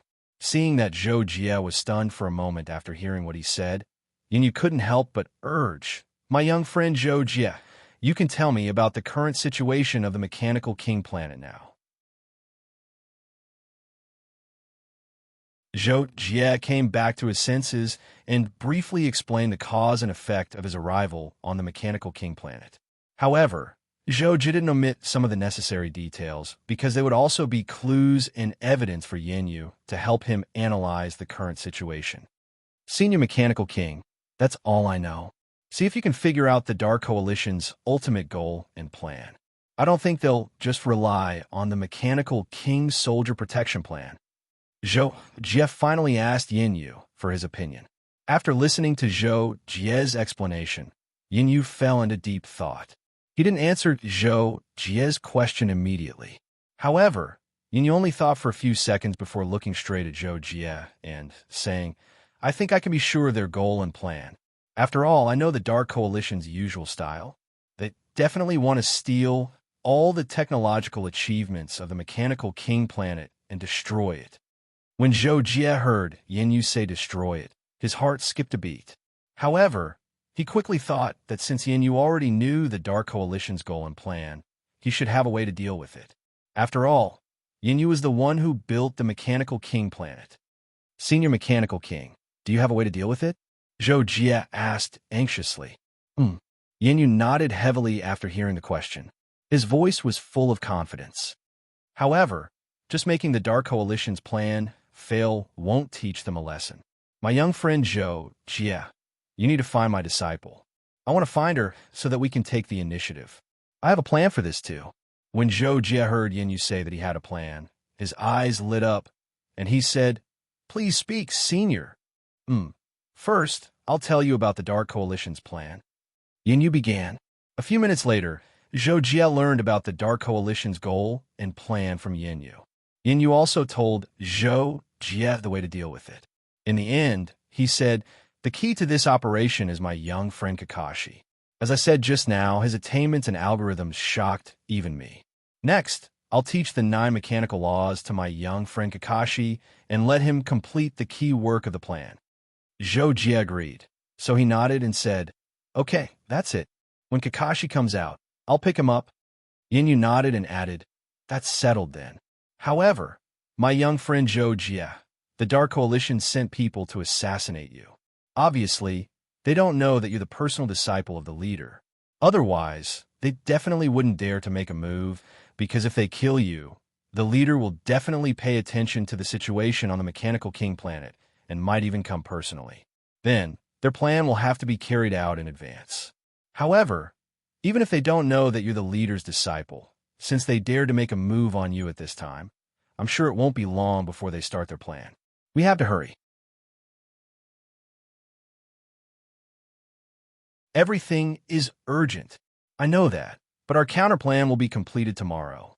By then, we'll just wait for the Dark Coalition to be exposed and take the bait." Zhou Jie nodded. That morning, Zhou Jie walked to the office outside his bedroom in a relaxed manner. He actually took a bowl of instant noodles, soaked it in water, and started eating. Speaking of which, Zhou Jie also had a sudden inspiration. He wanted to relax, so he went to look through Kakashi's snack storage. After the conversation with Yin just now, Zhou Jie was already almost 100% confident that his plan to crush the Dark Coalition would succeed. This was also the reason why he could not help but want to relax. It turned out that according to Yin, there was a hidden superweapon on the Mechanical King planet called Universe Origin. The so-called superweapon usually referred to a terrifying weapon that had the power to destroy at least the surface of a planet. When its power erupted, even a low-level suzerain would not be able to fight it head-on. For example, among the treasures that Zhou Jie had exchanged from Zhuqiu Hong, there are 2 nuclear star bombs, which also belong to the category of superweapons. One of them could flatten the surface of an ordinary planet. Universe Origin, on the other hand, was personally developed by Yin Yu. It used the entire mechanical king planet's core as its energy base and stored geothermal energy for a long time. Every time it was released when it was fully charged, it could even attack targets millions of kilometers away and destroy ordinary gravity planets with a diameter of tens of thousands of kilometers directly. It could be said to be the top superweapon in the Wanton Sea star field. Universe Origin was built on the mechanical king planet, and under normal circumstances, its main body could only be fixed in one place. Yin Yu believed that the Dark Coalition definitely knew about the existence of Universe Origin, so they were preparing to take away the main body of Universe Origin after the plan was fully activated and possibly destroy the mechanical king planet. However, after grasping all the possible motives of the Dark Coalition's plan, Yin Yu had already given all the countermeasures, so Zhou Jie was not worried at all.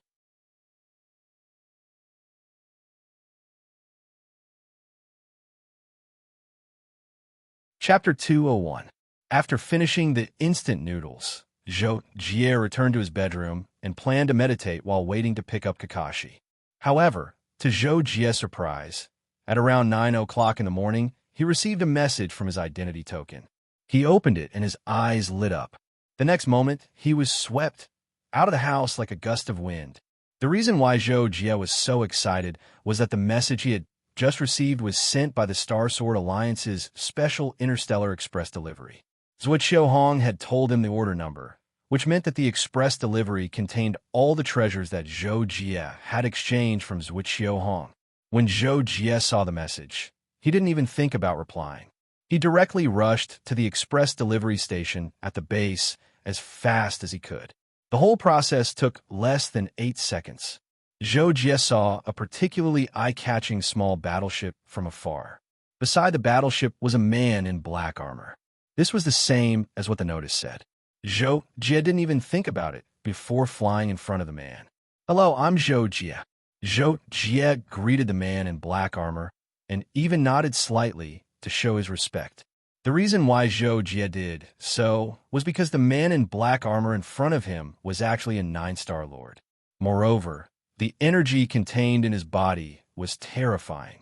It was as heavy as a mountain and as boundless as the sea. It was even more powerful than Yuan Hu, whom Zhou Jie had met before. "Hello, I'm Lei Fan. Lord Alliance Master ordered me to personally deliver this space bracelet to you," the man in black armor said. At the same time, he took out a milky white space bracelet and was about to hand it to Zhou Jie. "Thank you for your hard work." Zhou Jie took the bracelet and thanked him. However, Zhou Jie soon saw that the surface of the bracelet was covered with a thick layer of transparent film. He couldn't help but frown and feel a little puzzled. Lei Fan saw this and immediately explained, "The film on the bracelet is made of space-stabilizing material. Before tearing it off, you can't take out the things in the space bracelet." "Oh, thank you." Zhou Jie understood and thanked him again. "You're welcome. The mission is complete, so I'll be heading back now," Lei Fan said with a smile, before turning around to board the battleship. Seeing this, Zhou Jie did not say anything. After the battleship took off, he returned to his residence as fast as lightning. Back at his residence, Zhou Jie couldn't wait to tear off the membrane on the bracelet and take out the items inside. First was the Star Thunder Sword Array. He took out a huge, heavy sword that had been assembled together. With a thought, Zhou Jie familiarized himself with it and began to control it. The huge sword immediately split into 36 strange-looking long swords that were arranged in the air in the room. Under Zhou Jie's deliberate control, the 36 swords worked in tandem with each other, constantly producing thunder and lightning that drifted between each other. Good treasure! Zhou Jie could clearly feel the connection between each of the swords, and also felt that his mental energy was being stimulated by the swords, allowing him to better connect with the universal energy between heaven and earth. It was very obvious that it was increasing his strength. Zhou Jie could not help but praise. Suppressing the urge to continue activating the Star Thunder Sword Array, Zhou Jie first kept it in the space ring, before looking at the other items. There was a silver box that was the height of a bench. Inside, it was the 9-star energy replenishing fluid. Each bottle was about 500 milliliters of water, but it weighed more than 3,000 grams. There was a total of 16 bottles in the box. There was also a black translucent box that was taller than Zhou Jie by a head. Inside, it was 100 A-grade battleship crystals. Then there was a bag of palm-sized Casa's spiritual pills. There was a total of 5 dark red stones that were the size of pigeon eggs. Finally, there were 2 nuclear bombs. Each of them was more than 2 meters in diameter, and their shells were transparent. They were filled with unknown liquids and some strange devices. Fortunately, there were instructions on how to use them. Zhou Jie learned them after reading them once.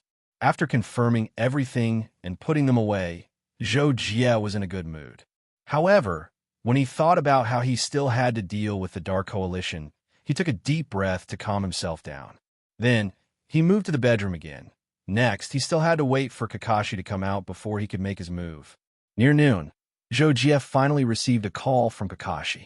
After that, he went to the 100-weapon tower alone. With his identity token, he successfully entered and brought Kakashi out. After receiving Kakashi, Zhou Jie first returned to his residence and discussed the next action plan with Kakashi in the bedroom. As Yin Yu had already given them a general idea, the two of them only took a few minutes to come up with a specific action plan and began to implement it. First, Zhou Jie went to the Heavenly Weapon Manufacturing Factory and entered the factory's main control room under the guise of an inspection. Then, Zhou Jie hypnotized everyone in the main control room and let Kakashi out.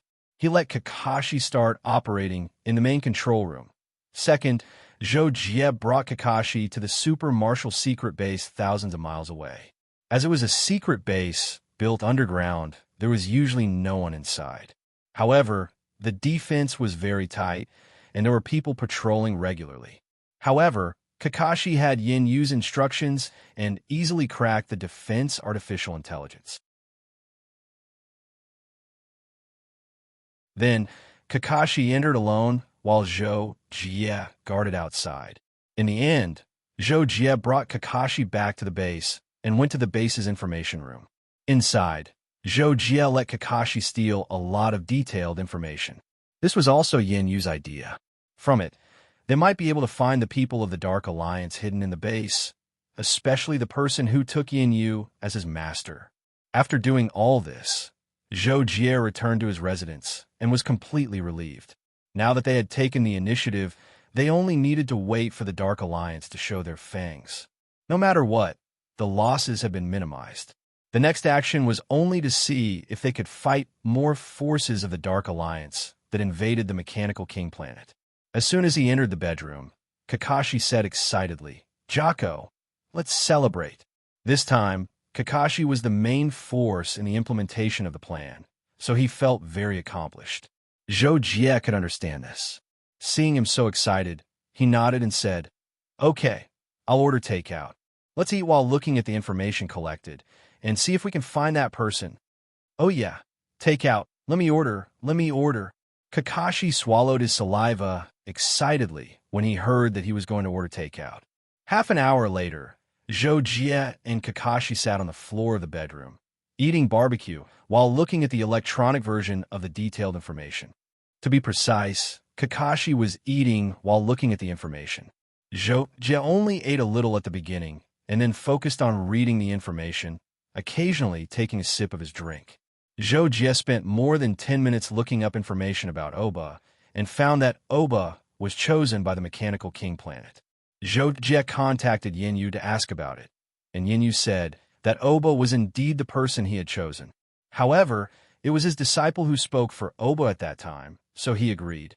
This way, on one hand, Zhou Jie felt that Oba was suspicious, but on the other hand, he could not find anything wrong with Oba. At least, that was the case according to the information. Oba can't find any loopholes, but it's still tentative. Zhou Jie shook his head helplessly after reading the last bit of information about Oba. Then, Zhou Jie looked at some scattered information about other people and finally found Mina's information. Mina, speaking of which, I still don't know where she came from, Zhou Jie thought to himself, and started reading seriously. However, after more than 10 minutes, Zhou Jie still could not find any problems. Mina's background and work experience were very clear, and she used to be a member of the Mechanical King Planet Alliance Association Secretariat. There were many praises about her. Zhou Jie looked at the information for a while, but did not find anything. So he stopped and asked Kakashi, "Kakashi, did you find anything?" However, Kakashi shook his head while eating a drumstick and replied straightforwardly, "No, Jocko, they all look quite normal to me." Zhou Jie, helpless, Zhou Jie could only eat a chicken wing to vent his anger and continue reading the rest of the information. After more than 10 minutes, Zhou Jie found a shopping situation in the base, which surprised Zhou Jie a little. There were even records of Kakashi ordering a bunch of snacks a few days ago. This was advanced technology. More or less curious, Zhou Jie flipped through the shopping records of the people in the base from the beginning. The oldest one was from 5 years ago. After looking at it for a while, Zhou Jie found that these shopping records seemed to be very ordinary. Although there were people who bought robot sex partners, light energy weapons, and other strange or dangerous things, they had nothing to do with Zhou Jie.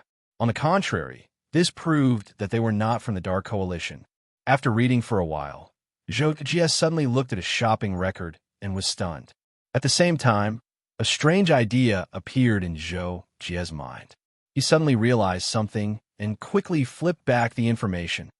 Zhou Jie flipped through it once. He was afraid that he would miss something, so he flipped through it again, but in the end, there was still nothing. In an instant, Zhou Jie felt that he was enlightened. He was suddenly enlightened. Then, Zhou Jie suddenly put down the identity token in his hand and smiled, as if relieved of a heavy burden. "I got it. Brother Jie. Do you know who that person is?" Kakashi couldn't help but be taken aback when he heard this and quickly asked, "Yes, but I'm not 100% sure, but at least I found an extremely suspicious target." Zhou Jie replied to Kakashi, "Who is it?" "Jocko, how did you figure out?" Kakashi was also very curious and asked again. However, Zhou Jie just smiled and replied with 2 words, "It's a secret." Hearing this, Kakashi could only pout and continue gnawing on his chicken drumstick.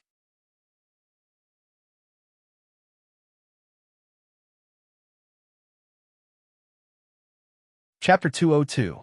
Although Zhou Jie already knew who Yan Yu's disciple was, Zhou Jie himself was also surprised. He had seen that person before, and Zhou Jie really couldn't detect any flaws in his disguise. This time, the initiative is completely in our hands. There's no need to alert the enemy. Let's just wait for the Dark Coalition to take the bait. Zhou Jie finally thought to himself. Then he picked up the last drumstick in the takeout bucket in front of him and took a bite. Kakashi had just finished eating the second last drumstick. Seeing this, he was stunned. "My drumstick! My heart hurts!" Zhou Jie pretended not to hear him and ate the drumstick meticulously. Not even a shred of meat was left on the bones. In the next half a day, Zhou Jie left his residence and went to the base's training ground.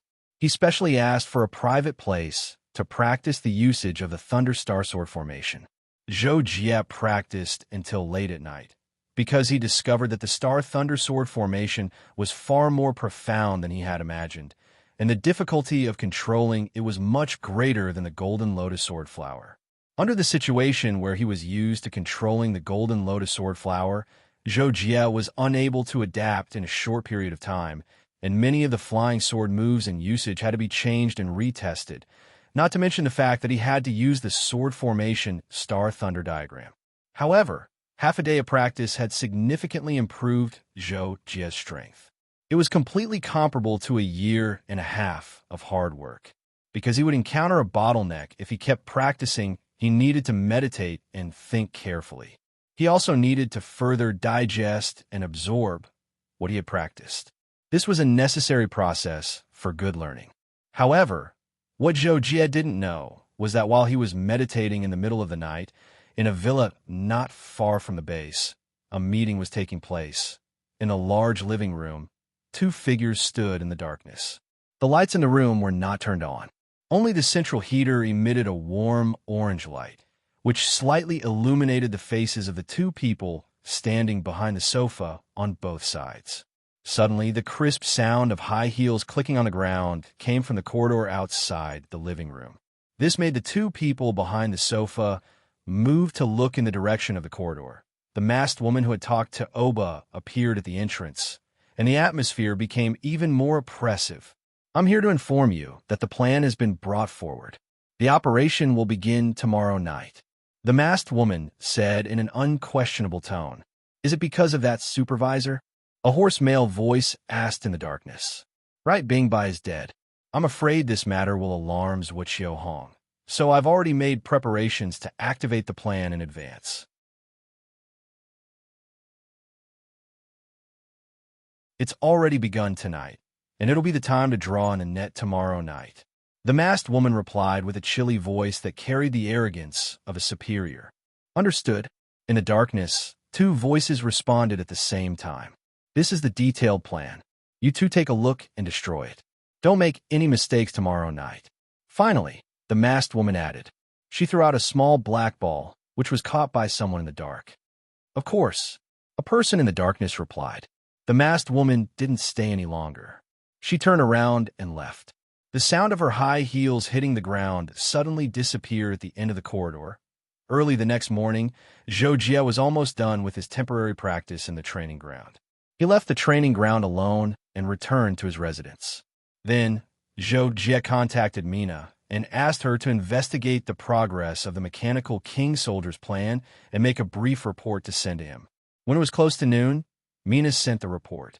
Although Zhou Jie said that it was fine to just make it simple, Mina still typed a summary of more than 100,000 words and sent it to Zhou Jie. Zhou Jie spent almost half an hour reading the brief report, and his brows furrowed slightly. The document that was given to me before didn't mention anything about the mechanical king soldiers. Now that I've asked Mina to investigate it, I finally found out about it. The Dark Alliance is really brazen in doing this. After a moment of anger, Zhou Jie quickly understood the situation. This made his eyes turn cold again. It seems like the Dark Alliance can't hold back anymore. The results should be clear in the next few days. That night, Zhou Jie was meditating in his bedroom when he suddenly received an emergency call from Mina. After the call was connected, Mina's anxious voice came from the other end. "Sir, bad news. The mechanical king soldiers in the Heavenly Armament Manufacturing Factory have all suddenly activated on their own. They're out of control." "What? I got it. I'll be right there." After Zhou Jie replied, he hung up the call. However, he couldn't help but get excited. He immediately contacted Yanyu, who was still in the 100-weapon tower. A minute later, Zhou Jie appeared above the Heavenly Armament Manufacturing Factory. Looking down, he saw dozens of mechanical king soldiers wreaking havoc inside. A few workers had already died, and a large number of mechanical guards were also destroyed. Almost as soon as Zhou Jie arrived, Oba and the hidden experts of the three bases also appeared. "Lord Supervisor." Oba stepped forward and greeted Zhou Jie. Zhou Jie looked at Oba, ignored his greeting, and asked directly, "What's going on?" "I don't know, sir. I just received the news, so I brought people to control the scene," Oba said innocently. At the same time, the three six-star Star Lords who came with him had already attacked and destroyed a large number of the mechanical king planets below. Zhou Jie was about to say something when Oba suddenly took out his identity token and connected. "Sir Planet Leader, the firewall of the main control room of the base has been hacked. Many of the weapons and defense systems in the base can't be used normally." "How could this be?"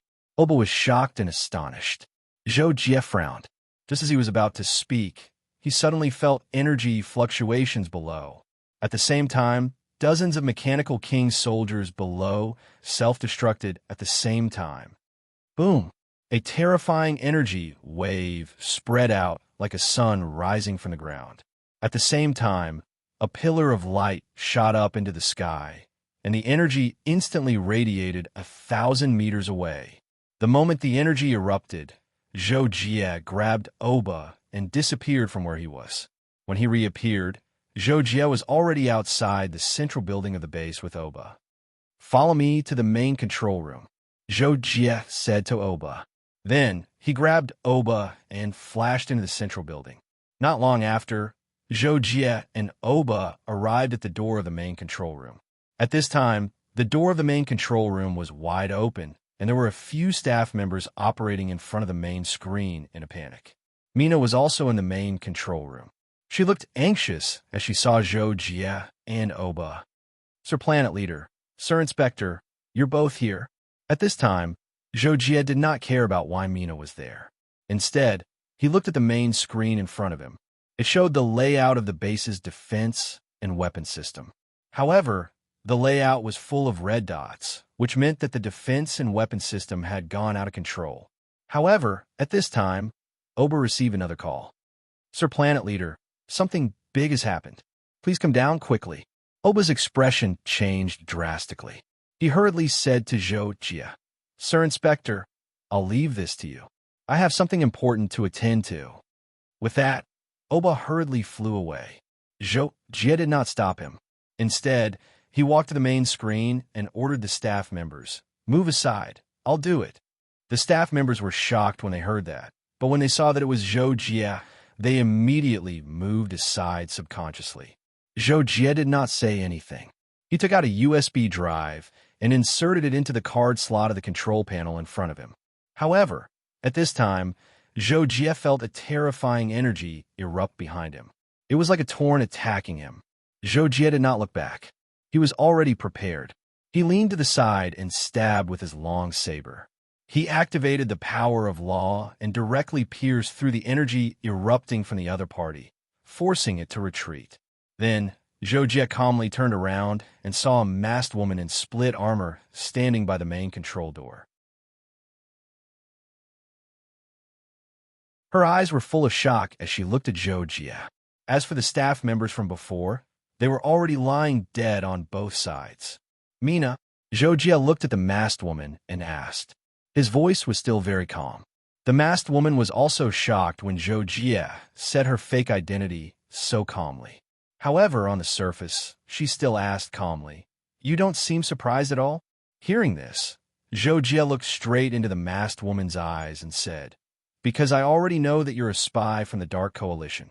Hearing Zhou Jie directly say that he already knew that she was a spy, the masked woman's expression changed. However, she quickly calmed down and asked with interest, I don't think I revealed any flaws. How did you know? Zhou Jie did not answer immediately, but the expression of the masked woman under the mask suddenly changed.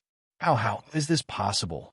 It turned out that right after the masked woman asked that question, on the main screen behind Zhou Jie, the weapons and defense systems that were originally hacked recovered almost instantly. The speed was so fast that it was shocking. Nothing is impossible. Your plan has long been seen through by me. Although you took action in advance, it's already too late. I've already carried out the counterplan, implanting the virus in all the mechanical king soldiers and the base system. Everything you've done is in vain, and all of this was completed before I even saw through your identity. Zhou Jie said at the right time. His tone was indifferent, but in the ears of the masked woman, every word was like a heavy hammer. How did you know about our plan? The masked woman seemed to be unwilling to give up and could not help but ask again. Zhou Jie was not in a hurry to fight at all. To him, the longer he delayed, the better. Therefore, he began to explain calmly, because when I entered the Hunter Machinery Tower that time, I saved Senior Mechanic King. As soon as this was said, the masked woman was even more incredulous. How is that possible? You can crack the devil's formula of the door? Everything is possible. Zhou Jie only replied in this way. Then, how did you suspect me? The masked woman asked again. She was obviously very confused and unwilling to give up on this point. Therefore, Zhou Jie had no choice but to tell the masked woman the truth. Actually, it was also an accident that I found out it was you. You really hid very well. Originally, even if I suspected you, I didn't have any evidence to point it out. However, by chance, I found out about your shopping information in recent years. Shopping information? So what? The masked woman was still confused. After she killed Mina and pretended to be her, she had only bought some office supplies, which was also done to hide her identity. What was the problem?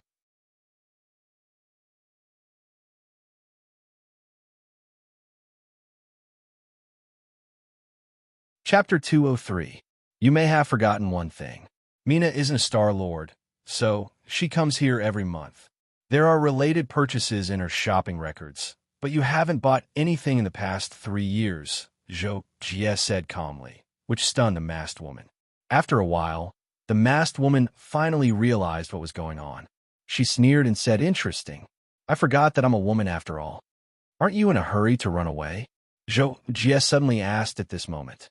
Hearing this, the masked woman sneered again and said, "Run away? Why would I run away? No one could stop me if I want to leave. It's the same even if Yin Yu comes. Why hasn't he shown up yet? Your partner hasn't shown up either, has he?" Zhou Jie asked casually.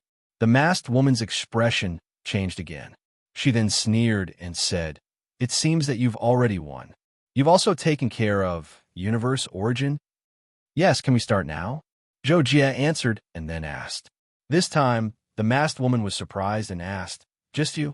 "For now, but Senior Mechanic King should be here soon. If you want to run away, we'll see what you're capable of," Zhou Jie said without changing his expression. "You're an 8-star Star-Lord. How dare you say that in front of me? I thought you had hidden helpers here. I didn't expect you to only have Yin Yu as your helper," the masked woman said suspiciously. As soon as the masked woman finished speaking, a terrifying wave and loud noise came from afar. Obviously, a terrifying battle had broken out. The entire central building of the base seemed to be shaking. "I think you're quite stupid," Zhou Jie said after the tremor passed. The masked woman's eyes became sharp, and a terrifying energy and mental pressure suddenly appeared. The instruments in the main control room started to sound alarms. However, Zhou Jie was still as calm as an ancient well. Suddenly, Crow's heart and sacred beetle shell appeared on his body. As he stretched out his long saber, a short saber appeared in his other hand. While Zhou Jie was fully armed, the masked woman said coldly, "I only need a few breaths to kill you. You ruin our plans, so die." Before she finished speaking, a blood-red scimitar flashed like a red light and appeared in front of Zhou Jie in the blink of an eye. However, he reacted quickly and raised his short sword to block the attack. Don't. However, the masked woman's attack was too terrifying. Even though Zhou Jie's body strength and defense angle were at their best, he still couldn't resist the opponent's power. Zhou Jie's.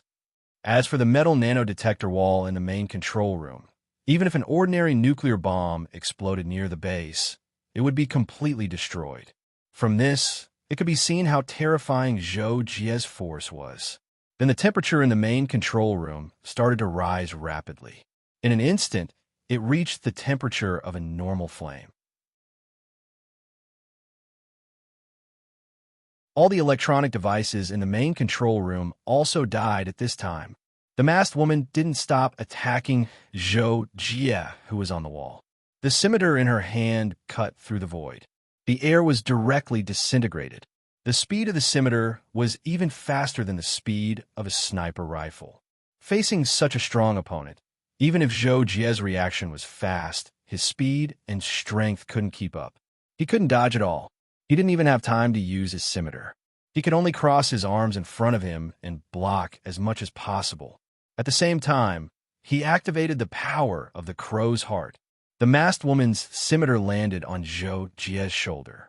She thought that she could cut through Zhou Jie's armor, but she didn't expect that her scimitar would hit a rock.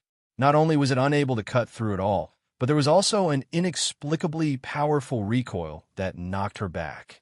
Even a normal 9-star lord wouldn't have been able to resist the masked woman's attack. However, Zhou Jie had the crow's heart. Not only did he disperse and absorb the power of the masked woman's attack, he even bounced some of the damage back and knocked her back. It was obvious how awesome the law equipment left by the Dark Shadow Monarch was. Zhou Jie knew that the masked woman, as the big boss of the Dark Coalition hidden on the Mechanic King planet, must be a peak 9-star lord or even a perfected one. However, he wasn't scared at all just now because he had the divine equipment and was confident in his own strength. Even if he couldn't defeat her, he could at least protect himself for a while.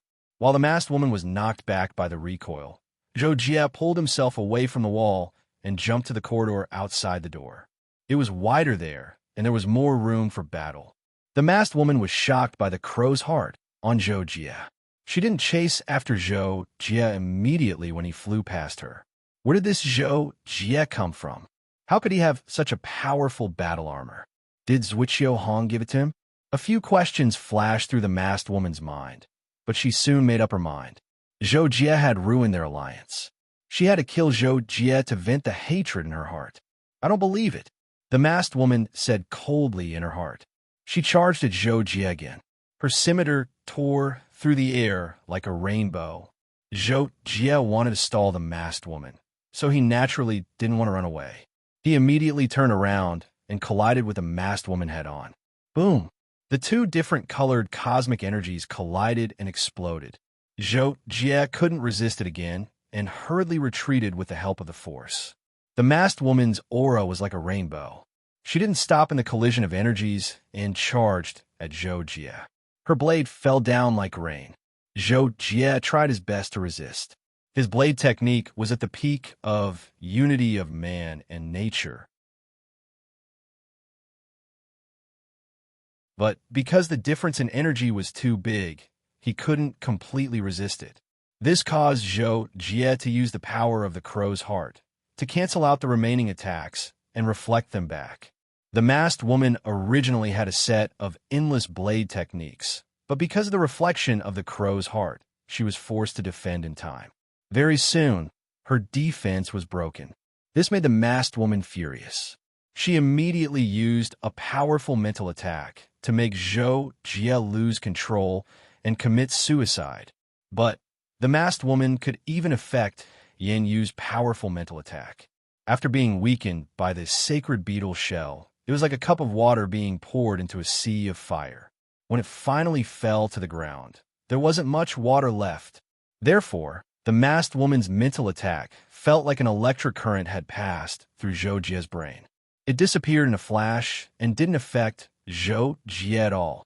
Not only that, Zhou Jie also used his full strength while the masked woman was resisting the rebound. He used his dual blade technique. The long blade went straight and the short blade went up. Finally, after the long blade broke through the masked woman's scimitar, the short blade stabbed the masked woman's abdomen. There was no armor there. Pucci, blood splattered and a large wound appeared on the masked woman's abdomen. This caused her expression to change, and she became furious. Scram! Following the masked woman's angry roar, she quickly slashed out with her saber. A terrifying white flame gushed out from the saber, and the explosive energy was even more terrifying. It forced Zhou Jie to retreat and even burned him dizzy. Even the crow's heart was unable to completely offset this attack. The corridor where the two of them were in also exploded, causing the masked woman to be in the air while Zhou Jie was blasted to the other end of the corridor. I can't kill an 8-star lord. I can't kill an 8-star lord. I was even injured by him. At this moment, the masked woman was about to go crazy. She wanted nothing more than to tear Zhou Jie to pieces, but she already had a good understanding of the crow's heart and the sacred beetle shell. She knew that it was impossible, so she changed her mind. Then I'll capture this kid and take him back to headquarters. I'll kill him after I get his treasures. As soon as the idea popped up in her head, the masked woman flew to Zhou Jie again without hesitation and took out a black sphere. However, at this moment, the entire sky began to shake. A black arrow condensed with extremely terrifying energy crossed 100 kilometers and arrived above the base. Its target was the Mechanic King, Yan Yu, who had just taken down the masked woman's 2 accomplices. The arrow was extremely terrifying. It was exactly because of its approach that Zhou Jie and the others felt the sky tremble. The atmosphere seemed to be wailing because of it. Yan Yu's pupils contracted when he saw the arrow. However, he knew that it was a power beyond the Star-Lord level. It wasn't something that he could dodge or resist. He would definitely die when the arrow hit him. But when the arrow began to fall towards Yan Yu, the time and space around the arrow seemed to change.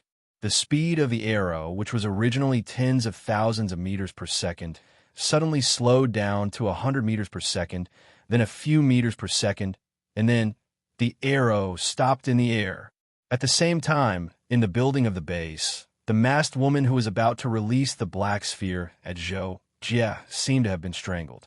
She let out an ugh and was frozen in the air. Even though she struggled with all her might, it was to no avail. In an instant, Zhou Jie also felt that the world was peaceful again. An enormous force field filled the world and stabilized everything. While Zhou Jie was surprised, Zhuo Qiuhong appeared next to him silently. Zhou Jie was also surprised to see Zhuo Qiuhong. He quickly shouted, "Master!" "Haha, Zhou Jie, you did well. Fortunately, you withstood it. Otherwise, if you forced me to make a move in advance, I wouldn't have been able to teach the Dark Alliance a painful lesson this time," Zhuo Qiuhong said with a smile to Zhou Jie's confusion.